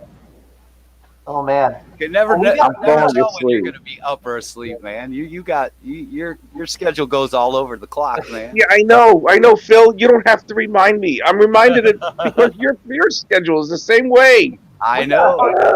we have to hook Rich up with SC&C because Who's that? SC&C sells our comics in the UK. So it's a store, an online store. They're really, really cool guys over there. So they could get in Kentucky in there for you, man, and sell some Oh books. please, oh God, I'd love you forever for that one. Yeah, Phil did the coloring on this. I like it a lot. Thank you, man. Well, Phil's covering our cover for Greed, so I'm excited to see it. This is beautiful. I can't wait to see, what becomes of what you guys have got going on in the pod over there. I'm excited. Hey, I love working on anything you guys do, man. Like this. No, one was I'm honored. It's like that one was fun. Oh crap! Yeah, I gotta get on that other thing too. I gotta get on that other thing that we hired that my friend Carissa and I hired Phil to work on. I gotta get in touch with her. Oh yeah, that book's gonna be fun. Yeah, it's gonna be really. That one's gonna be fun. Anyway, gentlemen, I must go. I'm tired. I'm about to fall asleep. Well, thanks for dropping in, Rich. I appreciate it. Thanks for inviting me. Hillary Barta, it's an honor to meet you, man. I've seen your name forever. Really. It's an honor to meet. It's an honor to meet It's an honor to meet a pro of your caliber, sir. Really. Hey, it was great meeting you too, man. Thanks. You guys have a good one. I'm sorry. I'll catch up with you soon, buddy. All right, I'll see you guys later, man. Good night, bud. Peace out. I love getting a chance to work on some of the stuff that some of you guys do great work, and I love working on. Like, let's see. Oh, cool. Oh, let me get that. Hold on. How cool is that? Oh, there you go. Awesome. That's so much fun. It looks like something out of like Lost Planet, right? I'm not sure what that is, but here. That's super cool, though. That's awesome. We used to, so I, having owned a brick and mortar and, been on the chase for comic books for a long time, there are certain books that stick out to me. Like Lost Planet always stuck out. They were the first ones to do the 3D glasses, trying to find a copy of the book with the 3D glasses. I got an old rip-off press underground classics that was 3D. That's pretty freaking old. That's awesome. Yeah, for sure. Well, those books are like the ones we covet, right? Like everybody's got their own diamond in the rough type of thing. Outside of I've done the hunt for the Marvel books, the DC books and stuff like that, and I've come across most every book that I could want personally.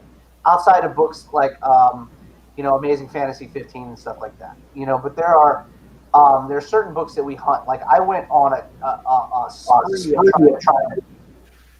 Oh yeah, right, exactly. You remember that one, Hillary? Yes, I do. Hillary was kind enough to let me color that one. That was so much fun working on those lines, man. And here's one that I messed with that you didn't see because I didn't get a chance because I wanted to hone it a little bit more. I forgot I even had it in there because I've been working on so much page work, but there's, let me find it. This one. There you go, okay. Hillary. Yeah. I know I have not seen that. Yeah. That was just a quick sketch I did, but you know what? I swear to God, I got more feedback on that than I do on most things. And I'm thinking, I got to do a robot book. Yeah, dude, robots and cyberpunk stuff seems to be really big right now. Well, with the tabletop game plus the new video game that came out recently, that got terrible press but was incredibly well written. Cyberpunk's coming huge right now. There's a lot of animes for it right now. A lot of mangas are popping from it. Very few comic books in the cyberpunk realm. We've seen a couple Kickstarters recently. But it's a really cool genre, and people vibe with it really well, right? Like, who doesn't want to be able to augment? We augment boobs, we augment lips, we augment butts now. Who doesn't want to get like robot arms or have robot eyes for HUDs and stuff? Well, you got to go in a new direction because of sci-fi.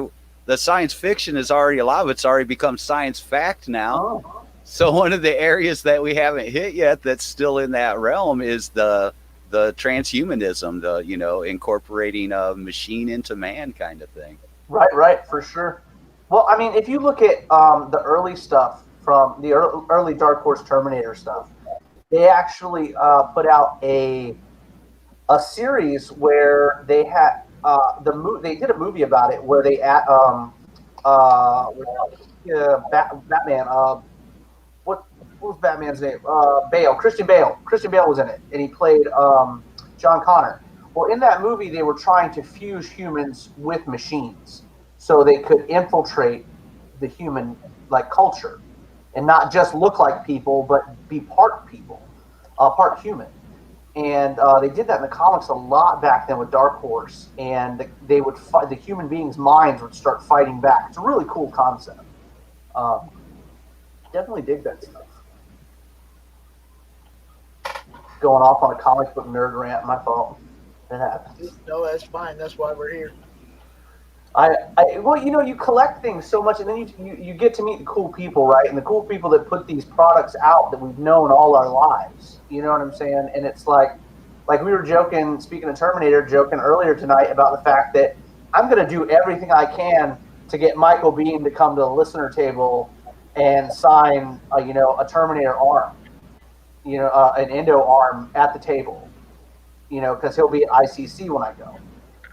I've got a table there and he's got a table there. So I was like, man, maybe we can get his handler to come over and sign some stuff over at the listener booth. We'll see. So yeah, and with Hillary, I still got to say, I always say thank you, Hillary, because as much as he's like trying to remember the convention, it was between him, Jonathan Lamantia, Tom Kelly, and of course Zach, since he was running the convention, and they were kind enough to invite me to a coffee shop, after con, and I just remember I loved it. Those guys were one of the Hernandez brothers were there. I can't remember which one it was. It had to be Jaime. Jaime was there. No, Gilbert was not at the show. No, it was Jaime. And Tom was like, hey, we're all going to go to the coffee shop afterwards if you want, because I was all timid and scared. Because I want to get back into doing art again, and and comic art, and these guys were so very helpful on that. They talked to me and on so much stuff.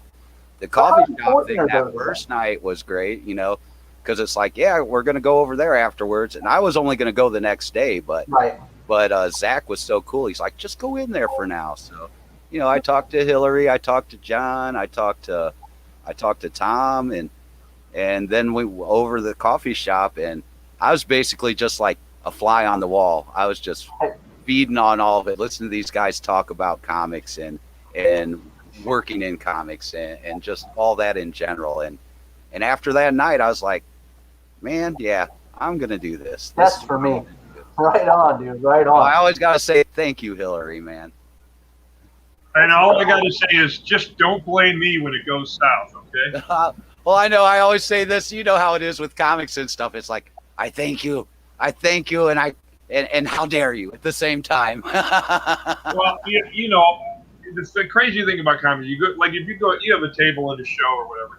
Obviously, there's all these people that are coming to shows to meet creators, and it seems sometimes like it's 90% of them that want to do comics themselves, right? I always wanted to draw, or I used to draw, and whatever. And I don't tell everybody, oh yeah, you should do comics. I mean, I don't really do that. It's a really tough business, Yeah. And it's, some people think, oh, well, some people think you're automatically rich if you're working in comics or you appear. And I have a few friends that have gotten rich doing comics, and that's like, a couple percentages of everybody I know, because I know hundreds of people. But I know a couple of guys that started Image Comics, and they're millionaires. That's not going to happen. They better start cutting me in. That's all I got to say. Most of the people I know, they're just from for their whole lives, they're just scraping by on page rates. They're scraping by to get by. And it's a tough business. I would not tell anyone to do comics unless that's what they wanted to do more than anything. Right on. Right Oh on. yeah, you guys weren't really saying you just got me so hyped about, because I've always done art, and basically I showed you line work is what I showed, what I had, and I didn't even expect to do the colorist thing, but after listening to you guys and everything, I joined a couple groups with some collabs, and I was like, well, I was already doing some digital coloring over my own work and stuff. I figured it'd be the best way to learn the production line, since I'd only worked on by myself and not on collaborative work. For sure. And it just kind of grew from there. And man, I love it. Yeah, it's tough. It's a tough thing, and it's a journey. But man, I don't know. Well, I'll say it's this. so satisfying, at the same time. I'll jump in with a little conjecture on that one, Phil. I can say that I'm eternally grateful for everybody on my team. Like, eternally grateful for all their experiences that they bring to the table, all the things that they teach the other members of our team while we're working. And I'm thankful for your wealth of knowledge as an editor in my book. So I appreciate you, Phil. Well, I appreciate that. I appreciate your confidence in me. Like I said, I just started out as a colorist, and the next thing I know, somebody's like, you want to edit the book for me? Or, pick up a letterer or a little bit of graphic design stuff for everybody. But yeah, I just keep adding to the utility belt. Right on, man. And, I love the color thing because I get to see so many of other people's stories, and I get to work on so much cool art from other artists, man. And I just feel honored to be able to do that, For sure, for sure. Well, you know how my stuff came. I mean, the listener started from a eulogy. So, I mean, that was how it started. I'd been owned my own comic shop, and I'd been writing D&D campaigns for 15 years, and all of a sudden it was like, Les died, and I had 5-10 people that are big names in the comic industry go, man, you got to write. And I was like, I don't know, you got to write. And then it was like, all right, well, here we go. Yeah, and once you get the bug, man, you know how it goes. I finished another book last night for Greed. So I'm working Greed is to the point now where Hold up. This little dude reached out and grabbed Dustin by the beard. He's been dragging him around ever since the concept hit his brain. it really has been like that. Like, it has been like that, like nobody's business. Because I wrote eight scripts, and 8 scripts has turned into 4 complete books now. So it's bananas, man. And how long ago did this concept hit you? Greed hit me in, I think it was October of last year, because I'd finished 30 scripts for the listener, and I felt so like it was. I love the listener, but it's a very deep emotional tie to me. Yes. So I needed something that was a little bit more loose, that I could do and enjoy writing and not be so in my own feelings when I wrote it. So Greed has been a lot of fun. It's been a great time, and like I said, I was writing now where you guys were live just a few minutes ago. That's what I've been doing. I went to Walmart. I told Phil, I was like, hey, I'm at Walmart. He was like, hey, hit me up when you get back. So it's like, all right. So I started writing when you guys were talking. But yeah. So Hiller, you were talking about, about not specifically going into comics, for everybody, but what would you say? What would be your wisdom to people that wanted to start or get into comics? Some of the pros and the cons and the things that they're going to have to address when they get to it. Well, oddly enough, even though I've been working in comics for decades, I'm not the best guy to ask because I think the comics landscape has changed so much over the years. Right. I came in basically doing freelance, right? I was a freelance guy working on a page rate for Marvel, DC, First Comics, everybody. And comics are so different now. There's what you guys do. You self-publish, people do Kickstarters, you have crowdfunding, there's online comics. This is a world that's new to me, right? So I can't tell anybody about how to do that. But I think that's the future of all this stuff because, Marvel and DC, you work for those guys, you may get a name, right? That's how you start. Yeah. You're not going to get, nobody's going to do Image Comics anymore for Marvel and DC. That's not going to happen. You need to do your own books. And owning your own stuff and doing exactly what you want to do and making it different. I mean, like the biggest growth in comics is not Marvel and DC. It's in young adult comics, right? It's these comics that are being done in graphic novel form for book publishing. They're not sold even in comic stores. A lot of these books, a lot of comic stores don't know what to do with them because they're used to selling what we call floppies, right? They're used to selling right. these. Yeah. But the future of comics is probably this other thing, and this is all new to me. I don't necessarily do that. I haven't done it, but I think that's where there's all these people that are just bypassing the comics that I grew up. They're not going to break. Well, heck, it's even like that's. As fan, okay, I'm a fan, right? I'm not a creator, and I'm always reminding these guys that first print of #1. Shit means something. It does, that graphic. You know how many graphic novels I own? Maybe 6. You know how many comics I own? 7,000. Okay, graphic novels are great to read them, so you don't have to touch your collectibles, but you still want your collectibles. That first print #1.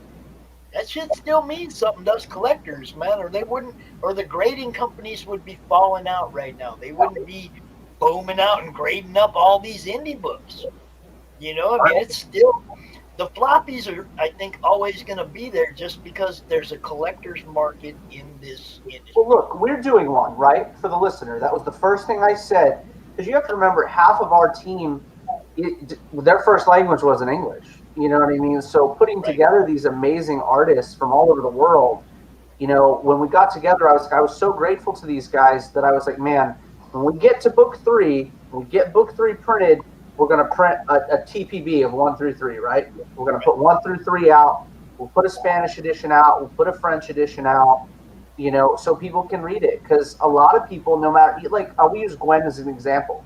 Gwen's an amazing colorist. She works on all my titles. But she's like, man, I would like to read stuff in French. That's my native tongue. That's what I'd like to read it in.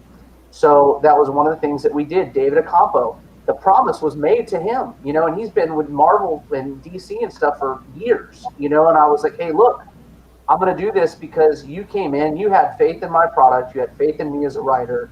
He was one of Mike DeBalfo, and a couple other cats were like, they had faith in the product, so they were like, let's do this. So I was like, look, we're going to put it out in Spanish, we're going to put it out in French. Book 3 is is already in the works now, being Kickstarter in 2 or 3 months after Greed book 1. But Greed, yeah, and we also got Rich doing a cover for you. Frank, yeah, man, Rich Forte doing a cover for you. Forte too, man. I'm excited to have Frank and Rich on the project, man. I'm excited to have you on there. We have such a vast array of talent. Justin Hunt is hopping on to book 2. You know what I mean? There's a lot of big talent in Greed, and it's not just because the money's there and the money's green. I understand that, but half these really awesome cats came to us, right? Like, I didn't go out and book 1. I did book 1. I went and I hunted talent like nobody's business. After book 1 popped off, but see, that's how we ended up. That's how we ended up meeting each other, because you went out looking for Adam Fields. Adam Fields, my dude. How is this all working? And then now you got you and Manny, and it's like everybody is networking. It's such a secular thing, right? Mr. Barter hit it on the head earlier. He was like, it is a small group of people. It's not so big. People know each other and they run into each other. Rich has mentioned it to me numerous times. People are, as large as it seems, it's a much more secular world than we realize, especially when it comes to talent and comic books and creators. People run into each other through a buddy here, through a buddy there. It's like, eventually, if you hang out with Mr. Barter, you're going to run into Phil. It's going to happen. If your buddy is Mr. Varian, you're going to run into Phil Leon. You know what I'm saying? It's going to happen. It's an eventuality. You know, and that's what the industry is. We help each other. We feed off each other, and it's a very awesome type of symbiosis. You know, it's a really cool concept to have, and the guys that have been doing it for 30, 40 years, to come down to the guys that have only been doing it for a few, you know, or 4 or 5, and go, hey, look, I liked your stuff. You know, I've had a couple people tell me my stuff was worth a shit, and I didn't even know what to think. You know what I mean? It was just It makes your day. It makes your day, and it spurs you on to keep kicking butt. Makes your year. It makes everything. You know. I know that feeling entirely. You guys know I was a collector. I was a Right. fan. I had nothing to do with the industry until Emerald City went down last year, and it was like, oh shit. Right. All my friends in my comic group on Facebook suddenly ain't gonna make no money this year. Yeah. You know, and it didn't have anything to do with anything other than, man, what can I do to help them out? We have a platform. Right. Let's do this CRoM Con thing. Let's do this con thing once a month and give them a platform, a virtual platform, grant you. But like I said, we've had people like Mike Varian that have been here almost every single time, you know, because they understand it and they promote it. They make sure people know they're going to be there. They bring their fans to the show. You know, when Mike Barron's on, that viewership thing just pops up. You know, there's certain people that understand promoting their self, and then they're out there telling everybody, look, I'm going to be on CRoM Con at 2:00 today, or you know, all week long. They're telling everybody, hey man, Sunday I'm gonna be on CRoM Con at 2:00. Y'all come check it out. They're telling their fan base that, right? Their fan base, you can tell who tells their fan base to come to watch them because the numbers go up. For sure. You know, you can tell who's fans like that themselves and who doesn't. You can tell plain as day sitting in this chair looking at that viewer count. Well, who's out there telling everybody what they're doing. I think that I get on, you know, I'm on social media too much. I'm over there talking about, look what we did today. Hey, come see us. You know, talk about us here. You know, but it's to be seen. You know, and we in this world, I think my page is at like 330 followers right now, 340 followers, and it's like getting to this point though, and showing off the product is half the battle. But like I mentioned earlier when I was on the show, we're pitching ourselves just as much as we are our talent, right? Like if people, you know, if you're a good dude, people want to back your work. You know what I mean? They're going to follow it. They're going to pick up on it. They're going to enjoy it. They're going to like the writing or they're not. They're going to back you because you're a good dude. You know, they like you as a person. But if you're a shitty individual, you know, chances are they're not going to be following. You know what I mean? That's just the way the world works. So yeah, I mean, and it also seems the more you're out there that built a following forever, and they're not the best people, but they still sell books. You know, I mean, it's like some of these guys built a following before social media. Oh, for sure, right on. Social media is not going to kill that following. Right on. Okay. But social media's made it where there's more people hang on every word they say. You know, it's like, woo, they used it. They promoted their brand. They used it. You know, I'm like, you got to be. If you really want to make something happen, you got to have a positive influence and not a negative influence. Absolutely. The only ones successful with a negative influence are people that already had a fan base hanging on their every word. Right on. And one thing with social media is it's made it more where people can connect with the artists and the creators more. And I think that helps build the passion of the comics in general. Also, you know, there's with that, you've also had it where people know more about indies. They know that they're out there. They see what the artists have to go through. You know, they're doing live draws or live sessions, and they're seeing what all gets put into that instead of just, you know, getting the book and going, oh yeah, that's cool. And, you know, don't even realize the blood, sweat, and tears that the artist put into that book, you know. You know what's cool though? Remember we've talked about this when they open things back up, how I'm going to make sure I do a con live. Well, I've had somebody that reached out to me a while ago, and he told me he'd like make sure that even if I couldn't get a press pass at the con that he was going to, he said he'd just set me up in his booth. And now I'm thinking about this, and I'm like, this could be a whole show not just being there running around talking to people, but maybe like a little docudrama of what he goes through packing up all of his shit to go to a con, and the whole thing that he has to go through getting there, setting up, you know, and you know what I mean? It's like it maybe give people a little better idea of what you guys go through when you are doing cons. Make sure that you're paying attention on April 16th. It's a Friday. Make sure you're paying attention. And, you know, we normally simulcast with Camaraderie, but I'll be at ICC doing exactly that. You guys will get all the packing the stuff up, getting to the show, starting the show, and then we'll go live for Camaraderie that night. So if you're interested in seeing one of the first shows in a long time, you know, we'll be live from ICC in Nashville on April 16th to the 18th. And then I'll do the same thing in May when I go out to the show in Bradenton, the South Beach Comic Con. So I'm excited about that. We've got our tables and all situated for that. I'm trying to get MegaCon booked. So if we get to MegaCon, you guys will get to see that. You know, that's one of the greatest shows in the country. So it's a lot of fun. The only thing that sucks about those shows is network connection is god awful. In those buildings. This piece of art right here is actually a MegaCon cover by Billy Tucci that I did. There you go. Yeah, he signed. It's a MegaCon. I got a MegaCon exclusive program a few years ago that's signed by Billy. You know, and that was like the second or third thing I tried to draw when I took my little hand at seeing how I was. That was like the second or third thing that I did. There you go. Well, she's a fun book, man. It's a great title. People bring up MegaCon or Billy or she is like I showed it up.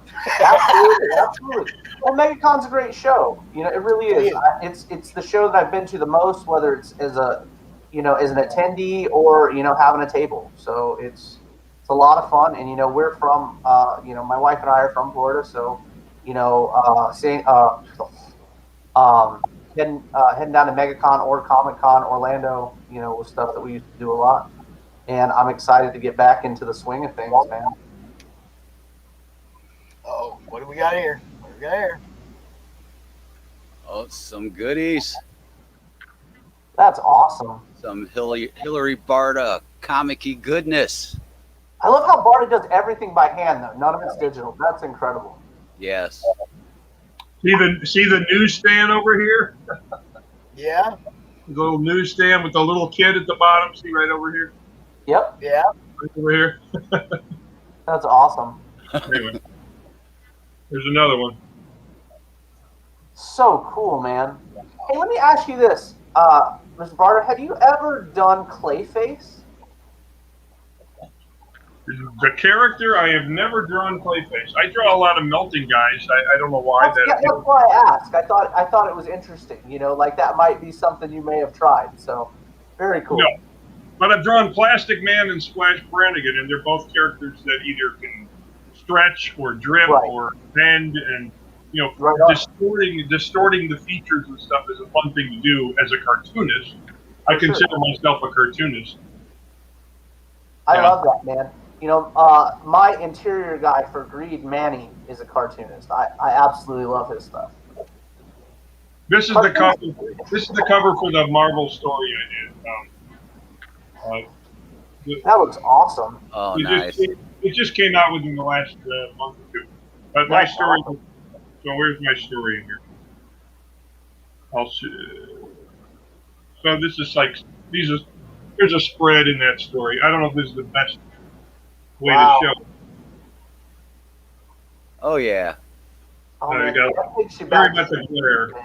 There you go. There you go. Just like that. Tilt it back a little bit. So good. Beautiful. Love that, man. Man, that thing flew, man. Hey, hold up. The dude down there reading the newspaper. Who's the guy reading the newspaper down there at the bottom?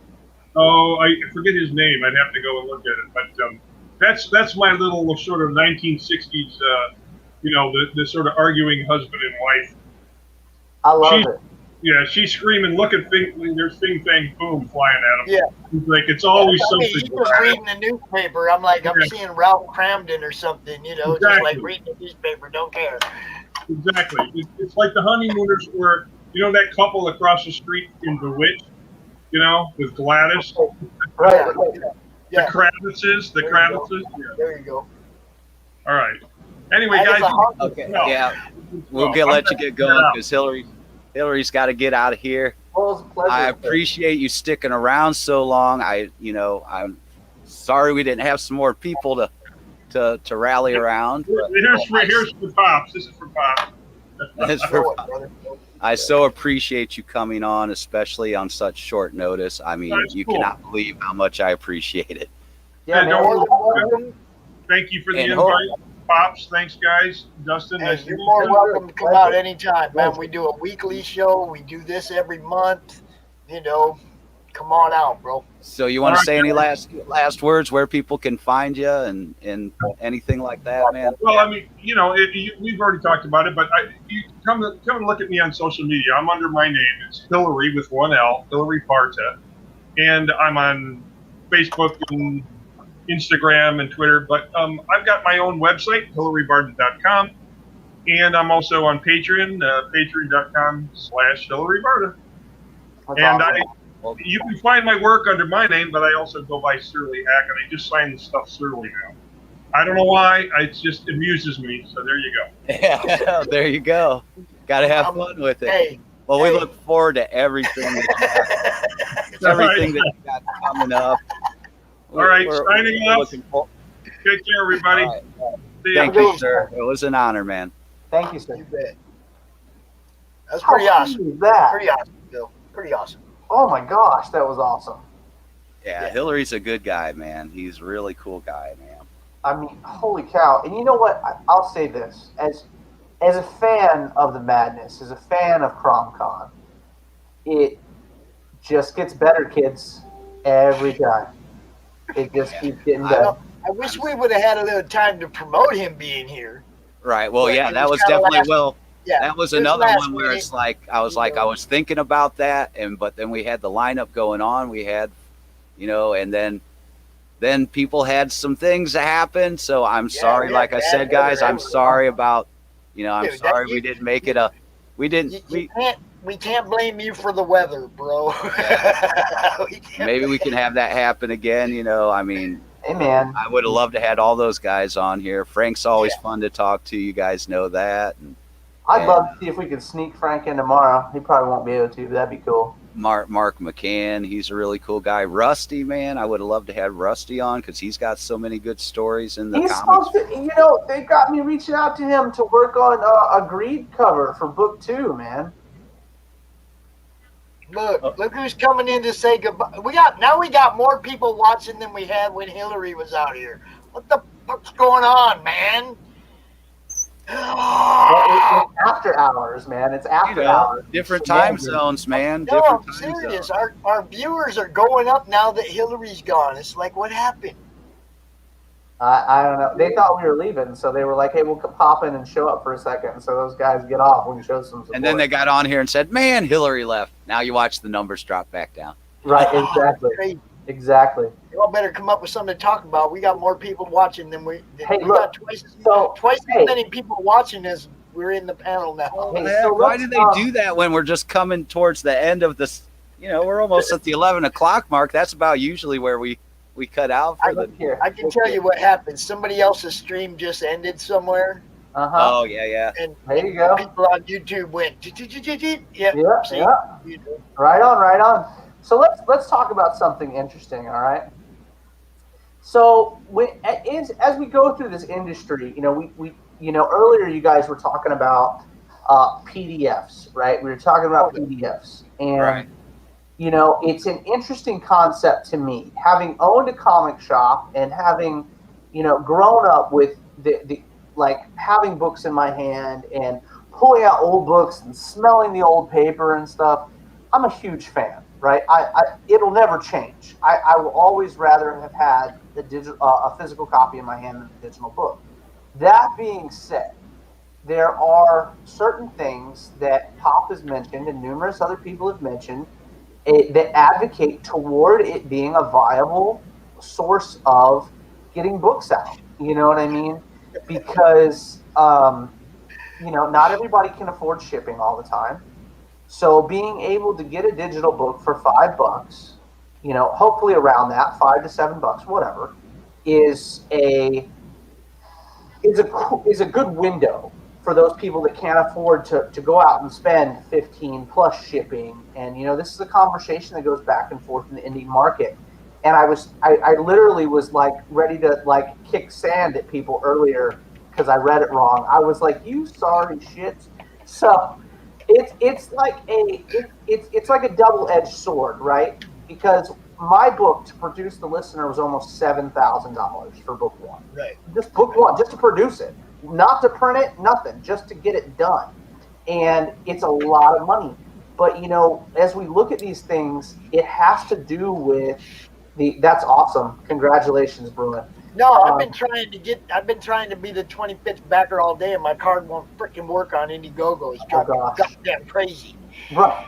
So you look at this aspect of it, right? And you're like, well, if I can give people a $5 PDF, okay, I can save, like, if you look at the last listener for Win-Wins Week, I gave you guys both books, 1 and 2 for $5 in a combo, both of them. And because of the fact that when you look at the numbers, like right now, I think we're at $130 a page is what we're at. After it's colored, after it's inked, after it's lettered, we're about $130 a page, okay? So when you look at that in a 24-page book, you know what I'm saying? You start getting up there. Well, it doesn't cost me to print a PDF, okay? That's how I view that. It's almost $4 to print a book, the way we print, because I like my books to be, I like the physical copy to have just as good put into it as my work. You know what I mean? So you always get a really nice cardstock book, always from us. And so, like you said, it's about $350 to print the book. So I look at it like this: if I'm not printing it, I'm not shipping it. That saves me X amount of dollars. So $5 to you guys is about the rate after I print and stuff that a dealer would get a copy of each book. Okay? And so I'm not out. You know what I mean? I would prefer you to buy a physical book, but you know what? I appreciate the shit out of you for coming in to my Kickstarter and going, hey, I want to support it. I can only do the $5. Hey man, hand to God, thanks for the $5. Here's your digital copy. For me, you guys know I'm not a digital copy guy. I know. Don't buy PDFs because I want a PDF collection. I know. But if I can help somebody's campaign, I'll throw a few bucks at them. Absolutely. But if I can help, I mean, I went looking this morning for people that were close were close to funding. Right. I wanted to be the guy. I wanted to be the guy to throw a few dollars right there at the end to help out. And it's like, damn, my card wouldn't work. I was so bummed out. It's numbers and algorithms, okay? That's what it is on Kickstarter. The Win-Wins Week got Project We Love, which is huge for them. You know what I'm saying? So to be able to, for us, from them. So, if we can go, hey, can you talk, I understand that COVID sucks, and I understand that things are rough, you know what I mean? So I have no problem. If you look at it, you're getting, what does it cost to go to get a Whopper at Burger King nowadays? $7-8, right? Something like that. Okay. So whatever your fast food of choice is, okay? If you're going to Chick-fil-A is like $7-8. Whatever. I know. It's like I'll go with my son, and he'll run through that drive-through, and I'll be like, that dollar thing, right? Right. And then he gets his meal, and it's $17. I'm like, absolutely. What the fuck? What I looked at when we priced the digital books was like there are some people that will remain. That's awesome. I love that. Yeah, absolutely. You deserve a shout out when you do that. You absolutely deserve a shout out. Yes. Well, if you look at the back of The Listener, Book 1 Addy, if you look at the very back, the very last page, is actually people that backed our book. Look at this fucker. Toss a coin to your comics, Grandpa. Oh my God. So but if you look at it, there are names of people that backed our book in the very beginning. You know, people that really supported us from the get. You know, before I started beating the concrete to get people to buy my book. Right. And there's something to be said though, to versus, hey, look, instead of going to get a whole bunch of diabetes, why don't you just go get a copy of The Listener, you know, for $2.50? You know what I mean? It's, you know, it's we looked at it like that. We looked at the cost of everything because it's so prevalent in this world right now. What does every dollar go for? You know, and you know, we looked at some other Kickstarters. I looked at a bunch of them. I did my research before I did my first one. You know, I really did. And you know, to see guys that are selling PDFs for $15 to $20 was very wild to me. You know what I mean? It was a wild thing. Well, some of them are huge. I don't have nothing. How can you charge me $20 for that? Some of those names are huge, though, Pops. Some of those names, those 15 to 20, are huge. So hey, you know, I'm going to advocate for the little guy. I look at the page count. Okay, I mean, I specifically said, for sure. You know, under 40 pages, guy. and they're charging $10, $15. I'm like, right. Come on, right. I'm with you. But like I said, I look at myself as there's a big ass ocean of talent, right? And I'm this fish that got dropped into this big ass ocean of talent. Okay. But I gotta be a little fish, you're gonna be a big fish. Yeah. Right. I gotta be colorful, I gotta have spikes, people gotta see me, you know. But I'll say this. PDFs are not the way that I want you to read my book. All right. But if that's how you get it, I appreciate it more than you could ever know. But you know what I like? I like the fact that the guys reading my books can get a bar of soap that makes them smell as good as shit, and they can sit down at their couch and drink some scotch and read my book. Looks like a campfire that he didn't even Damn realize sure it looked like a campfire. I did not notice it. It's really funny because I didn't pay attention. You know what I mean?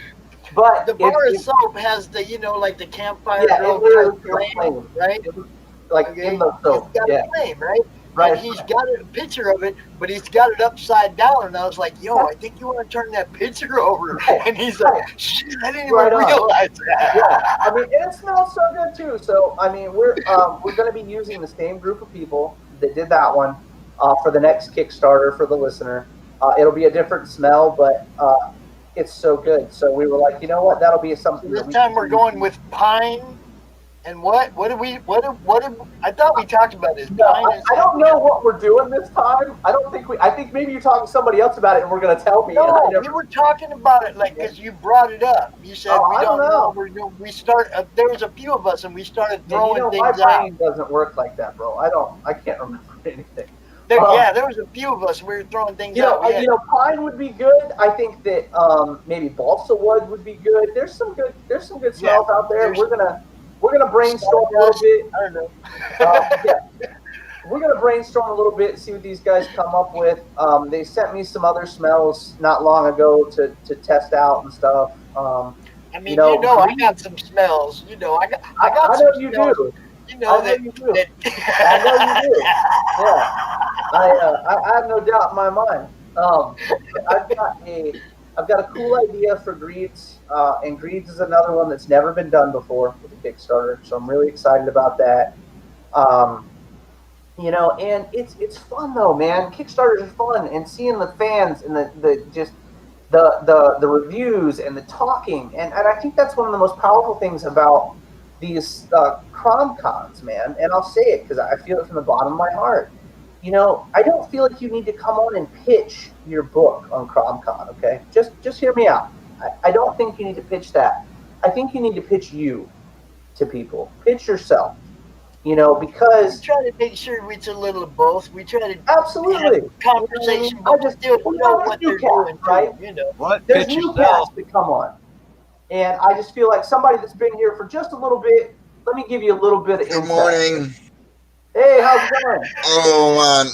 I barely woke up. Okay, I'm not even wearing glasses. It's all good. We're at the chill section, man. Obviously. I saw you kept on messaging on the comments. I'm like, damn it, I'm just sending him a link. Okay, I gotta leave for like 20. Like get ready for work and shit. So go ahead, Dustin. Where you were talking about, but it's just how as people are presenting someone, themselves in their 30 minutes. right?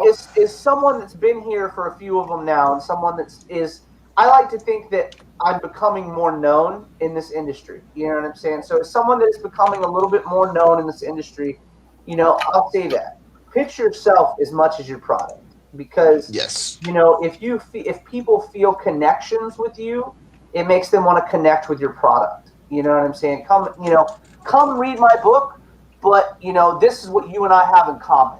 Yeah, that's what I'm saying. That was the one thing I was saying earlier about social media, how it's made where everybody they feel like, it's not only your book, but it's you and what you're doing and the passion you have behind it. Plus, it also it gives them where they get a chance to feel that connection and feel part of what you're doing, so to say. Right, because that takes you further away from what people.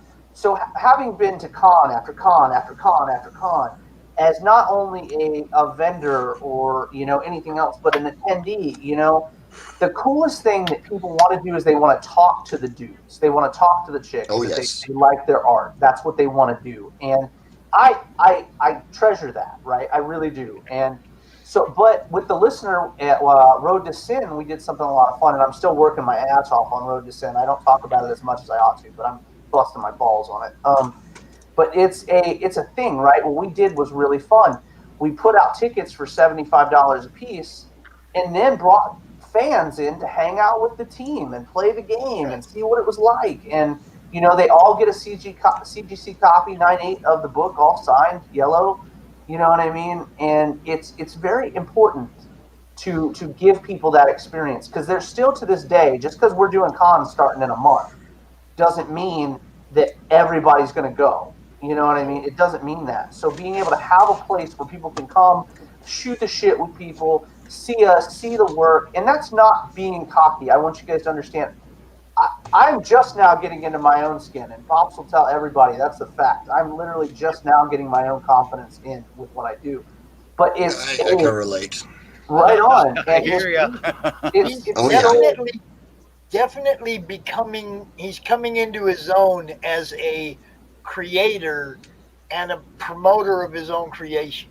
For sure, and that's the best way to put it, because before, I'm my own worst critic, right? So I walk in, and it's like, I walk into a room of good guys that are like, respect my work and my talent, but I didn't respect it enough to be in that room with those people, so I'm still stuttering while I'm talking to them and feel like I don't belong, what I mean? Oh, yeah. How I felt the first 3 CRoM Cons. I'm out here talking to people like Keith Williams and Mike Barrett, Brian Polito.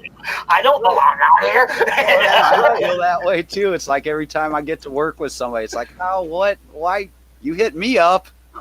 Yeah. I mentioned that earlier. It's an experience, and it's something that we can go ahead and we can give back, because when these guys come to watch CRoM Con, you mentioned earlier, you gave a percentage that made a lot of sense to me. Fans versus creators that are involved in the madness, and it's a very interesting topic, to see. What's going on, Danny? What was that, Danny? I saw that. Where's mine? Where's mine? So I was actually Dustin, that's what the next Pope should smell like. Absolutely. The next candle. The next candle for the To be fair, he said it. He did. They sent me some smells, man, and it was like when we started up with the soap, it was the coolest fucking idea, because we were like, "There's no way that anyone's done soap." Yeah, so I'm running through Kickstarters looking to see if anybody's done it. And when all of a sudden it was like, we can make the smell this, this, this, and this, I was floored, right? So, like, dude, gunpowder, whiskey, and campfire smoke. I was like, yeah, okay, let's do that, because I imagine the world of the listeners sounds like that, number one. Yeah, so it smells like that. Whiskey. Like, I just want to smell like a little whiskey when I wake up. Right. The only thing you don't want to do is get pulled over after you take a shower. In the Yeah, morning. I blame Dustin. I got my listener package in, and he had a little whiskey soap. You know. Yeah, he said that I was allowed to wash with this. You know what I mean? Whatever.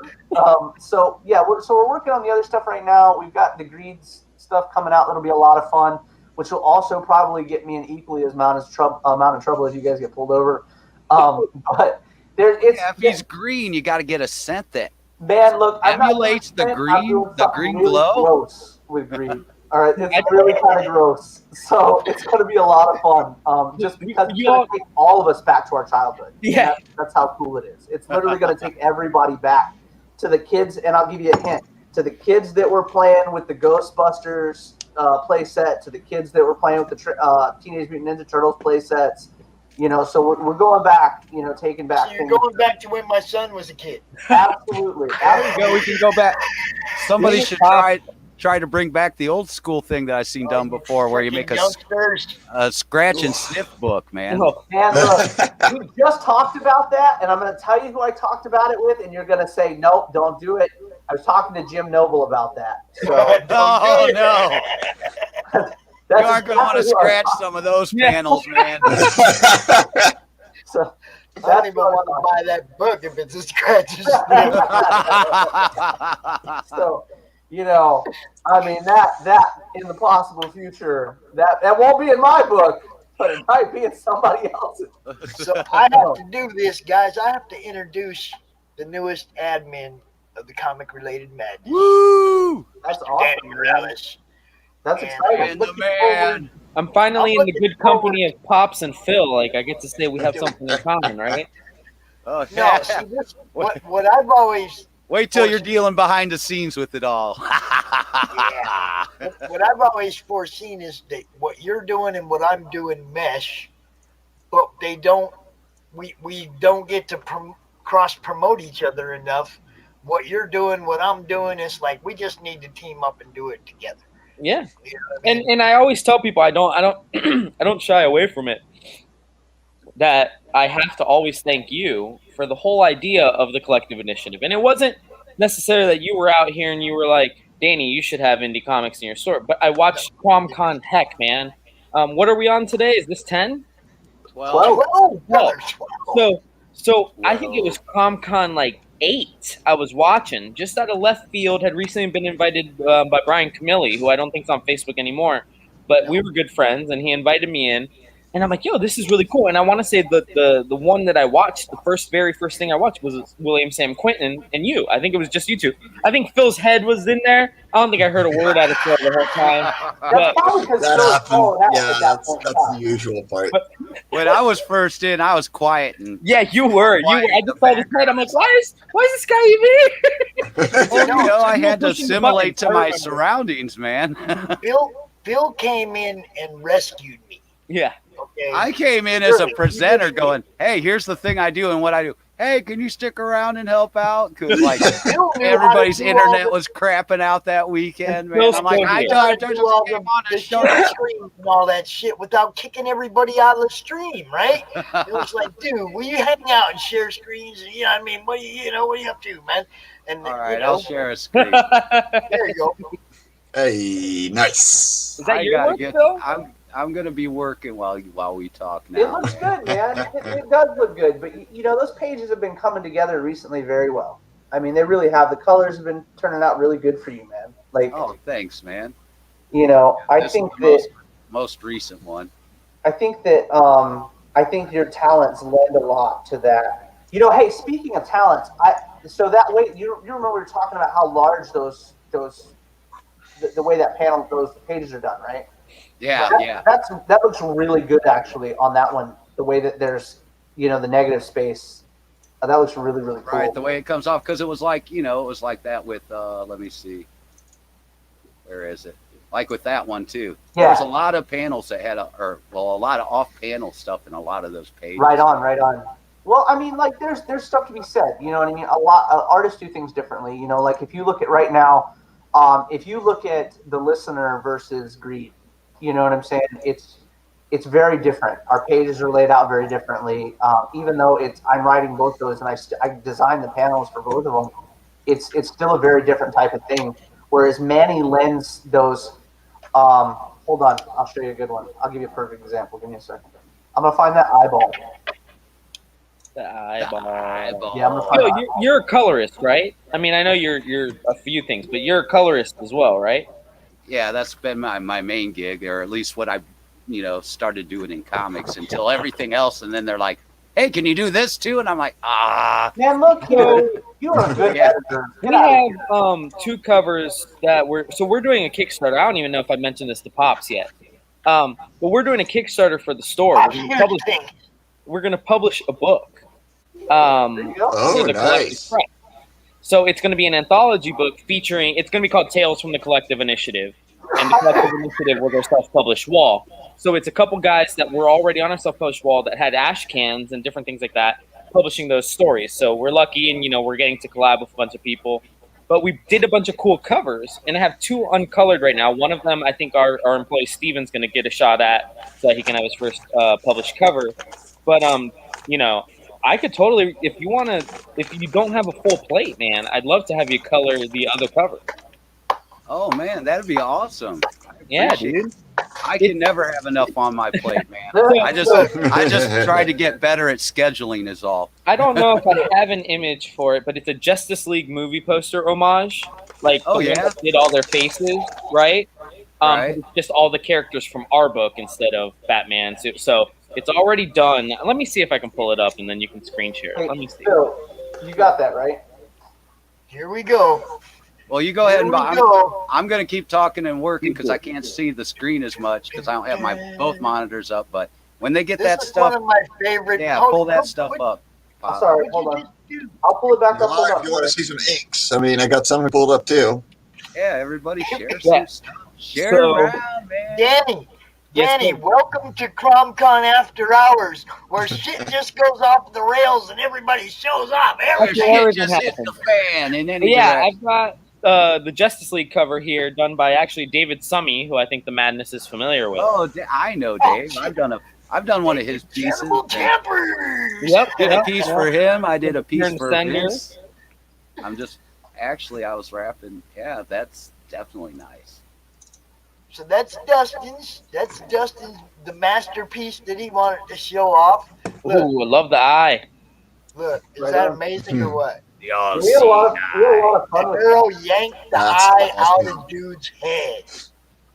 Yeah, we had a lot of fun with that, and that was before we started getting into. That's like the listener. So then we go into like Manny's stuff with Greed, and let me see if I can pull one up without showing too much off. Yeah, I'm terrible. Oh, so we use one that Phil pulled out. Phil already showed this one earlier. Yeah, that was beautiful.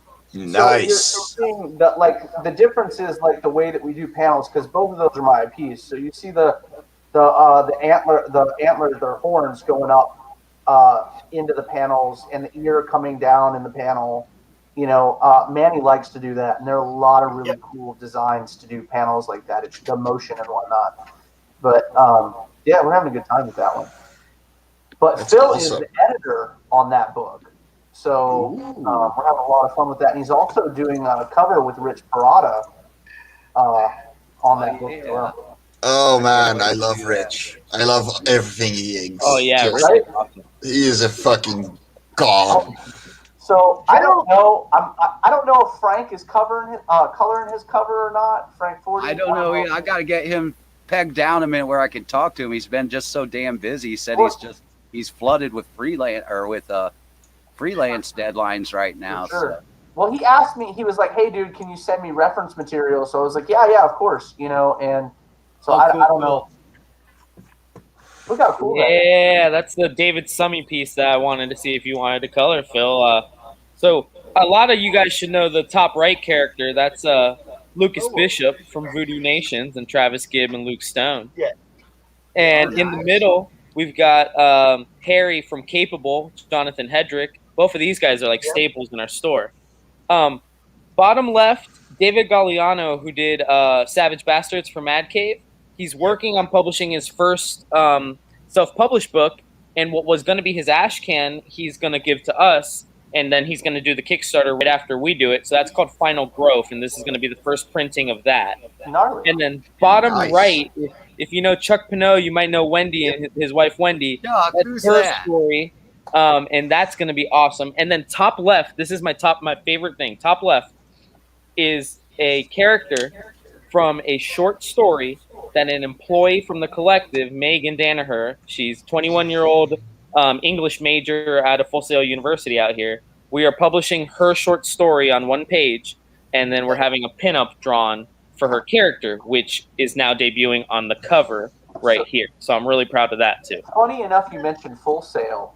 I actually toured Full Sail 15 years ago.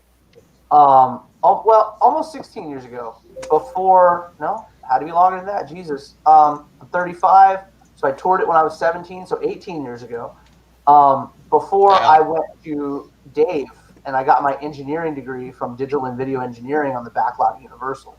But Full Sail in Florida is a beautiful, beautiful school. And it's Did you run into my editor? Did you run into my White Devil editor there, man? No, I don't think so. Roland Mann is a teacher out at Silverline. And Robert Benzitti teaches there too. He teaches creative writing there, and that guy writes like Green Lantern. I think he's about to write Tankers, Right, yeah, Bad Idea, which I believe that's the same thing. The difference that's in the same Full thing Sail, Roland does. You know, the difference in Full Sail and Dave was, though, when I was at Dave, it was a trailer, a double wide trailer. Oh, you went to the Dave school. Oh yeah, all that's where I right. got my degree from. Yeah, so it was a double wide trailer with stadium seating on the back lot. That's all we had. And nowadays it's like this massive building with all these like people, and you know, we were literally 10 students to a class, you know, and now it's huge. That's an awesome underwater scene, it looks like. Thank you. That's a concept for Lava Core 4. I like to be under the sea. That looks awesome. In an octopus's garden. Now, if we could get a scratch and sniff cover of that. Now we just need. like We all live in a yellow submarine. But yeah, I've been doing. That's all you're gonna get out of that one. Danny. Now, see, I hear things, bro, because I'm in the industry now. I hear things. I hear things. I hear things now. See, so I knew about this little project that you're putting together already. Because I hear things. People tell me stuff. People show me stuff. I'm having so much fun. I'm just so excited for this because honestly, and again, I don't think I gave him a shout out just yet, but Travis Gibb kind of orchestrated this for us, man, but he's run so many Kickstarters. He was like, "Hey, I just can't run this one. I'm okay with giving you these 4 stories, and we can make it happen." And granted, it fell in our lap because anybody that's created a book knows one of the most expensive things is getting the book created, like the art and everything. That's coming to us completed. So That's you know. awesome. We're getting really lucky. Straight to print. Then you can't beat that. We're pretty much printing the book. But again, for Jonathan Hedrick, that Harry story, that's the first time his capable backers will ever be able to read that. And before he puts it in a trade a year from now. David Galliano, this is literally the beginning of that world. And he's already pitching that to other places. So it very well could be the first appearance of, you know, some big character. Awesome. Mike, tell me you're going to color. Not to cut you off, Danny, but those images. Tell me you're going to color that. Yeah. Oh, that's my color. Like my colorist already colored 2 of them. But they're inked by me, and my colorist does does the actual pretty stuff. It's insane what she does with these pages. Oh, yeah. And you guys are in the UK, right? Sorry? You guys are out of the UK? No, I'm in the Netherlands, and she is in the Philippines. Okay, so I need to hook you up with my buddy that owns SC&C Comics in the UK, and he brings all the best indie stuff over there. So when you're ready to go, make sure you reach out to me, and I'll hook you up with my dude. I mean, I got 2 comics already. The third one is one backer away from giving away an original page. Let's get a hold of it, man. Yeah, I love got that. it inked right here, you know. Beautiful, beautiful stuff, man. God, the detail is phenomenal, man. Thank you. I love how I this really guy's pride like, I myself gotta on go that. to my normal job here in a little bit. But Yeah, he's yeah. badass But artwork. here's this badass page I just like inked, you know? Don't mind me. Yeah, You know, and The thing I hate about it is that dude has to go do something else. You know, it's like, come on, y'all. This guy's book is phenomenal. The world build is phenomenal. He's on book 3. He's not going to quit either way. He's on the road killing himself. this is the page I'm giving away, guys. We're trying to get people to go back this book, man, because This it's is awesome. one more back. This is one backer away from giving away this this page. It's page number 1 of Live on Korra 3. That's awesome, man. Good stuff. So yeah, we need one digital copy backer, and you know that thing is going out to someone. Tried all morning just to get in there and get a digital copy so that everybody would have a chance to win that. And they wouldn't take his card. Man, No, it's horrible. I cut the damn thing up, dude, but it's got money on it. Man, look, Speaking so of which, you know how when you first open a PayPal, that first time somebody sends you money, they hold it? Yeah, yeah. Yeah, Mike, you were the first one to send me money. I ain't got yours yet. So they, what you know, I find interesting about the indie world. Well, you know, when we see more and more books coming out, and more books coming out, it's become almost like, I joked about it like a month and a half ago, and you guys can laugh all you want, but I literally thought about, like, because we have our own publishing company, right? So it was like, man, wouldn't it be cool to start, you know, Kyle and I have talked about publishing other books outside of our own series, you know what I mean?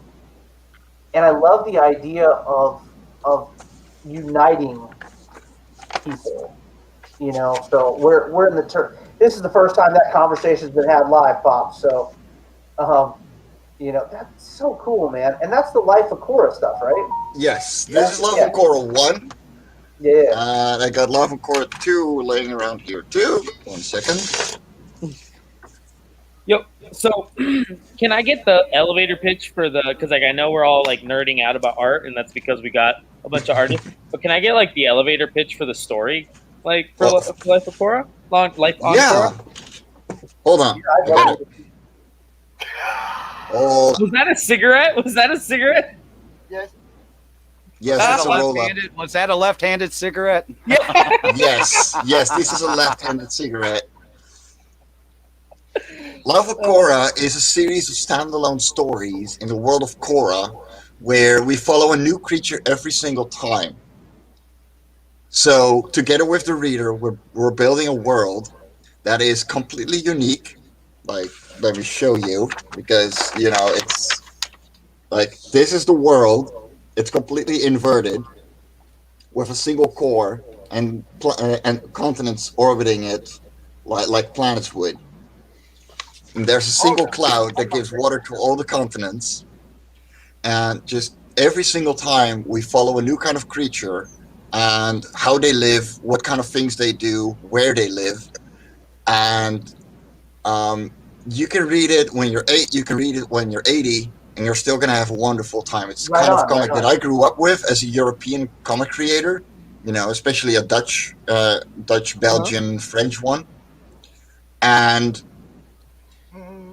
you know, we're one backer away from giving an original page to one of the backers. And have you read Primal? Sorry? Have you read Primal? The series Primal. It was like a when I owned my comic shop, I bought them for my kids. They're Is that no, the I haven't Tarkovsky yet. one? I haven't yet. It's like they're hardback comics, right? Like you would get a hardback novel, and they're like in the life of a tiger or in the life of a cheetah or a T-Rex. Oh, or yeah. a white shark.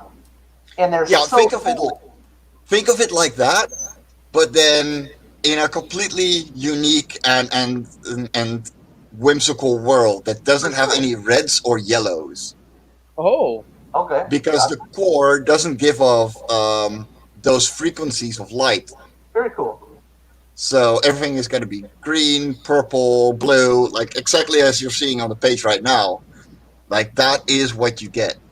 It's awesome. Through the It has entire this, like, series. Avatar type of feel to it. You know, it's a really cool concept. I love the fantastical idea of this, like an animal that you've never seen before. Like I remember like losing my stuff with my daughter when we saw the last Frozen movie when it came out, and she had that little ice salamander thing, you know, and to see like people create cool animals and to see how they would exist. Because you don't think about that, like, right? You normally don't think about the animal in the background of whatever story you're reading. You know, so that's a very cool concept. So, Danny. Yes, Danny, sir. You see this one right here, right? So I had lots of questions in a good way because I know this man's got to get to work in a little bit. I got 30 minutes, so Okay. I should actually be going, but I'll give you 10, okay? Okay, so one, they're printed as single issues, like floppies? Yes. Yes. Okay. And then two, so I know you're in the Netherlands, and it looks like your Indiegogo is in the Euro and everything, but do you still ship to the US, and is that just a look like, yeah? The shipping is pricey. I'm working on that. For Lava Core 4, we're gonna talk to Critical Blast, so we can probably get it down to like 10 euros instead of 23, which it's at right now. Okay. However, getting the entire series right now, like the issue 1, 2, 3 together, is the same amount of shipping as, you know, just getting a single issue. Yeah, for sure. So, you know, you can get caught up and actually, you know, get the worth for your buck. So check this out, Danny, because you're a comic guy like me, okay? You're just now starting to look for credits and get into the industry, but you're a comic guy like me. Now look at the Stone Surfer cover. Okay, do you see the one I'm talking about? Yes, sir.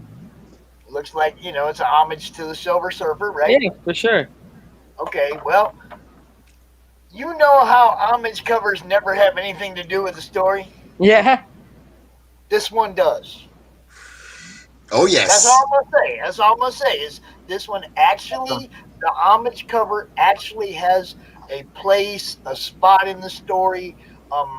It actually, you will see something related to something like that in the story. That's killer, man. So would you say that this is like science fiction? Would you like? Yes. Would you say it's in that? Yes. Okay. This And is I'm gonna way tell you, more Danny, like. it's the most unique book I've seen yet. No, for sure. That's why I wanted to. While I hate to put it in a box, I wanted to see what the genre was. You know. It's there is so much world building going on in the background. Like I got pages and pages and pages of physics and stuff written out. But the thing is, in these 32 pages, you're not going to see any of that. You're going to get, this is the world, this is how it works, this is what it looks like, and then you jump straight in, and that's all you need to know as a reader.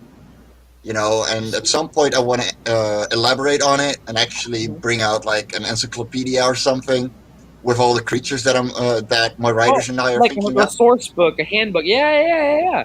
But If you want to print that in the, you know, Tales from the Collective Initiative Part 2, you know, maybe we could work something out. I'm just kidding. Check it out, Danny, because check this out. You know how you guys, you get books that stand out, okay, for different reasons, right? Okay, like The Listener is one of the deepest books I read all year.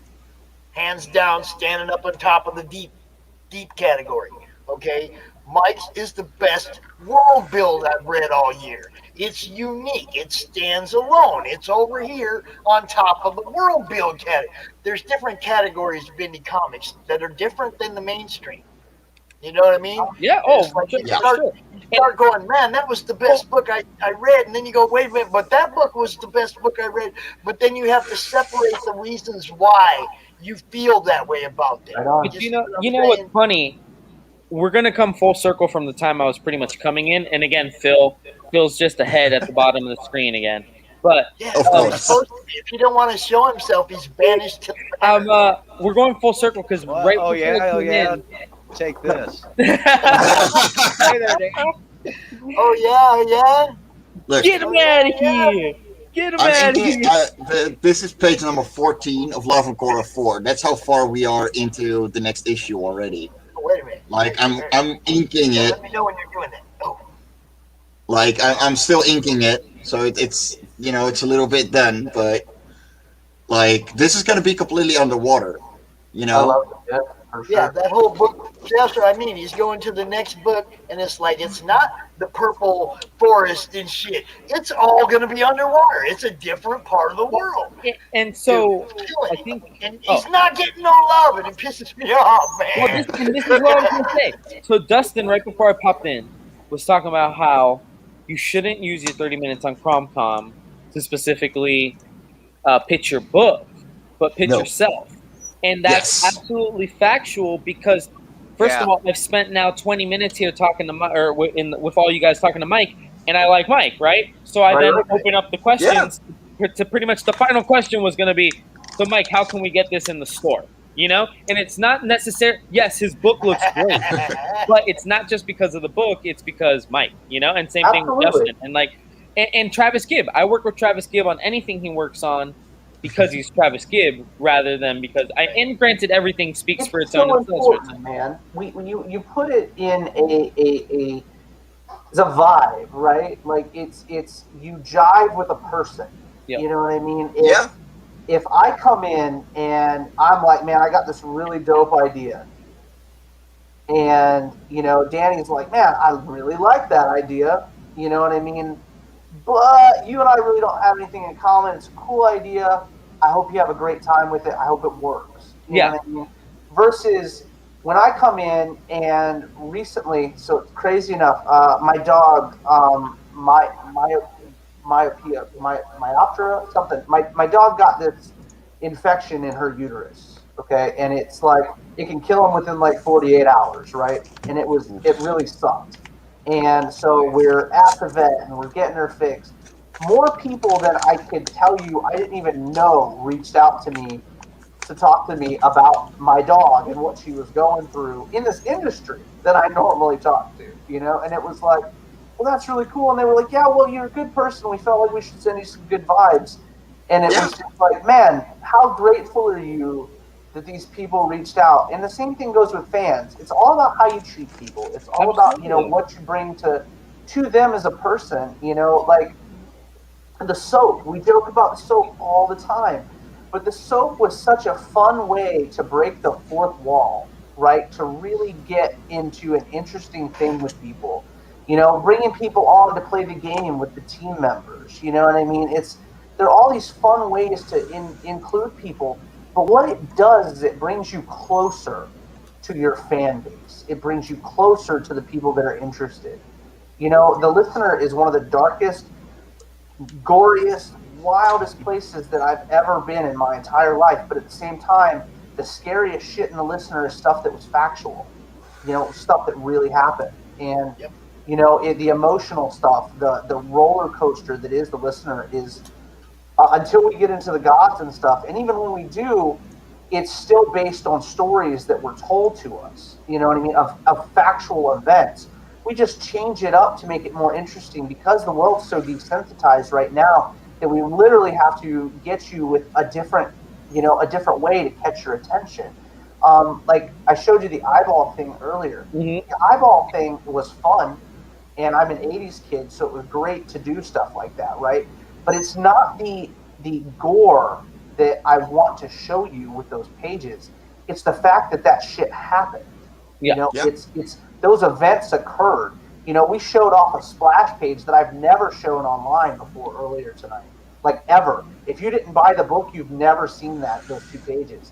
And it's an exciting thing to me to be able to, like, you flip a page and be grossed out, but not be grossed out because of the gore, because you're desensitized. Grossed out that the shit actually occurred in real life. You know what I mean? Mm-hmm. And that's the drive behind it. The scary stories, the campfire tales. You know what I mean? We really want to show you guys the side of us as people, you know, Yeah. storytellers, what Well, we can give you. And that's what I love because, like, honestly, 3 out of, and granted, Wendy is a great person, and it's because of Chuck, so it's like 4 out of these people. But all of the people we're working with this, Jonathan Hedrick, Travis Gibb, Wendy, and then David Galliano, 3 out of the 4 are here local. And we're doing it because they're good people, you know what I'm saying? And we trust them and we appreciate. I literally sent a message to David Galliano. Actually, I'm sure he's okay me telling the story. So Final Growth is kind of a apocalyptic story. I don't want to say zombies because he doesn't say zombies either. But it's apocalyptic. But it's a guy. Okay, I really gotta go. Take it easy, guys. Hey, Mike, good It was seeing you, awesome buddy. talking to you. Enjoy. Hit me up on Facebook, on Twitter. My handle is Madness, bro. Don't worry. We got you, Danny. We got you. Don't worry about it. Take it easy, guys. Thanks, Mike. Hey, Mike. But David, it has to happen after every CRoM Con, right? Don't worry, I got you. But David's son has autism. Okay. And the book is about a father and his son trying to survive this apocalypse, but the son is special needs. Right and on. that is a very tough situation. You know, we've never seen Rick Grimes have to deal with that or any of these other people. Right So on. I think it's a genius story. And I sent him a text just the other day, and I said, man, I hope this book blows up. It can't happen to a better person. I hope nothing but good things for you and your family. You know what I'm saying? Like, and that's how I feel about anybody that we carry on the collective initiative. And that helps me sell it to a customer, because whether I can pitch the story that, you know, like Mike and his whole thing with Life on Coral, which is an amazing, it's almost like a creature anthology, right? Right on. And I can explain that to somebody and they can be like, maybe yes, maybe no, but then I can literally hit them with, and I've talked to Mike and we've interviewed Mike, and Mike is phenomenal, man. We love him here at the store. And that can literally be the push that sells the book. For sure. Like I said, I've had a brick and mortar. I did it for 2 years before we moved and stuff. And now we do online, you know what I mean, other than publishing our book. But it's like it's a very personal experience when you can go in, talk to people, figure out what you're doing as a creator, as a fan, you know, even both sides of the table you're sitting at, whether it's your point of sale or you're on the other side of the point of sale. You know what I mean? Yeah. You have to get along with your company, your fans, your buyers, whatever you've got. Danny, look. Hey, I'm waiting for mine because he said he was getting those.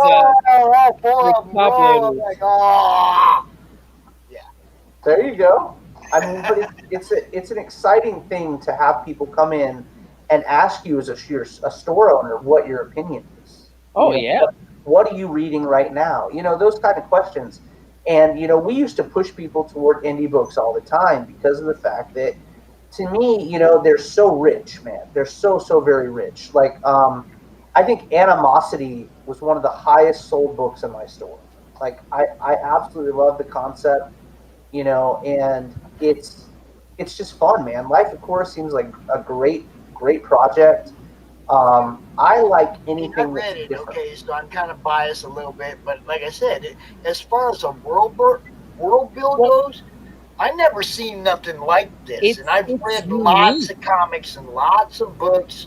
Everybody's planet's a regular planet, okay? A round thing orbiting a sun. This ain't that. You look at that image, all you gotta see is that image. Honestly, that should be one of his covers.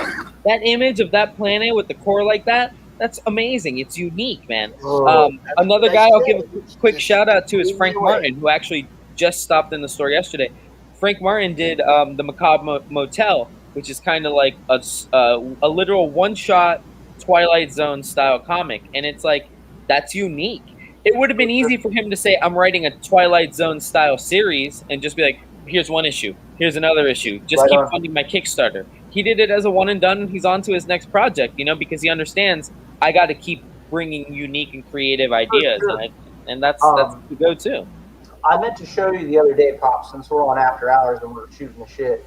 The covers are all ready for print, and I'll show them to you real quick. We added the trade dress to them and whatnot for books. Yeah, I was so low key. I was just debuting covers. All these covers have not been seen by anybody besides the artist and the store. So even that one that's completely done, besides the barcode, Jerome just sent that to me. Jerome Gagnon, I think I'm saying it correct. Right. He's an awesome guy too. Yeah, he's awesome. This is done by Luke Stone, and what I love about this, what I absolutely love about this, oops, hold on. Oh my God, I'm like, I feel like Pops. I just broke everything. All right, here we go. Just blame it on me. I'm used to it. So what I absolutely love is we changed. If you've ever seen, so this is an homage to Avengers, the movie poster. Yep. Okay. And the background, that's supposed to be Avengers Tower. Well, that is what we call in the Central Florida area the eyesore on I-4. Oh yeah, for sure. That building's So been we unfinished forever. literally had Luke Stone draw that into our comic. So we used That to is make horrible. Who designed that building? So to throw context to that building while we're talking about it, I grew up in Jacksonville in Orange Park in North Florida, and I would drive. So we talked about my Uncle Les earlier, and his death spurred the listener. And well, when he first moved to Orlando to live by my grandmother, his sister, he had disappeared, right? Like for like 20 years, like off the map altogether, and just showed up. And he buys this little, like, nice little house right down the road from my grandmother. And my wife and I, we started driving down to see them, you know, not just for shows and stuff like cons or anything, MegaCon, Tampa Bay Comic Con or anything, but just to see them and visit and whatnot. And you drive past that thing on your way to Orlando every single time. And, you know, it was like the biggest joke in the world. You'd be like, man, when are they going to finish that building? You know what I mean? Like, what is going on with this thing? And it's just ugly as shit, too. It's like not even like, and it would have been so cool if it was finished, right? It would have actually been a really cool. Yeah, it would probably look cool. Half of it's freaking parking garage. That's why it's so odd looking. They just like built parking garage into it. But yeah, it's the crazy. And our store is like a mile and a half from the here, so that's why we had to add like all of our customers. Sure. Well, it's like an icon in the area. You know what I mean? Right on. I get it. That's such a cool concept. I love that you did that. Yeah. We've done a couple of homages with the listener for book 1 and book 2. I think the one that sticks out the most for book 2, because the first one, one of the big ones we did was the Wolverine with the Wolverine homage cover. Is that the number one with the? Like, yeah. Well, so we did the Kyle Willis with that one. Hold on. Dude, Kyle's super talented, man. He did the Incredibly. cover Well, Cthulhu Invades Oz, and business. You know, he owns half Cowabunga Comics. You know what I mean? So he's a really, really good cat. But so I'll pull it up real quick. Hold on. Chapter 1 covers. Here's Kyle's mock-up that we did for book 1. Oh, that's awesome. But yeah, it's painted on a newspaper that was printed the day after Pearl Harbor, and an incredible cover. But we're on When Winds Weep right now, which is our second book. This is David Ocampo's homage for that. It was a Turok homage. Yeah, dude. I've seen. It's funny because the Turok comic. I don't know if I think it was published by Varian or whatever. Yep. And it's like in Key Collector as like a $15 book, but like I had it in a previous shop I worked at, and I couldn't get rid of it for $5. No, so it's one of those books that like people, like you guys ever play the Turok video game? Yeah, you know. I mean, it was one of those that will stay there forever. You know what I mean? But here are the other covers for book 2. We had so much fun. Hold on. For book 2, but here they are. So this is Gabby's cover for book 2. I love working with Gabby. She's been tattooing me for like 13 years now. Really, really cool person. Awesome cover. And then we went into this is Adam Fields' cover for book 2. Nice. I mean, just stunning stuff. And then you got Marissa Pope's. You know, Gwen did a couple variants for this one that were really, really awesome color variants for it. Here's Eric's cover. He's our interior artist. Oh, that's sick. Yeah, it was really, really cool. And then you've got Kyle's cover for book 2, which is a store exclusive. that came out really, really pretty. It's actually painted on a treaty between Native Americans and settlers. What? Yeah. Did he draw her, or did he? It's painted. It's painted. Wow. Yeah. He's amazing, dude. He is really, really, really, really talented. And then Danny, the whole team's amazing. man, I know my team is batshit, man. Like they're really batshit. But here's a look at Manny's cover for Greed. This is the only cover we've really shown anything for, except for the Rich Parada cover.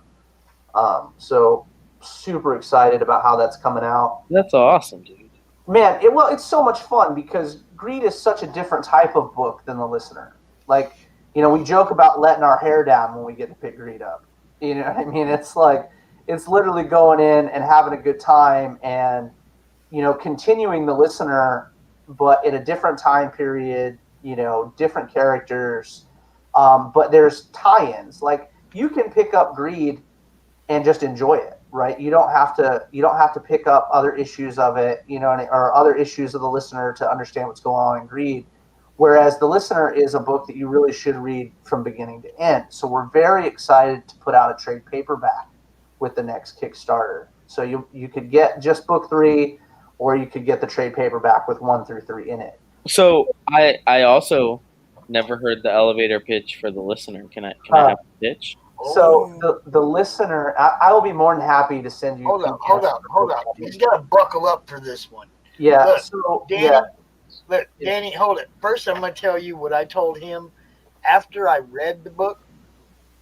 Okay, he hits me up on Facebook. He's like, "So what'd you think?" I was like, "Yo, man, that's kind of deep. I'm going to have to read that again and get back to you."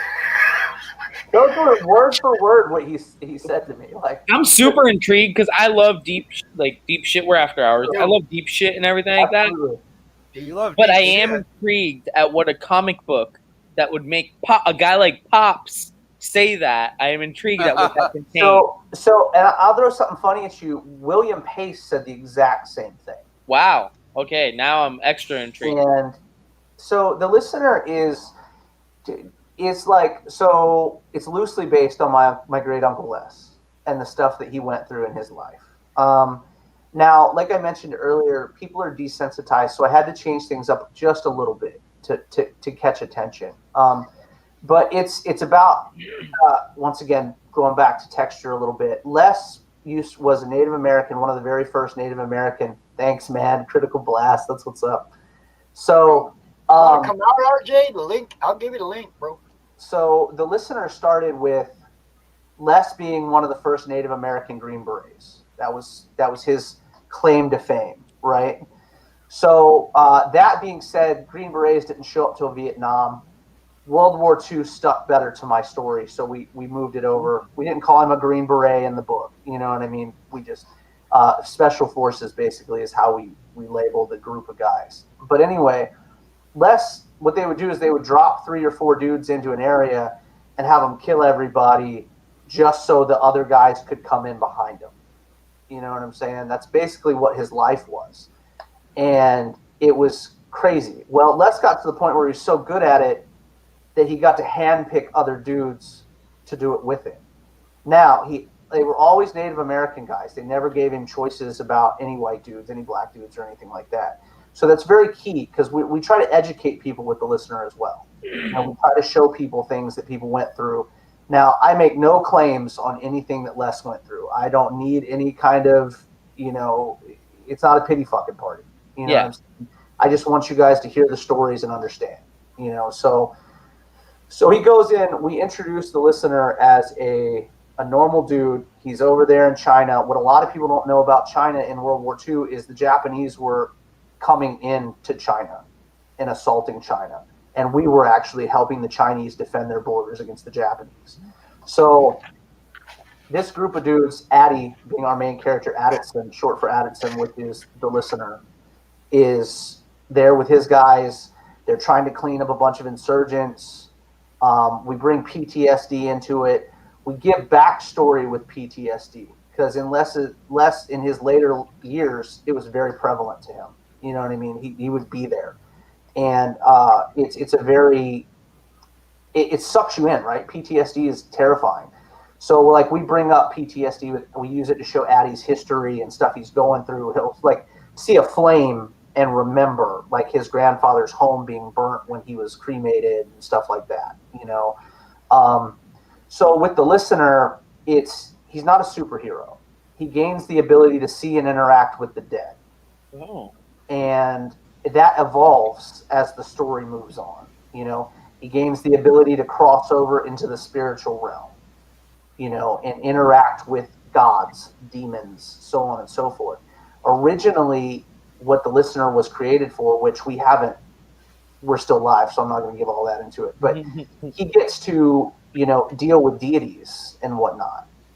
And he finds out that he is, in fact, something that he's been hearing about his whole life. You know, he thought his grandfather was crazy. He thought his dad was crazy.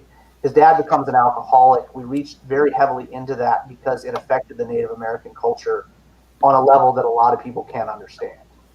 You know what I mean? Alcoholism was a really rough thing to people. So we bring that into it a little bit. And then we get into a betrayal at the end of the first book. Oh. And the They're betrayal. floppies, right? You have them as floppies? Like Yeah, single issue? absolutely. Well, look, I got one for Pops right here. What? I know. Look at that. Ain't that beautiful? Yeah, that's Mike DeBalfo's cover for issue 1. So, really excited that people have been digging it and having a lot of fun with it. So would you say, like, if I'm talking to a customer about it, right? Let's say they're a fan of Constantine. Okay. Do you think I could? Do you think they would dig it a little bit? Absolutely. I think that so my wife jokes about it all the time. Like she loves the books, and she's my editor, so she'll talk shit about it with the quickness of his cat. She'll let me know, right? If it's not written well, she's going to tell me. But we look at it like the very beginning of Supernatural, like the first couple seasons, right? Like it was real legit and real like wild stuff. So if the Michael J. Fox from The Frighteners was involved with Supernatural, okay, is what we look at it like, you know. And as you get further into it, it becomes this evolution. What is the listener? What is he really? What is the listener? What created the listener? Why can he see the dead? Why can he interact with the dead? You know, because Addie is bequeathed this gift. You only have one listener at a time. It's a bloodline tree. You only have one. So we had a lot of people, like when Winds Weep came out, that were freaking out. They were like, "You've killed the listener already," because we were putting promo art out that looked like, you know, of a tombstone with the listener written on it and stuff. And they were like, "Why are you killing him already?" Well, he wasn't the listener in the first book, you know, so he doesn't gain the listener abilities till the second book. Had he not gained them, he would not make it through the second book. I got it. So it's a very cool concept. There's layers, dude. It's well, and you know, it's funny that you kind of say it in that. So as Mike was pitching or talking about life on Korra, and I didn't ask him this because I figured this wasn't the case with his book. Right. But the way he described the book, how it was about a creature every time, I would absolutely love to see that, but spun so much so that it's literally the lifespan of that creature from that would be birth cool, to death. You know, whether it's eaten by another animal in the food chain or whether it gets to grow old and, you know, be old. Like, I would love to see that. We don't know if Mike is going to revisit these areas. Well, no, and that's what I'm saying. Like, I didn't want to ask him because at the same time it might be something he's working on, you know, and everything like that. But that's immediately where my mind went. I said, "Holy cow!" Like, that would be awesome to see the whole, you know. And these are all original. It's not like we're looking at a lion and a jaguar. Like, you know, these are original. Yeah, for sure. Well, it's a lot of challenges, whatever. Yeah. It's a lot of the listener boils down to the point your emotional connection to these characters. You don't only have Addie, you've got Nostis, you've got Guy, you've got Sani, you've got the Winds. So another thing that they used to do with these dudes is they would drop these hounds with them. They'd give them like 1 to 2 of these massive dogs into these groups. And these guys would bond with these animals. They'd spend all this time with these animals. You know, it was like another member of their group. You know, so we bring that into the story. We give you the hounds. You know, we give you these awesome dogs but they become a part of the story. Like they have their own thoughts, their own, you know, facial recognition. You know what I mean? It's not like we just toss the wolves into it, and it's like they're a character. They're characters. They have their own. It's like I'm already hooked, right? And then here come the wolves. Yeah. Right. Here come the wolves. It's like, yeah, like you needed to do that to get me. I was like, I was already there. Now, let me ask you, Dustin, why? Because like as you explained, I was kind of thinking in my head, it'll hit me. But so why did you choose World War II instead of Vietnam? World War II is so one of the biggest things we talk about in the listener is time and death are not finite. Yeah. It just in our series, they're never going to be finite. And with World War II, I feel like people related to World War II more than they did Vietnam. I feel like you could, There wasn't a best fighting against World War II. Everybody was, you know, you could talk to people. Getting the bad guy. Absolutely, right? You could talk to people about that. But also at the same time, the group of people that we're not going to talk tribes and stuff like that because it's not worth here nor there when it comes to certain people. You know what I'm saying? And to me, it's not. I mean, we're all one people in my opinion. So, but we're also educating people on religions and faiths of other people. You know, so I felt like it was more relatable. Like I could give you a story that you could understand a little bit more. When I talked about weapons, you could understand what I was getting at, tanks or anything. In the listener, any vehicle that you see or weapon or even clothes is connected to that time period. The way our characters talk is time period based. You know, we don't use slangs and stuff that didn't exist. You know, and speaking of slangs, you know, we also try to educate people and what not to say to an individual. You know what I mean? Like, very shortly, you're going to get into book 0 of the listener, and it's how Addie joins the military, why he has dislikes for groups of people, you know, when he gets the nickname Red that haunts him forever. You know what I mean? There are a lot of things that we talk about. But yeah, so the listener ends up being, I've got 30 something books written, bro. I mean, we're like asking for an elevator pitch is like asking me to explain, and you joke about it all the time around here because my wife's like, you got to have one, and I'm like, fuck, I have no idea. Well, and that's so I use the word elevator pitch because when I started, Pops let me like host a panel once, and then I do my own show, and I agree. Again, I agreed with you on selling yourself, right? Right. So when I have a guest on about a book, whether it's freaking Superman and Philip Kennedy Johnson or whatever, or you know Travis Gibb, I said give us the elevator pitch at the start, and then we're talking about Travis Gibb, like you know, an inspiration for the book and this and that. So that's why I use the word elevator pitch because I literally have it out the gate. I wish I had, man. Look, so look, I will write you something up, Dustin. I appreciate that. Dude, Pops is gonna give you your pull quote for your trade, dude. Right, right. Yeah, no, look, I wrote the first promo for Mojo, okay, and I had never done anything like that before, and Mike Barron told me I did a damn good job. So maybe condensing something that I've actually read into a paragraph, I might be able to do that. You might be able to. I have faith in that. I have faith in that. I hadn't read that, and I did it. So putting, you know, we get into such a large world that we've got a second book out, bro. I mean, a second series. You know what I'm saying?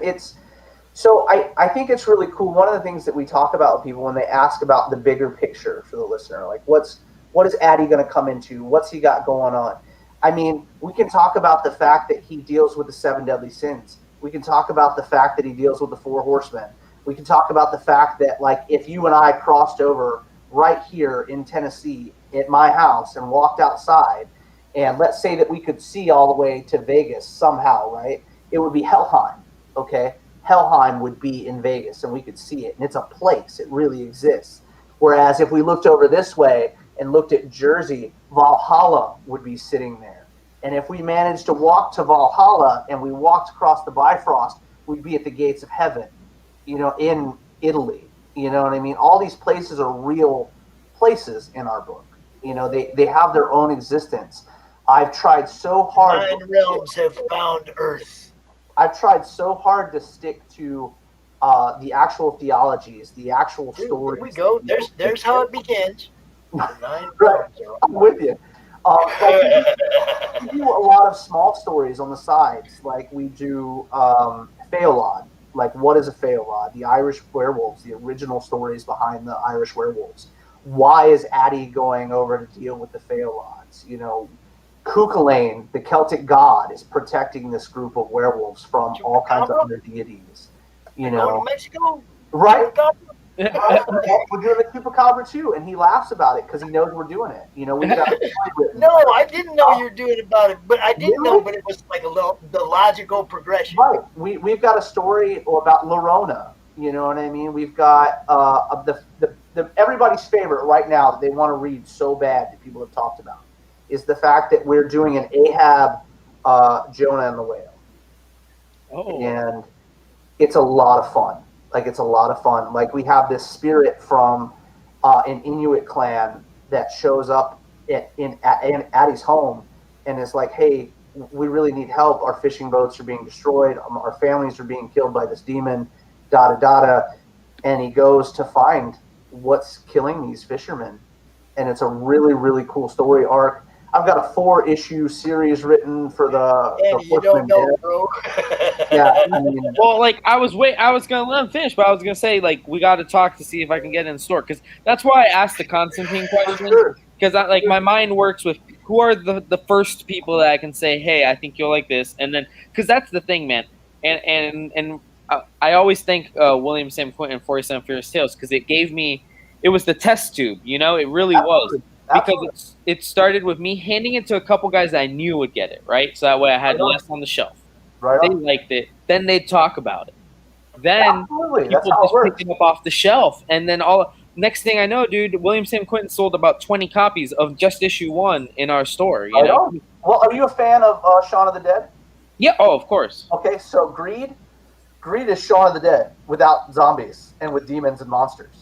Dude, all in. And that's the thing. Under the bed, Danny. Yeah, You're under your bed. under the bed. Instead of having 2 dudes that are stoned all the time or drunk all the time, it's about a 10-year-old kid and his monster under the bed dealing with adult situations.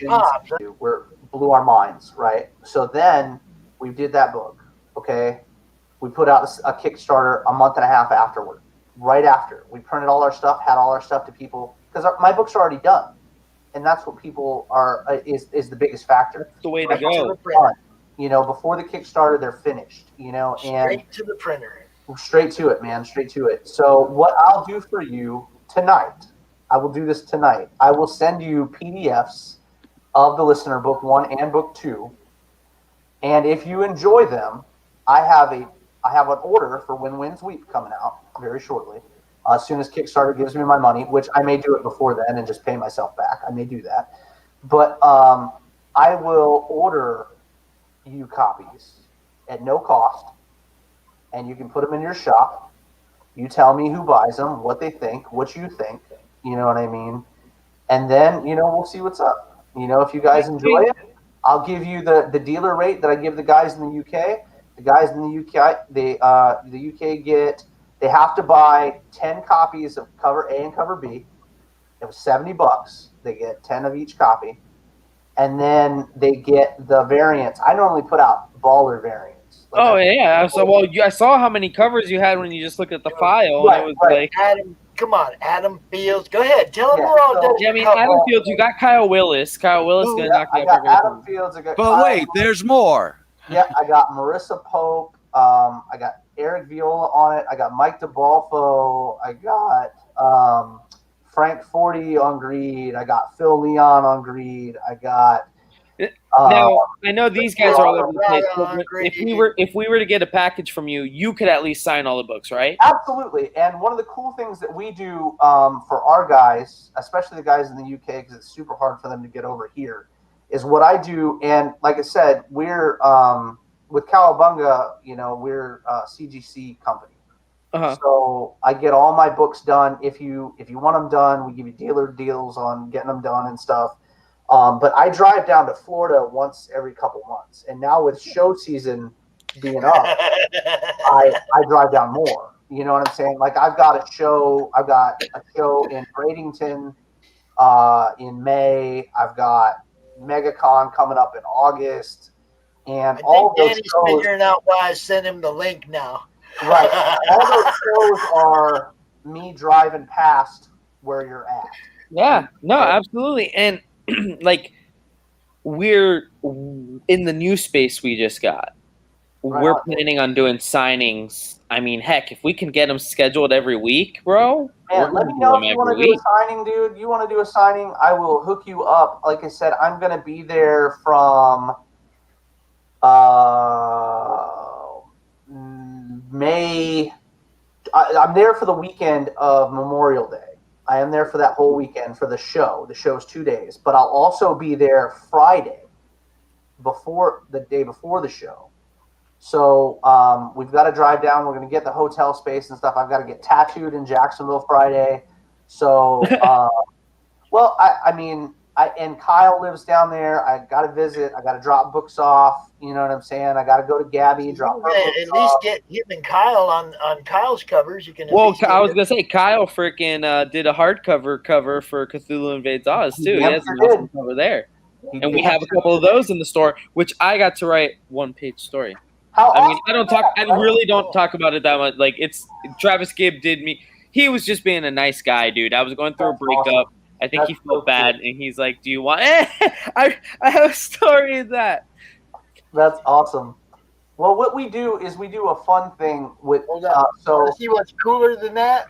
Want to see what's cooler than that? Oh, you can't really tell because of the damn. It's glow in the dark, isn't it? Yeah, yep, it's a glow in the dark cover, man. Oh yeah, you can see up there. Yeah. Travis Gibb went all out on that book, man. Awesome. I mean, well, we've sold amazingly well on that. We have a book coming out that was Kickstarter exclusive, and we'll end up doing a second print eventually, I'm sure. Mm-hmm. But it's called. It goes with our book, with our game Road to Sin, but it also goes with the listener, and it's called Guy's Journal. Guy's one of our main characters in the listener, and Guy ends up taking on the role of this almost shamanistic role for the listener, and so with the Road to Sin, I've been writing D&D campaigns for almost 20 years, you know, and so we did this cool idea. We took Gabby, who's one of my best friends, like I said, tattoo artist, does all my cover A's for the listener, and she did these paintings. She did 30 paintings for this book called Guy's Journal. So it's the painting and then a short story that you won't get for the listener anywhere else but that book. And we'll end up doing another print of it down the road, but it'll go to people that supported us and looked out for us, and stores that produce our. I just got the most awesome idea. Oh, what's that? You got your girl, tattoo artist, right? You got Artex, colorist from Mojo, tattoo artist, Manny's boy, right? Manny's boy. Right. Okay, I could get CRoM on one arm, Greed on the other, and have the two artists doing the tattoos, dude. You know what? I would pay for that. I would pay for it. And because look, Artex created CRoM. Right. Okay. I don't know where he the one lives. that first created CRoM. I don't know where he lives. He lives in Texas by Manning. Okay, well, see, I didn't know that. So yeah, they're buddies. You live in hold on, Pops. You're in like Michigan, though, right? Aren't you like in? Yeah, but I have a feeling things are just gonna start popping here next year. You watch. Well, I mean, shows are gonna start getting better over there. Yeah, I mean, we've had customers. I'm gonna be finding a way or a reason to get to places. So my biggest indicator that things will be back to normal, if not by the end of this year, for sure, the beginning of next, is every customer that has kids. I'm not gonna say it's gonna be normal. I'm gonna say well, normal in the sense of we're gonna get to do things a little bit. We're gonna because make things work. Every customer that has kids, I'm like, hey, so like, what's the deal with next year? Are the kids still virtual learning? Every single one. Nah, they're going back to school. They're going back to school. Man, look they're going here. back I to have school. a 10-year-old, man. I have a 10-year-old, and I love her to pieces, right? But, bro, you got to go back. Yeah. So like, I think that's been, like before Christmas. Yeah. She has not been to school. So we moved to Tennessee, right? We moved to Tennessee almost a year ago, and she was in school for a week and has not been back to school since. You know what I mean? And I feel so bad for kids right now. I feel so bad. They have no interaction. No. They, talk. They're talking like we're talking, which is okay. But at the same time, they don't so get happy now that they're back in school. They're doing after-school activities. They're so freaking happy again. Yeah, man. So what's funny is we have a kid. He's a great customer of ours. His son, he's 13. Usually he goes off to summer camp. Last year he wasn't no summer camp. This year his folks don't feel comfortable yet. So his dad approached us and he's like, "Hey, man, would you guys want to take him on as an internship, like store for community service hours and stuff like that? We can always use somebody who makes bags and boards and can learn about comics and everything like that." Could you please get him out of our hair for a minute? But and I was thinking, I'm like, man, like I get why like people, but the kid, part of the reason he said that wasn't because he wanted to get the kid out of his hair as much. Right. It was that he said that the kid hasn't been able to talk to more than mom and dad and his older sister and the guy at the drive-through every once in a while. So it's like it's nice for people. The kids want to interact, man. The kids want to interact. Absolutely. Well, that's good to hear that they're not all, "Hey, it's fine. I'm glued to my tablet or or the council system or whatever." Look, I had 3 kids here, different ages, different grades. 3 kids. 3 different tablet computers on the table, 3 different teachers doing different things at different hours. It's like, oh, I got to feed Bub lunch at 11:30, and I got to feed Sophia lunch at 12, and Emma don't get to take lunch till 12:30. And it's like, why don't you all get together, you teachers all have a little meeting and say, we're going to do this so that make it easier on the parents, for Christ's sake. Well, if it's all the same school, man. If they're all from the same school, it would be real easy to be like, "Hey, we should we should all go to lunch at 1 o'clock or 12:30." Well, what's also cool about that? What's cool about that is, hopefully, I was just thinking of that when you were talking about, the tablets and stuff. Maybe, since they are going to be so tired of sitting in front of a screen and not being able to go anywhere, that it's going to break that habit where they're constantly glued to a tablet or a phone. What's funny? It killed me today. It don't matter. So we had a tournament at the store for a card game, and it's mostly like 20-year-olds, 30-year-olds, but there's that 13-year-old. He comes out and plays because his dad wanted him to pick up a game. So he plays. And I'm working, so I'm not, I don't pay attention to everything they do. So the main leader is given instructions because they're doing a specific style game. And out of just the side of my ear, I hear, "Josh, am I boring you?" And I started dying just because I'm like, man, that kid probably hasn't heard those words in almost 2 years. That's the typical teacher thing. It's like, "Am I boring you?" And I thought to myself, that kid hasn't heard that in 2 years, and it was hilarious. It was right on.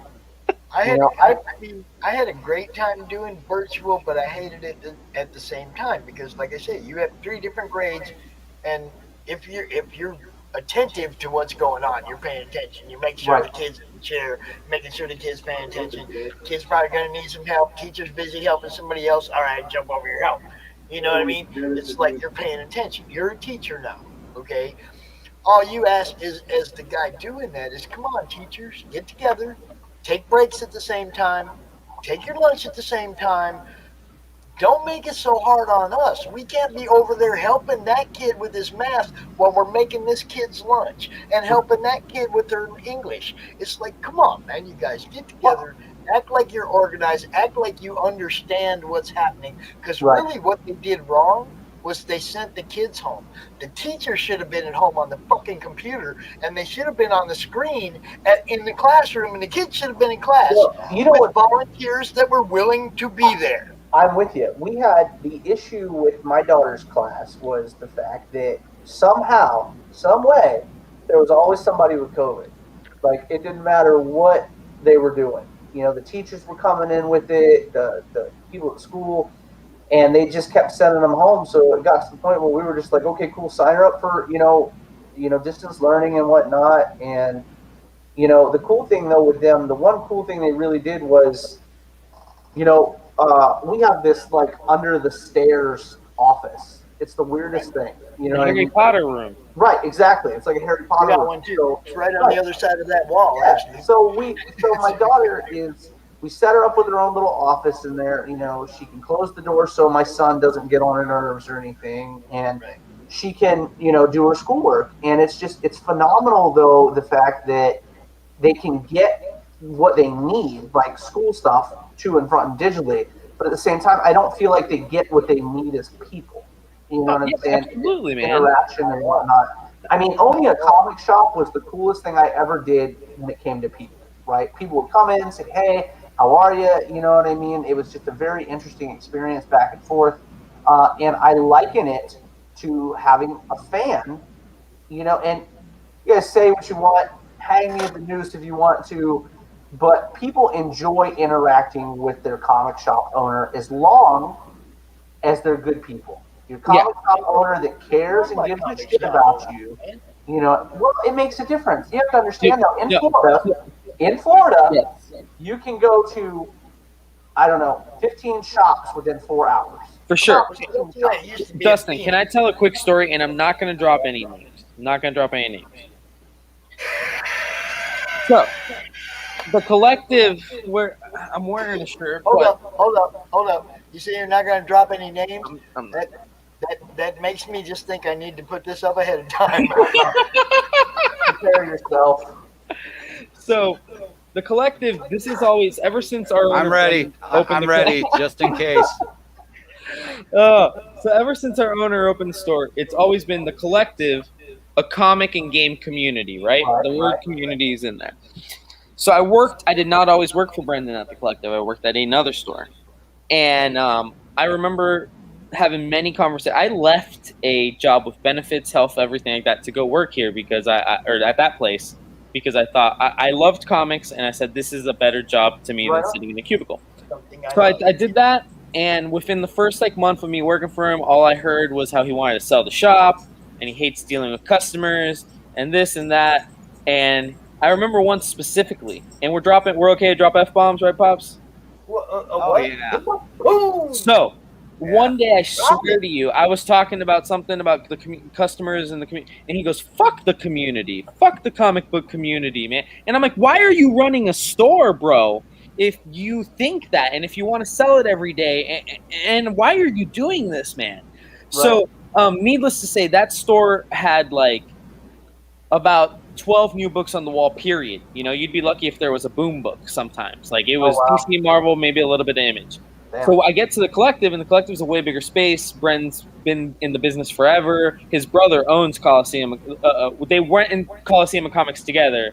And Bren now owns the collective. So that's the little bit of an origin story, because in Central Florida, there's 8 Coliseum of Comics. But Bren really loves the place. And I always say it to people when they're like, oh man, I love shopping at your store because you guys are so nice. And I say, man, I don't say this jokingly. We didn't put community in the name for nothing. It's not just oh, it's cool, we'll call ourselves community. And COVID showed that. Because we only survived because of the community, Right on. And we had creators, publishers calling and being like, hey, this was at the beginning of the shutdown, March, April last year. Yeah. Calling, and they're like, hey, do you have any subscribers that are going through tough times that have an extended poll right now? And we could go through and be like, yeah, there's 1 or 2. And they'd be like, ring up their books, call us back, and we're going to pay for them. How awesome is that, right? And dude, that's the community helping the community, man. And little things like that sparked everything. It was a snowball effect. I think it's strange, having been in Florida, having owned a shop in Florida, it was strange to me to see what's happened. And I can talk about it, having been in it and having watched it. You know what I mean? Having a store come in and start buying up old stores. You know what I mean? And I'm not going to get into that conversation or how I feel about that. You know what I mean? But it was interesting to see, and saddening in a lot of ways to me to see. but because a lot of those stores have been around since I was a kid. You know what I mean? And so I think it's interesting though the fact that people say the industry is going away when you see every business takes money, right? It all takes money, but when you see these industry giants almost, like we would do MegaCon and you would see certain shops, and once again, will remain unnamed, but walk to booths and buy entire booths just to bring the stuff over to their booth. You know what I mean? And the guy would take the money and just well, because they know. First of all, if you're getting a table at MegaCon, for most likely not, you're all paying the same rate, right? Absolutely. So if you have one booth and this guy's booth, you know what he paid, so you know what he probably needs to walk out of there with to be happy. And I don't think this is a pro tip or anything, but nobody wants to leave no retailer wants to leave the convention with anything really. That's why on the last day you get so many deals. So I'm sure the guy takes it, but really they're just cornering the market even more. Absolutely, that's right. So it's interesting to see where it's going. The comic industry. It's interesting to see the different shops and how they're doing things. Like I'll use HeroClix for an example. Mm-hmm. Okay? I'll use HeroClix.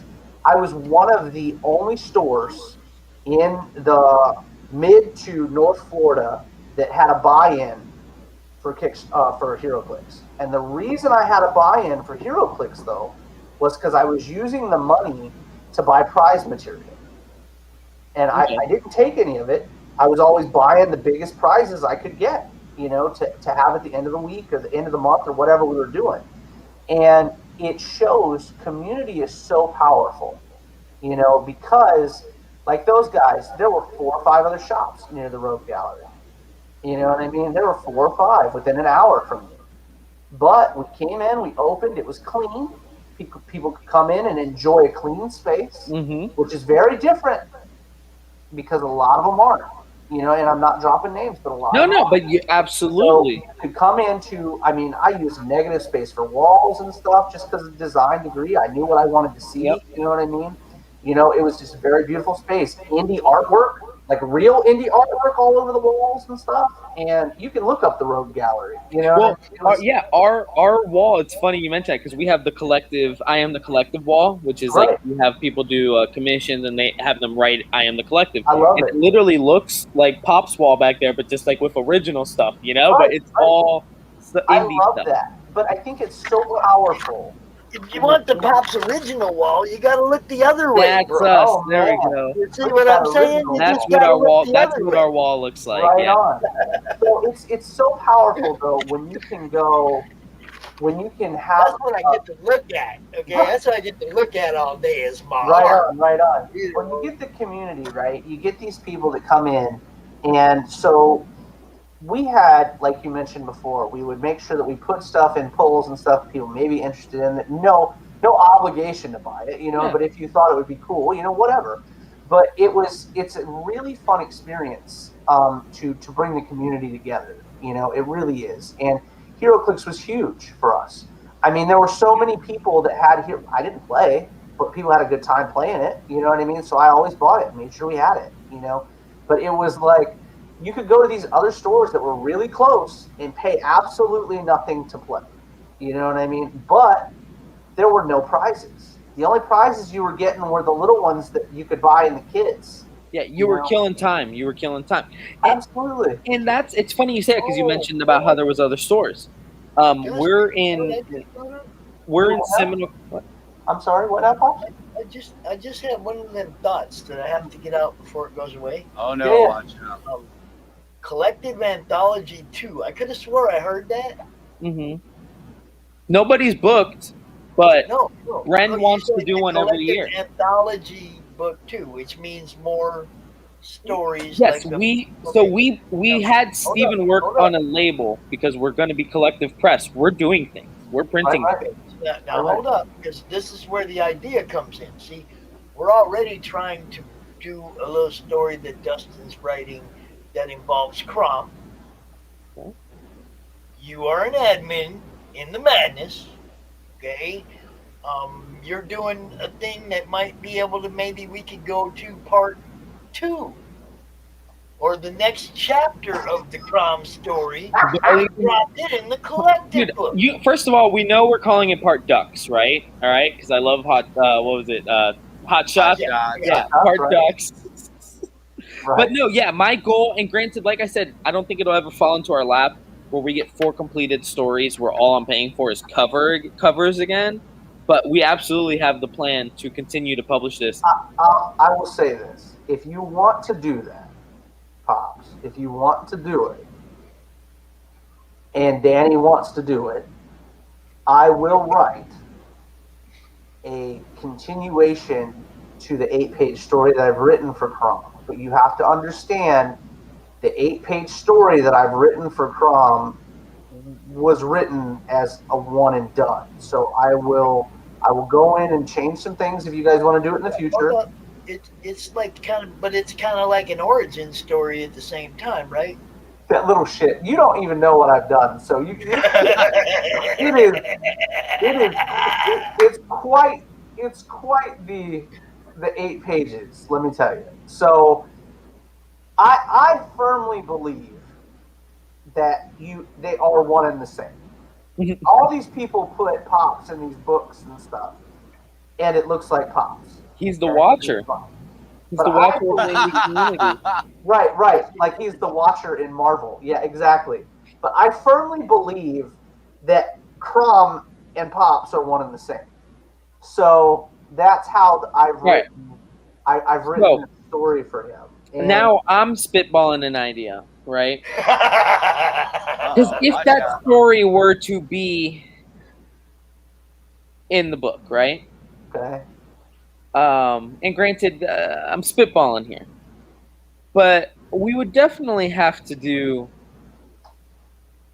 a comics-related Madness exclusive cover, right? Probably print like 25 to 50 of those at least, because I think for sure. So we do.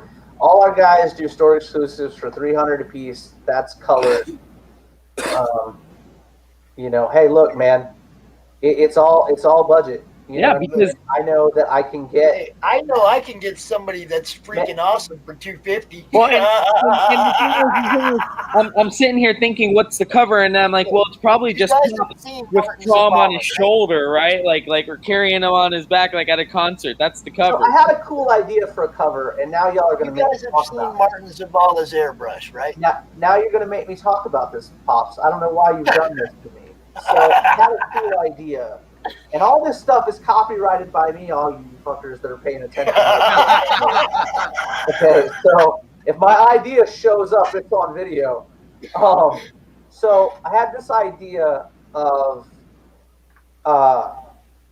so our main character for Greed, his name is Kate. Do we need to end the broadcast and then talk? We could do that.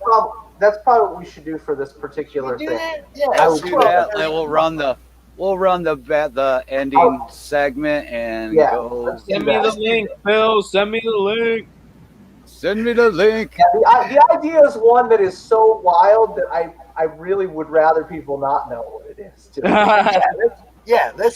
Let's talk about this off camera, y'all. So are we saying good night to the people, Slen? So you guys just hang out while we run. 12 has now come to an end. Tomorrow night there will be a special Monday Madness with the people from Greed. So everything we're going to be talking about here, everything we're about to be talking about behind the scenes you don't know about, you might hear a little bit. Pops, just in case anybody's watching, because Comics Related Madness is perfect for this, I want to give a quick shout out to a creator from right here in Central Florida. His name, I believe, is CJ Lab, Labbe. He walked into our store from the street with his comic book and was like, hey, man, I heard you guys do self-published books. Gave us a great deal. His book's awesome. We now have it on the wall. It's called Baron, BRREN, #1. I just wanted to give him a quick shout out. I'm going to send him an invite to the madness because he's got to be a part of it. That's what I was going to say. Where did he hear about you? Where did he hear about you? One of our local, technically competition, and again, competition's relative. It's just whether you're a dick or not. One of our competitions said, hey, these guys are doing that. That's where you need to go. That's nice. That's cool that they're giving you a shout out. That's right on. Yeah. But yeah. Right, so send him an invite for sure. Send him an invite to the madness. We didn't make it to 300 subscribers. We got damn close. We're gonna get there this month, or during the next CRoM Con. When we do, I'll give some stuff away because I said I'm gonna do that. Y'all have a good night. This will be on the replay and Comic Talk with Pops Van Zant on YouTube. Thanks everybody for stopping out. Thanks everybody that came and showed off their stuff, and the awesome people that showed up on the panel. Some of them saving my behind, which I appreciate the hell out of. Hey, we're going to be back here next month, and it's going to be the biggest show yet. And Phil? I'm going to have a spot there. I already got a list for our panel next month. See how you are. No, I've been paying attention to people that have been putting soundtracks with their Kickstarters. Oh, yeah. You want to get people out here talking about music and comics? Oh, is that what you guys wanted to go with that thing? That I know that was a spark of a theme that we had that came up through. Well, there's so many people doing that, and I'll be even more ready to talk about that next month. But Marcus and Nasso from By the Horns from Scout literally got printed a LP for his soundtrack. Yeah, Dave Schwartz is doing a vinyl for his. You got Matt Knowles got some music with his. Matt Knowles. I've seen somebody do a cassette. Romano. Do a cassette, which I thought was awesome because that's like retro now. You know what I'm saying? I was gonna say you could almost go as far back as I wonder if I don't know if you guys remember, if I'm too old for this or whatever, but remember occasionally you get something like a Mad Magazine, or even like Bloom County even did it with one. They had the floppy vinyl, like 45. I mean, since vinyl people do still have phonographs out there, I believe. Yeah, I was gonna say the Tweety and Sylvester book that has a little vinyl in it. Mm-hmm. It's an old cartoon, Tweety and Sylvester, old shit. Oh yeah, the old ones used to. The last one I remember, vinyl, not the book, but the vinyl. Yeah. All right, we're gonna call this up, and then all right, you got to stay in the backstage and we'll chat for a little while. Thanks for coming out, everybody. We appreciate it. The 1 year anniversary, it's gonna be fucking big. It's gonna be crazy.